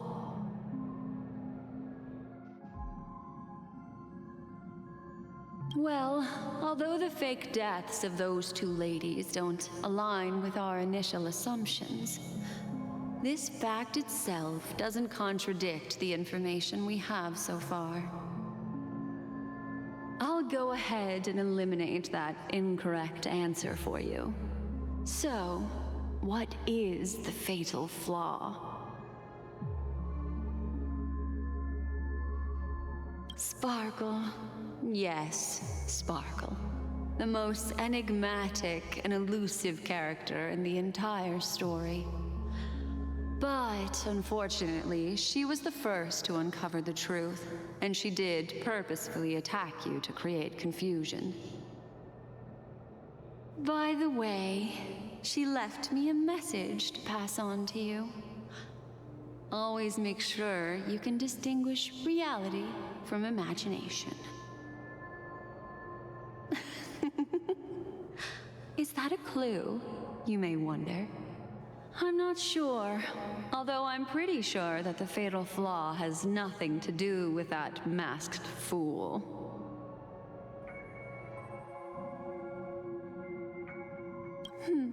Little Misha. Or should I call him the Watchmaker? He's only a segment of memory in a dream bubble, but his ambition for the Trailblaze led him to leave the bubble and embark on a grand adventure in Penacony. While Misha is a rather special memory zone meme, and he was granted power by the Trailblaze, there's still one thing that he shouldn't be able to do. A life born in the memory zone could never manifest in reality. So, why did he appear in the Reverie Hotel in reality?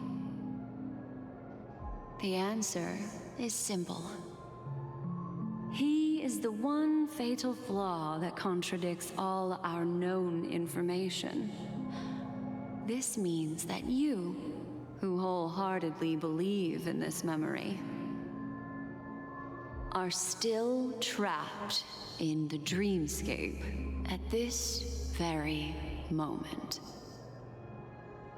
Wake up, sleepyhead. Break free from this eternal dream and return to the real world.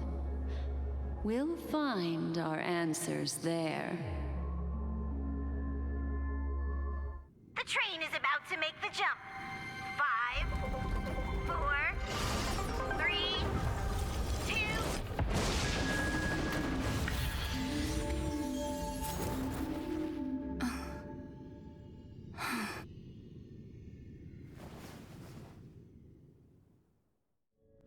The gong!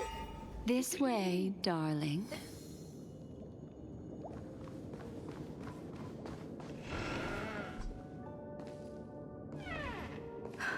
Not another one. Thank you so much, Black Swan. Finally, I can breathe a sigh of relief.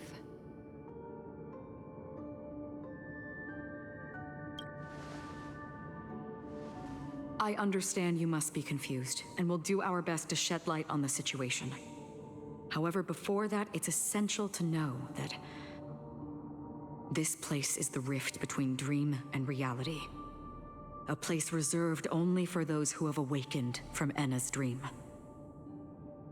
Do you remember Sunday's ambitious plan?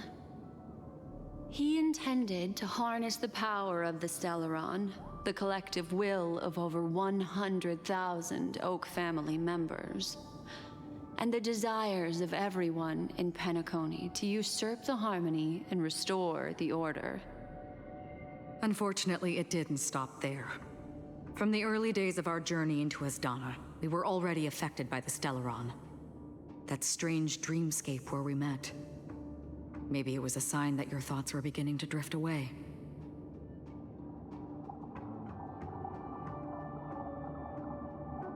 I don't think the goal of the Order was to put everyone into a deep sleep. Quite the contrary. They used the Stellaron to catalyze the leakage of Asdana's memoria into the material world, allowing the dreamscape to blend with reality. And that included a lot of memoria from the Beyond the Sky Choir. As time came and went, the dreams eventually became indistinguishable from reality, and reality became an illusion. People think they are awake, but their spirits have long since stepped into the Temple of Order. This is what makes Enna's dream so powerful.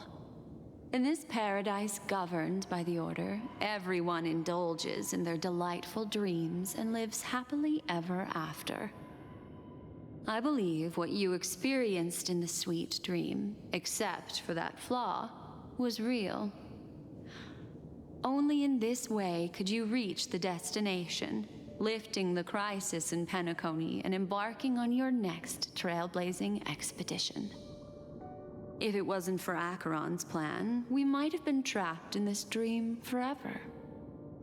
Fortunately, while the path of the Order governs all things, it can't affect the Nihility. I came to realize this when the Dream Master tried to expel me at any cost. This is also why you felt a sense of peculiarity when traveling with her. Well, I'm not as fortunate as she is.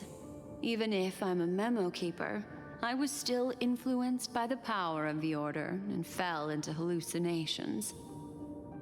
However, thanks to your memories, now we still have a chance to turn the tide.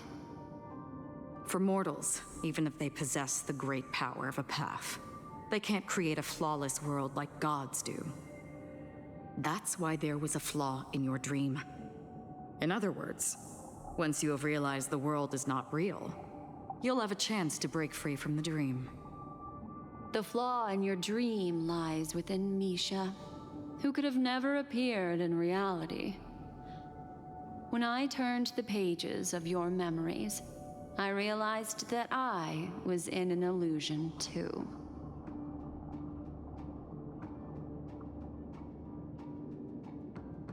Now Sunday has usurped the power of the harmonious choir through the Charmony Festival. Asdana has thus fallen into Enna's dream, transforming everyone equally into the notes of the Aeon. Failure doesn't mean weakness. Only the strong can gather the will to resist the Order and try to break free. We still have a chance, though. To make it happen, please, Black Swan, guide us to those with a strong will.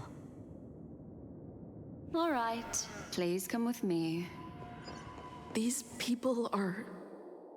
They're the ones who accept Enna's dream and indulge in their happy illusions. We have no means to wake them up now. Not even your clockwork will do the trick. However, there are still other things we can do. Let's keep going.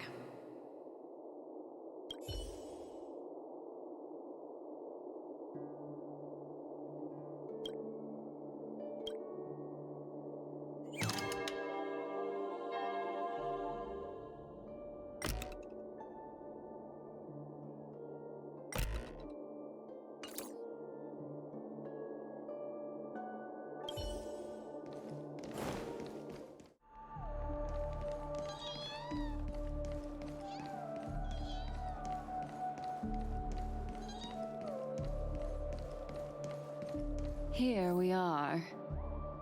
It's... Robin?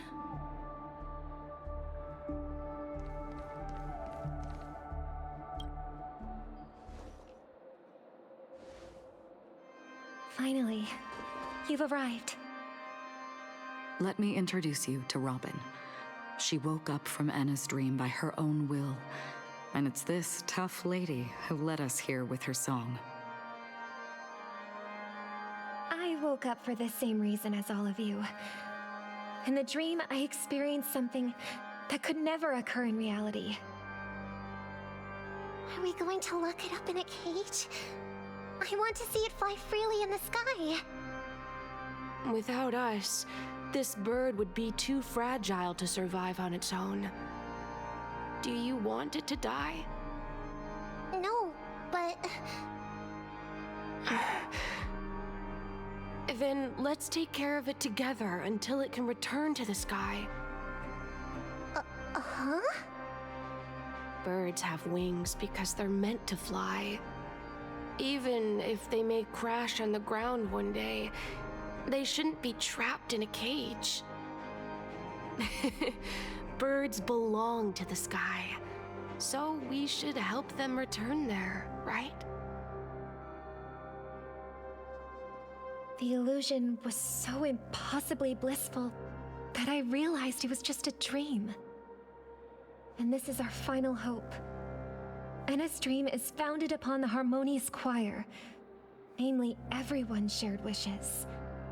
It will only materialize once the aspirations of all beings in Penacony merge as one. At present, it has become impervious due to people's desire to remain slumbering within the dream. And in order to destroy it, we must make everyone in Penacony want to wake up. Now comes the tricky part. How do we do it?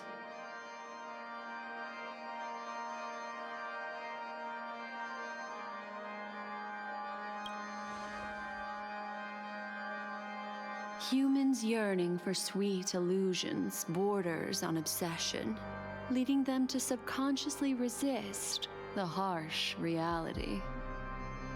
Therefore, I carefully selected a moment where she was completely unguarded, guiding her to uncover the truth herself to make her regain her consciousness. However, to wake up everyone in Penacony and get them to share the same determination, that would be nearly impossible. Indeed. I'm afraid it's almost as difficult as resurrecting an Eon. But we can't just stay here and do nothing. This is a critical moment for the whole universe. Who cares about some dumb number?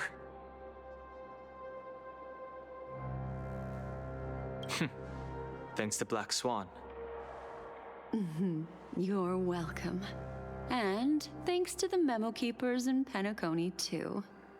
I believe your partners have also awakened from their dreams. This is the first step of our plan. With the assistance from the Garden of Recollection, those who possess a strong will, like you, will gradually awaken from the dream.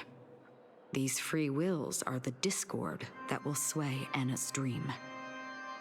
However, awakening a mere handful of individuals is insignificant compared to the vast number of people immersed in the dream. We must find other ways to awaken the free will of millions of people within a short period of time. If breaking through from the inside proves challenging, we can seek assistance from the outside. We've long been aware of a potential solution. Asdana is a galaxy known for its abundant memoria and the remarkable phenomenon known as synesthesia dreamscape. When people first enter this place, they often find themselves and others sharing a collective dream. At this very moment, there is only one dream encompassing the entire Asdana system. So, you mean, if we can attract a large number of outsiders to this system, their free will would intertwine with this dream and shake it to its core. However, those outsiders might also succumb to the dream and become the foundation of the Order instead. The real challenge is, how can we gather a huge number of people as determined as you within a short period of time? Looks like the Jade-Ab Kiss of Allying Oath will be the only solution. No need for that. Keep your once-in-a-lifetime treasure we don't need to bother the Cienjo Alliance for such a tiny request. You want thousands of people with unwavering free will? That's easy. Just leave it to us Galaxy Rangers. You can gather Galaxy Rangers? Outsiders may see Galaxy Rangers as elusive and disconnected individuals, and actually, they're right. And that's why we have a tacit understanding among us. Do you know what it is, Acheron? It's the relic I returned to you. Exactly. Its owner must have told you that it's meaningless to anyone other than a Galaxy Ranger, and that it can only fulfill its purpose when returned to its rightful owner. Because it's a burial artifact, worthy only of a hero who has served the Galaxy Rangers with honor. When its light illuminates the universe, it means the fall of a hero. And in the direction it falls, countless meteors will streak across the sky. Those meteors are Galaxy Rangers, coming from all corners of the cosmos, driven by a shared purpose, without questioning the cause or counting the cost. Because we abide by a bottom line. The shooting stars of the hunt only descend on the longest night, and with them comes the dawn. We've stayed silent for far too long. Now, it's time to remind all the cowards, oppressors, and villains of the universe of our presence. I'll be the one to ignite the first spark. Once the dreamscape is swayed, I'll complete the second step.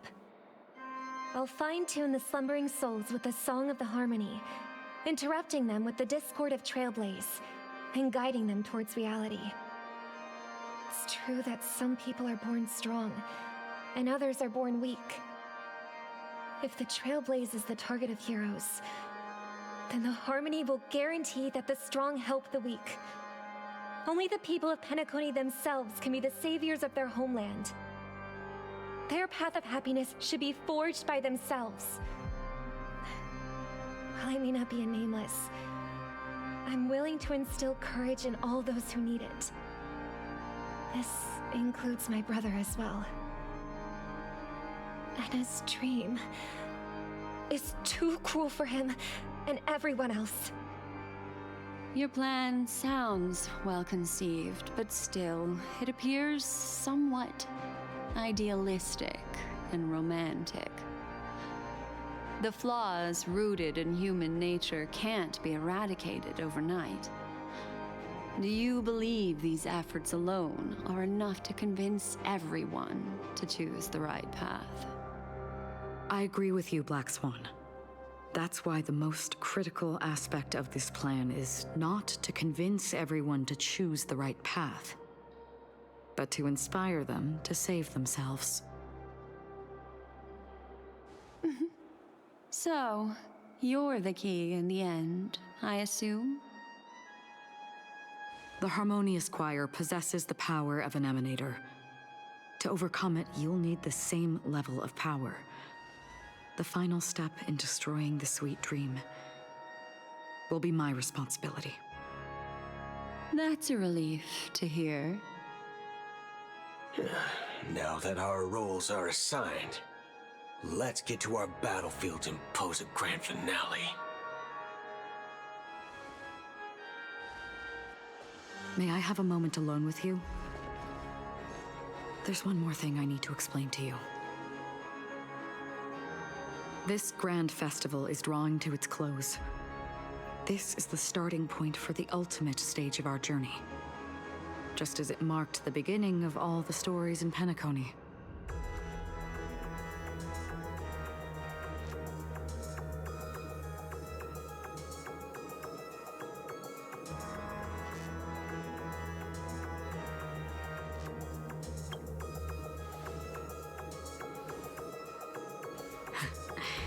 Only by reflecting on our steps can we remember the path we should be walking on. and the companions who have walked alongside us. There's something you should know. We were able to locate you within this boundless dream and find the key to breaking free from the dream. All because of one person's unwavering dedication. Firefly. She awakened from the dream ahead of others, discovered the Express amidst the stars, and brought us valuable information about the remnants of the Order. She may have been aided by the script, and it came at a cost. As you know, Firefly is a stowaway who entered the dreamscape in a different way from ours. Without the dream pool in the hotel or assistance from the family, she can only awaken from this dream in one way: a real death. We mustn't fail her determination. I'm not implying that we must win this fight no matter what, but our resolve should match that of that courageous lady. Are you ready?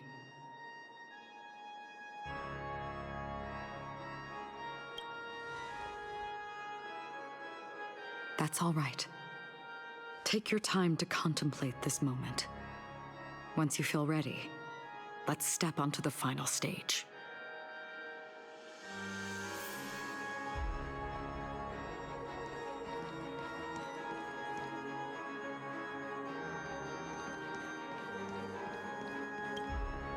Are you ready?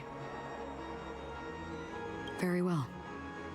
Now please, close your eyes.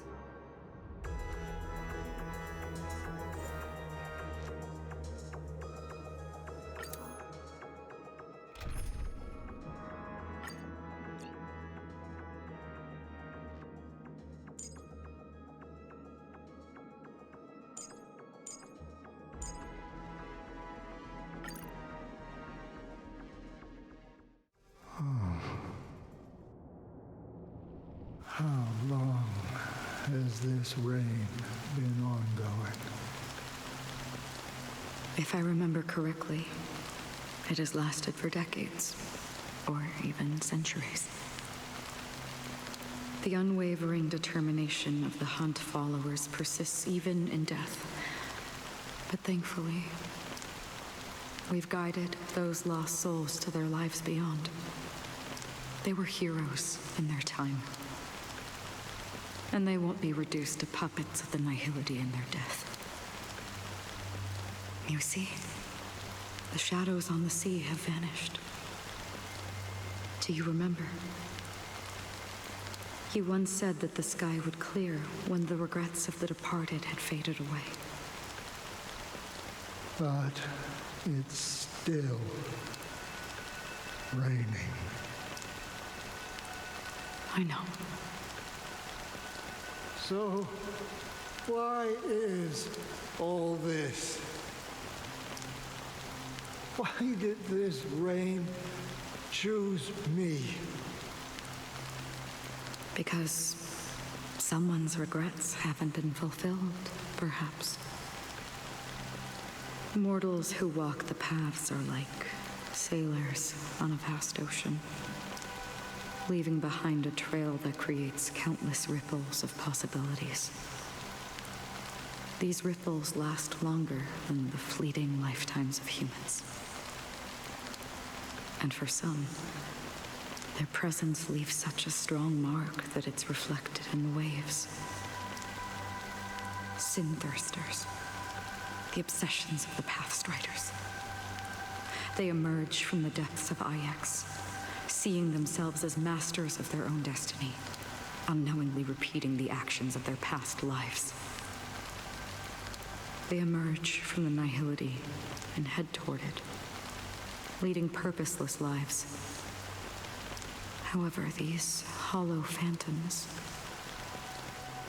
they have journeyed with me for such a long time.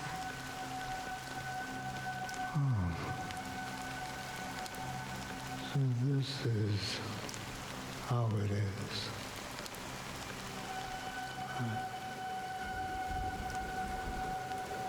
I'm already dead. Yes.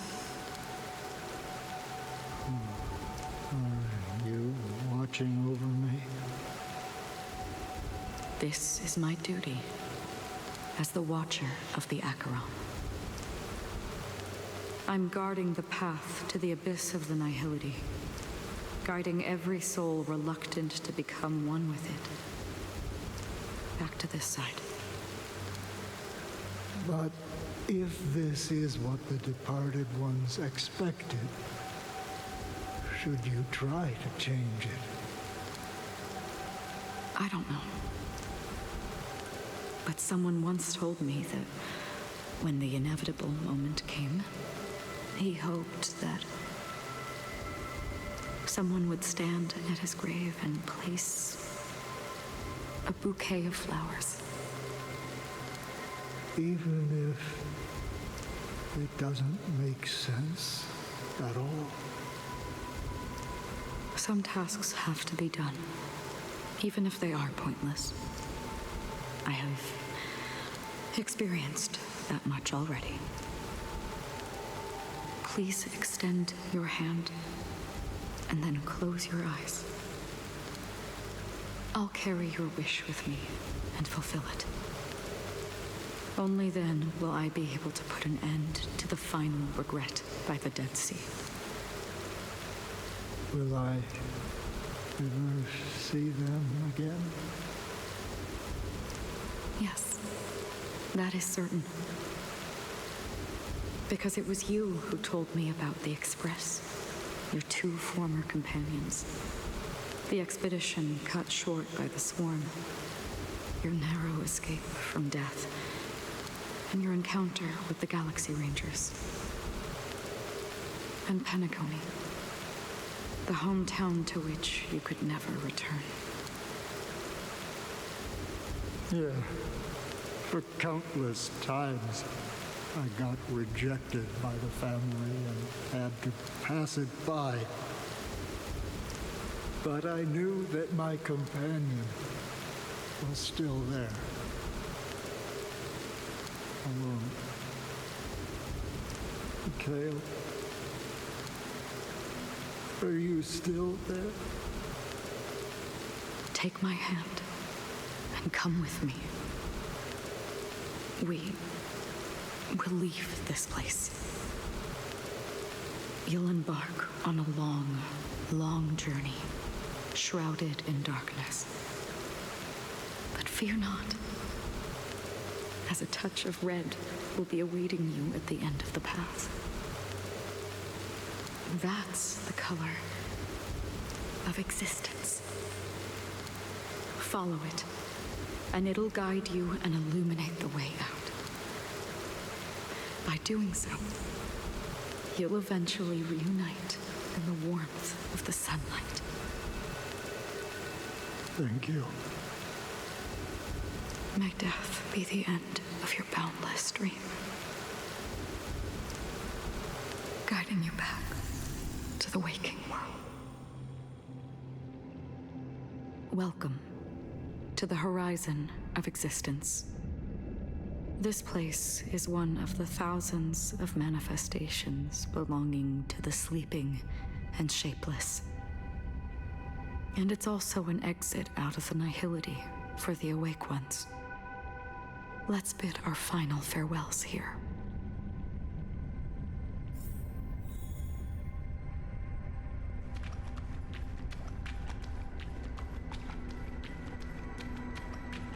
Always distinguish between reality and imagination. All right, Gray? Life is akin to a winding labyrinth where memories serve as our sole companions. May your schemes be forever concealed. Please stay tuned.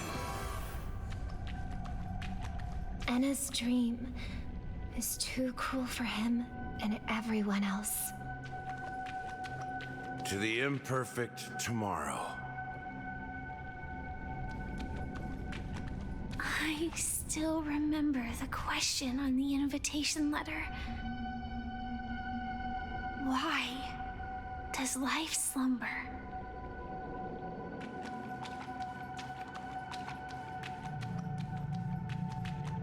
Why does life slumber?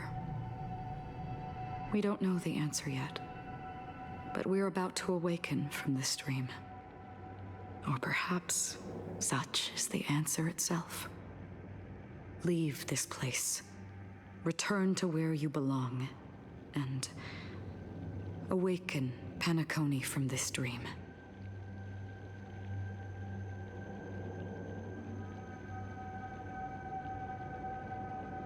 As I said, our plan is not about convincing everyone to choose the right path, but about inspiring them to save themselves.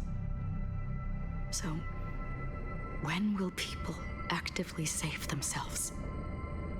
The answer is when they are in desperate situations, like a drowning individual in the deep sea.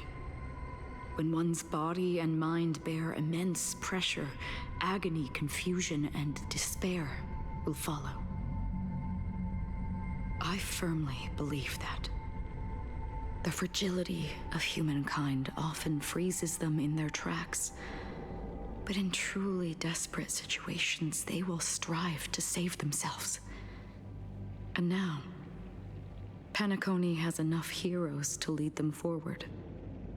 It's through this inherent, self-centered instinct that people exert their utmost effort, even when they know their struggle is fruitless. As absurd as it may seem, it's their resistance. As for now, it is time to guide them, not as a savior, but as a nameless among those mortals. In this way, you will reunite in the warmth of the sunlight.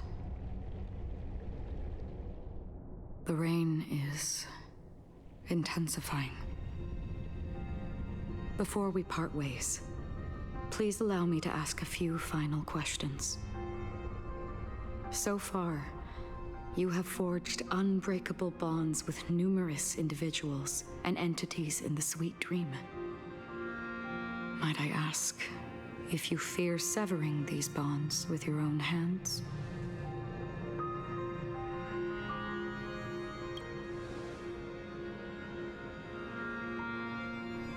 If there is a vast, lifelike dreamland that is virtually indistinguishable from reality, a realm without death, where everyone can attain the happiness and fulfillment they deserve, living blissfully ever after,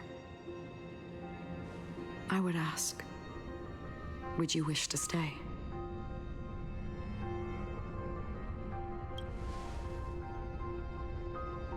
Imagine if this splendid dream were fated to fall apart.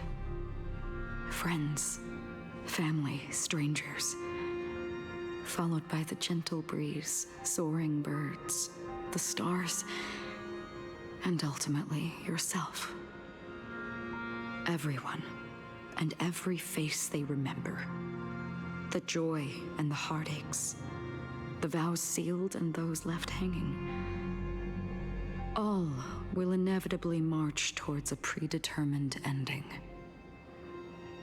If you had grasped the journey's finale right from its inception, I would ask, would you still embark on this journey?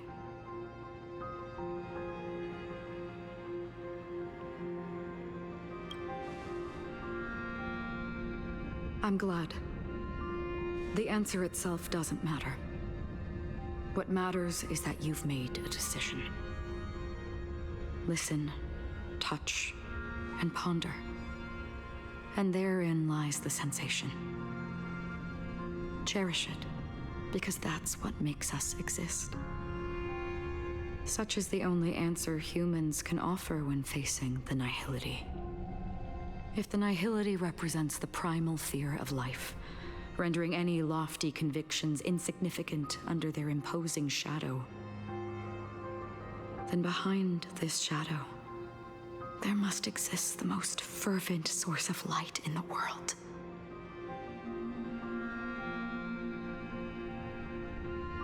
Just as every life that edges closer to death fervently approaches the end of the nihility, We must pursue that primordial light. Now, come to think that you exist in the nihility, and you watch over others to depart it. Such a task is absurd and meaningless. Nevertheless, someone had to do it. As for the meaning you mentioned,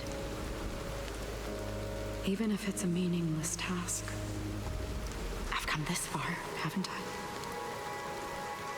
Even if the future you forge may not even belong to you.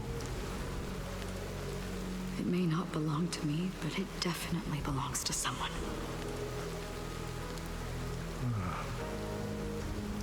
What hardships you must have experienced. In that case, allow me to do something meaningless too. Please, tell me your name.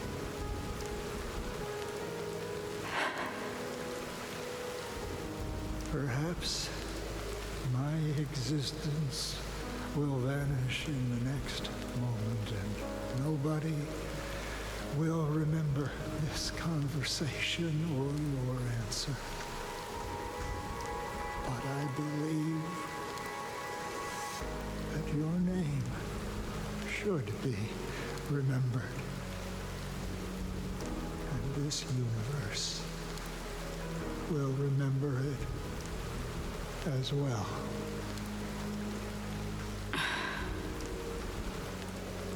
For me, some things are difficult to recall. Yet there are others that I find challenging to forget. Such is memory, a creation of the past that blossoms into significance in the distant future. I remember that marks the start of my journey. The origin of the vibrant red hue in my life, and the most fervent element amidst every tempest. That's my name. Raiden Ozenmori May.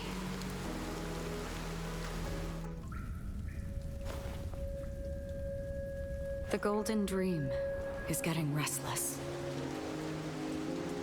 In the coming long nights, I'm afraid you will face many setbacks and witness many tragedies. And in the end, you will only see in black and white. But please believe me, that in that monochrome world, there will be a glimpse of fleeting red. And when you make a choice, it will appear once more.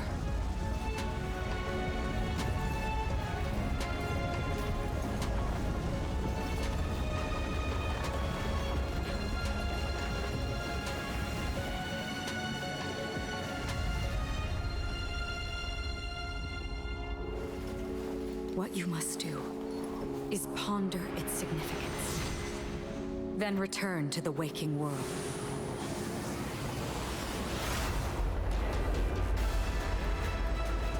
That's where we all find our answers.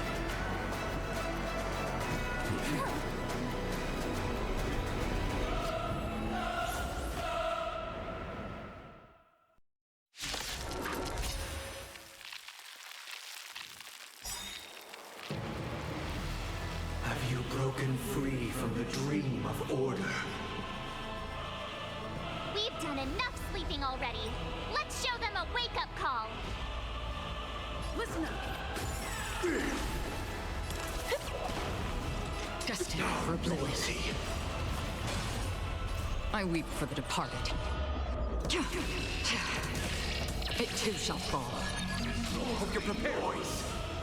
In the name of Lenda, a will forged in ice never falters!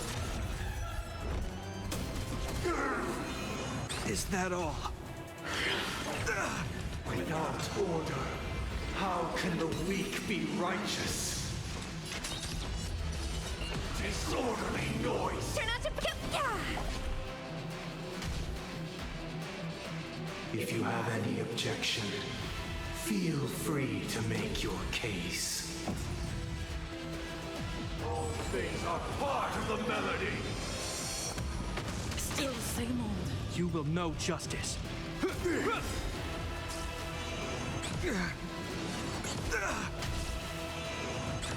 I'll take the... Glad I dreamed. Enjoy eternal peace. Come feast your eyes! Happy New Year! Disorderly noise. Is that all? Forget your wallet? We will never choose to run. Let the show begin!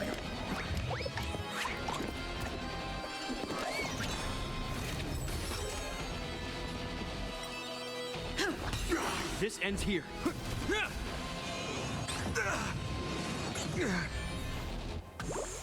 Another journey begins, destined for oblivion. Noise. I weep for the departed. It too shall fall. 107,336 notes. I solemnly invite you to join the glorious chorus and ascend to the heavens!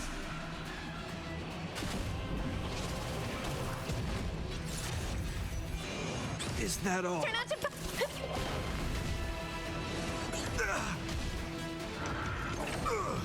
With wisdom comes protection. Free will, or was it fate? On the still waters of oblivion. I'll take the lead. Noise. Wake up! How noisy. The noise is fading. If the dreamscape is indistinguishable from reality, can it still be called an illusion? Happy New Year!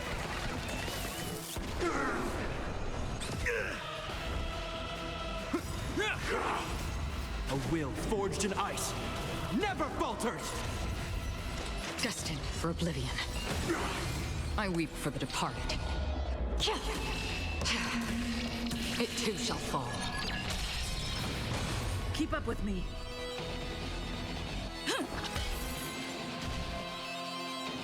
With this perfect melody I command, recreate paradise anew!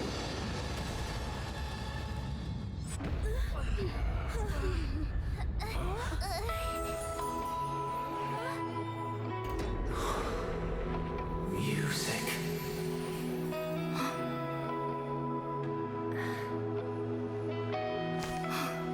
There seems to be another kind of sound coming into the Order's symphony.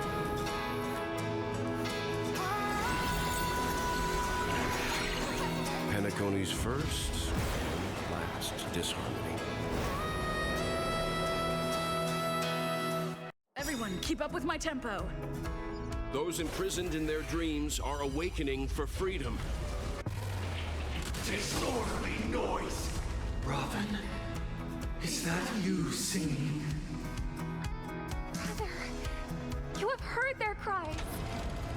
This is not the paradise they hoped for. Even so, they don't know where they should be heading. That's why I had to become the lone star in the sky to guide them. Even if that star must hang in a perpetual night of solitude.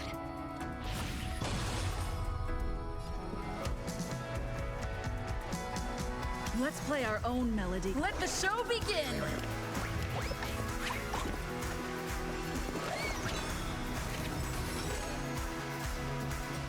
Wake up! Turn out your pocket! Uphold the truth, and you will. Another journey begins on the still waters of oblivion. I'll take the lead. Noise. Listen up! Come feast your Happy New Year! All things are part of the melody. Sink into a dream. Keep up with me. Free will, or was it... Don't throw the game!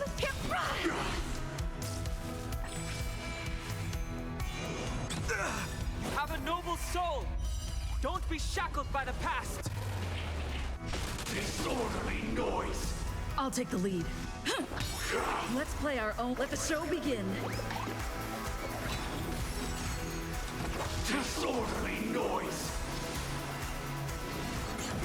In the name of Len, a will forged in ice never falters!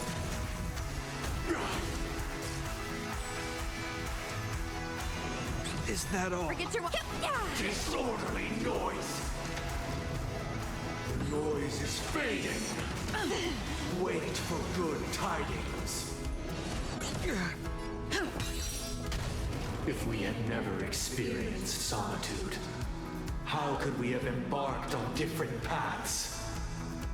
Now, our final talk has concluded. All the work of creation has been completed. The inevitable day has arrived. The embryo of philosophy will reshape for us all of reality. If your paradise can save more people, sever my path with your hands. I swear on truth. Another journey begins.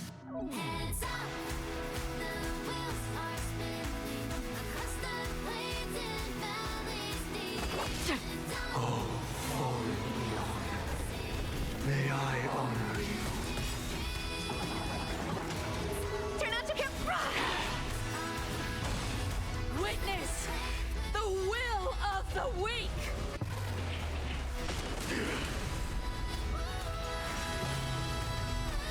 With this 7-day vow, I command you to heed my son. Uh-oh!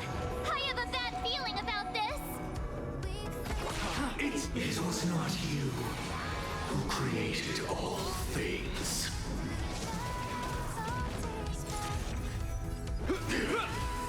It was humanity that created you. Your divine being will become the foundation of our paradise.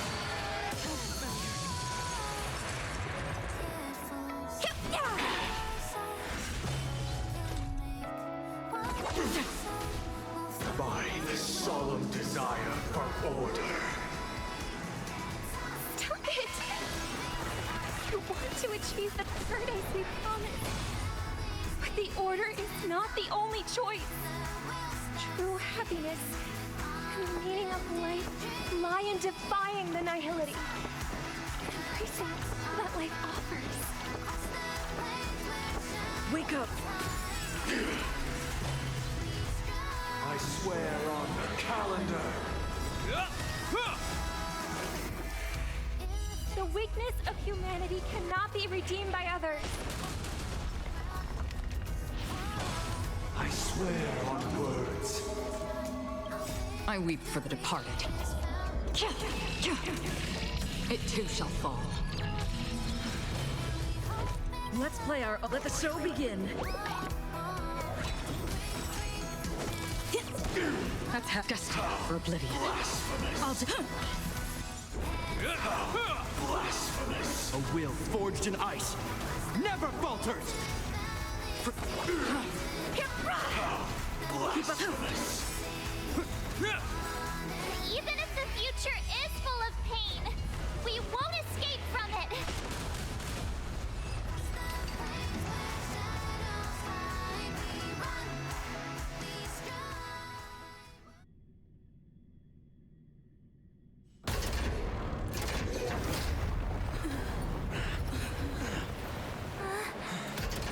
So,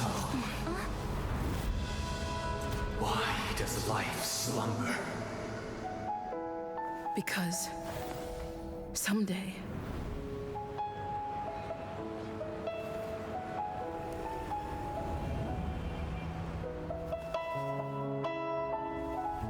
we will wake up from our dreams.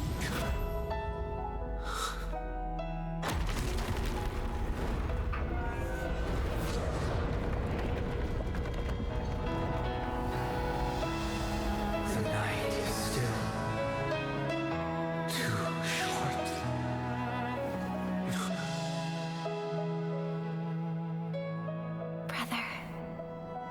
dream is over.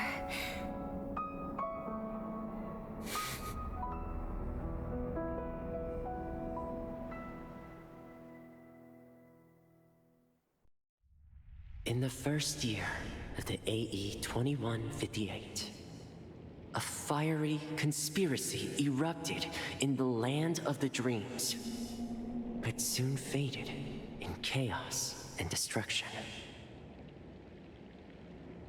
Whispers carried the tale of those fateful 48 system hours, when a sun teetered on the precipice of collapse.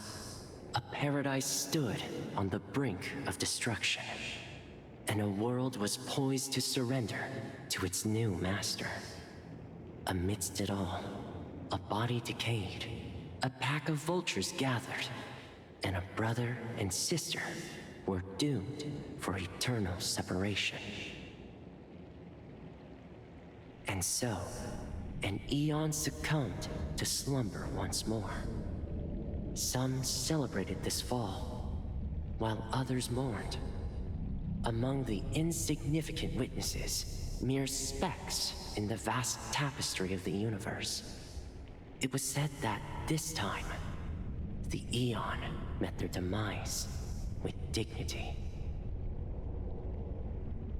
As the cosmos bathed in the radiance of a pure dawn, a tempestuous storm brewed on the horizon. The chant of "All for the Amber Lord" grew ever louder. Yet, no matter how one contemplates it, time inexorably swings Klapot's colossal hammer in eternal cycles. The tale of the Astral Express reaches both its conclusion and a new beginning. Time marches forward, heralding the arrival of a new chapter in the history of trailblazing expeditions. Brother, do you think the stars will fade away? Where did that come all of a sudden? Because the constellation that looks like a bird, the torrent eagles, looks a bit dim lately. It's the Torment Eagles. Don't worry, it's still there. It's located in the inner ring of Penacony and can only be seen when spring and summer overlap. As for the question you asked, I think stars do die, just like people. But do you know, sister? No star actually belongs to the present. The light we see from them is from a long time ago. Even after the stars perish, their light will travel millions of light years, spanning countless years, to illuminate the night sky of another world.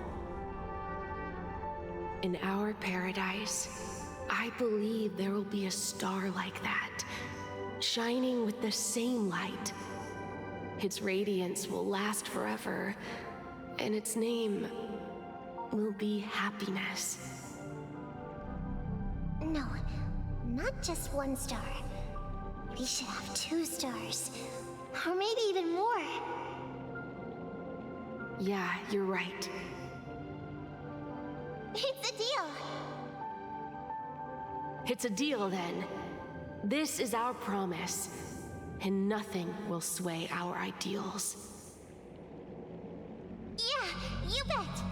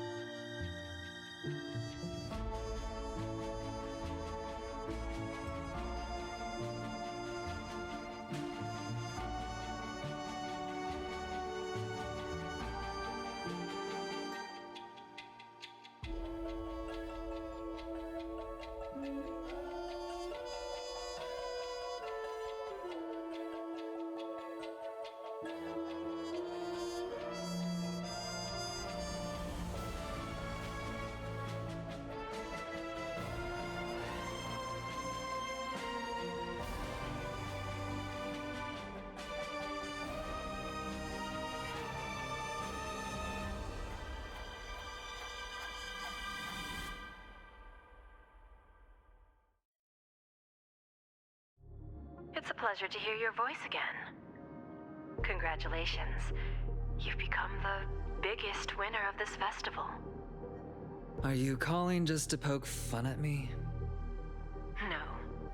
I'm just impressed. Not only did you venture alone into Penacony and discover the truth of Dreamflux Reef, but you also managed to escape with the help of that Knight of Beauty. Remember the recording you received from your Trailblaze friend? It's now the most valuable chip in this game. However, this came at a high cost. Losing a cornerstone is a hefty price to pay. Diamond just called a meeting to discuss what to do with you. Just as I expected. So is Diamond planning to demote me, or kick me out of the 10 Stonehearts? Why don't you take a wild guess? Well, alright. Then I'll guess. He's going to promote me to P46? Alright. What will you wager? Are we talking about an actual bet here? I don't want to wager anything just so that you can swindle it all in the end. But if it's just a friendly bet, I'll put on the line what I did when we first met. I'll bet my life, ma'am. Interesting. But since it's Diamond's call, no one can predict the outcome. I'm on my way to Penacony. Once everyone is settled, we'll return to Pier Point for the final showdown. Sounds like I'll be out of the action for a while. Finally, a chance to kick back and relax. Yeah. Leave everything to me and Topaz, child. Thanks to you, as soon as the Jade Stone was delivered to the family's compound, we finished up our preparations. The seeds we planted have taken root. Soon, it'll be time to reap the rewards. Huh?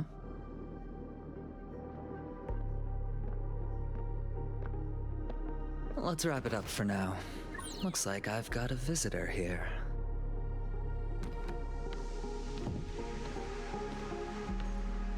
Oh, so many surprises today. Didn't expect a Galaxy Ranger and wanted criminal to show up here. One who managed to take out 2 IPC members under the noses of our fleet. Do you understand what that means? Screw wubba boo, I just put him to sleep. Don't try to intimidate me with that nonsense. Besides, I've taken down more IPC lackeys than the residual value you squeezed. And I don't mind adding a few more zeros to my wanted poster.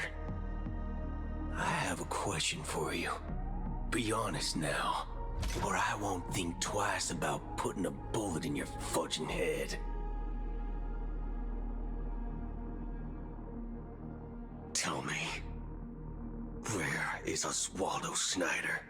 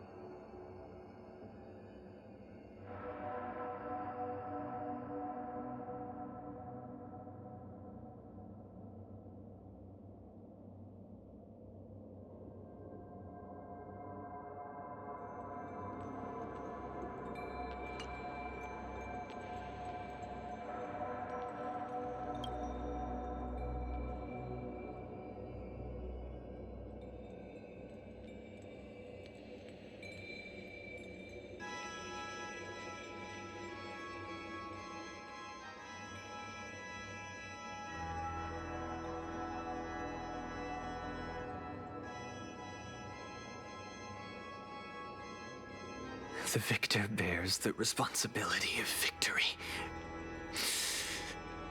Finish me.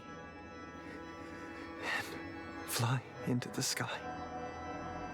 We were supposed to fly into the sky together.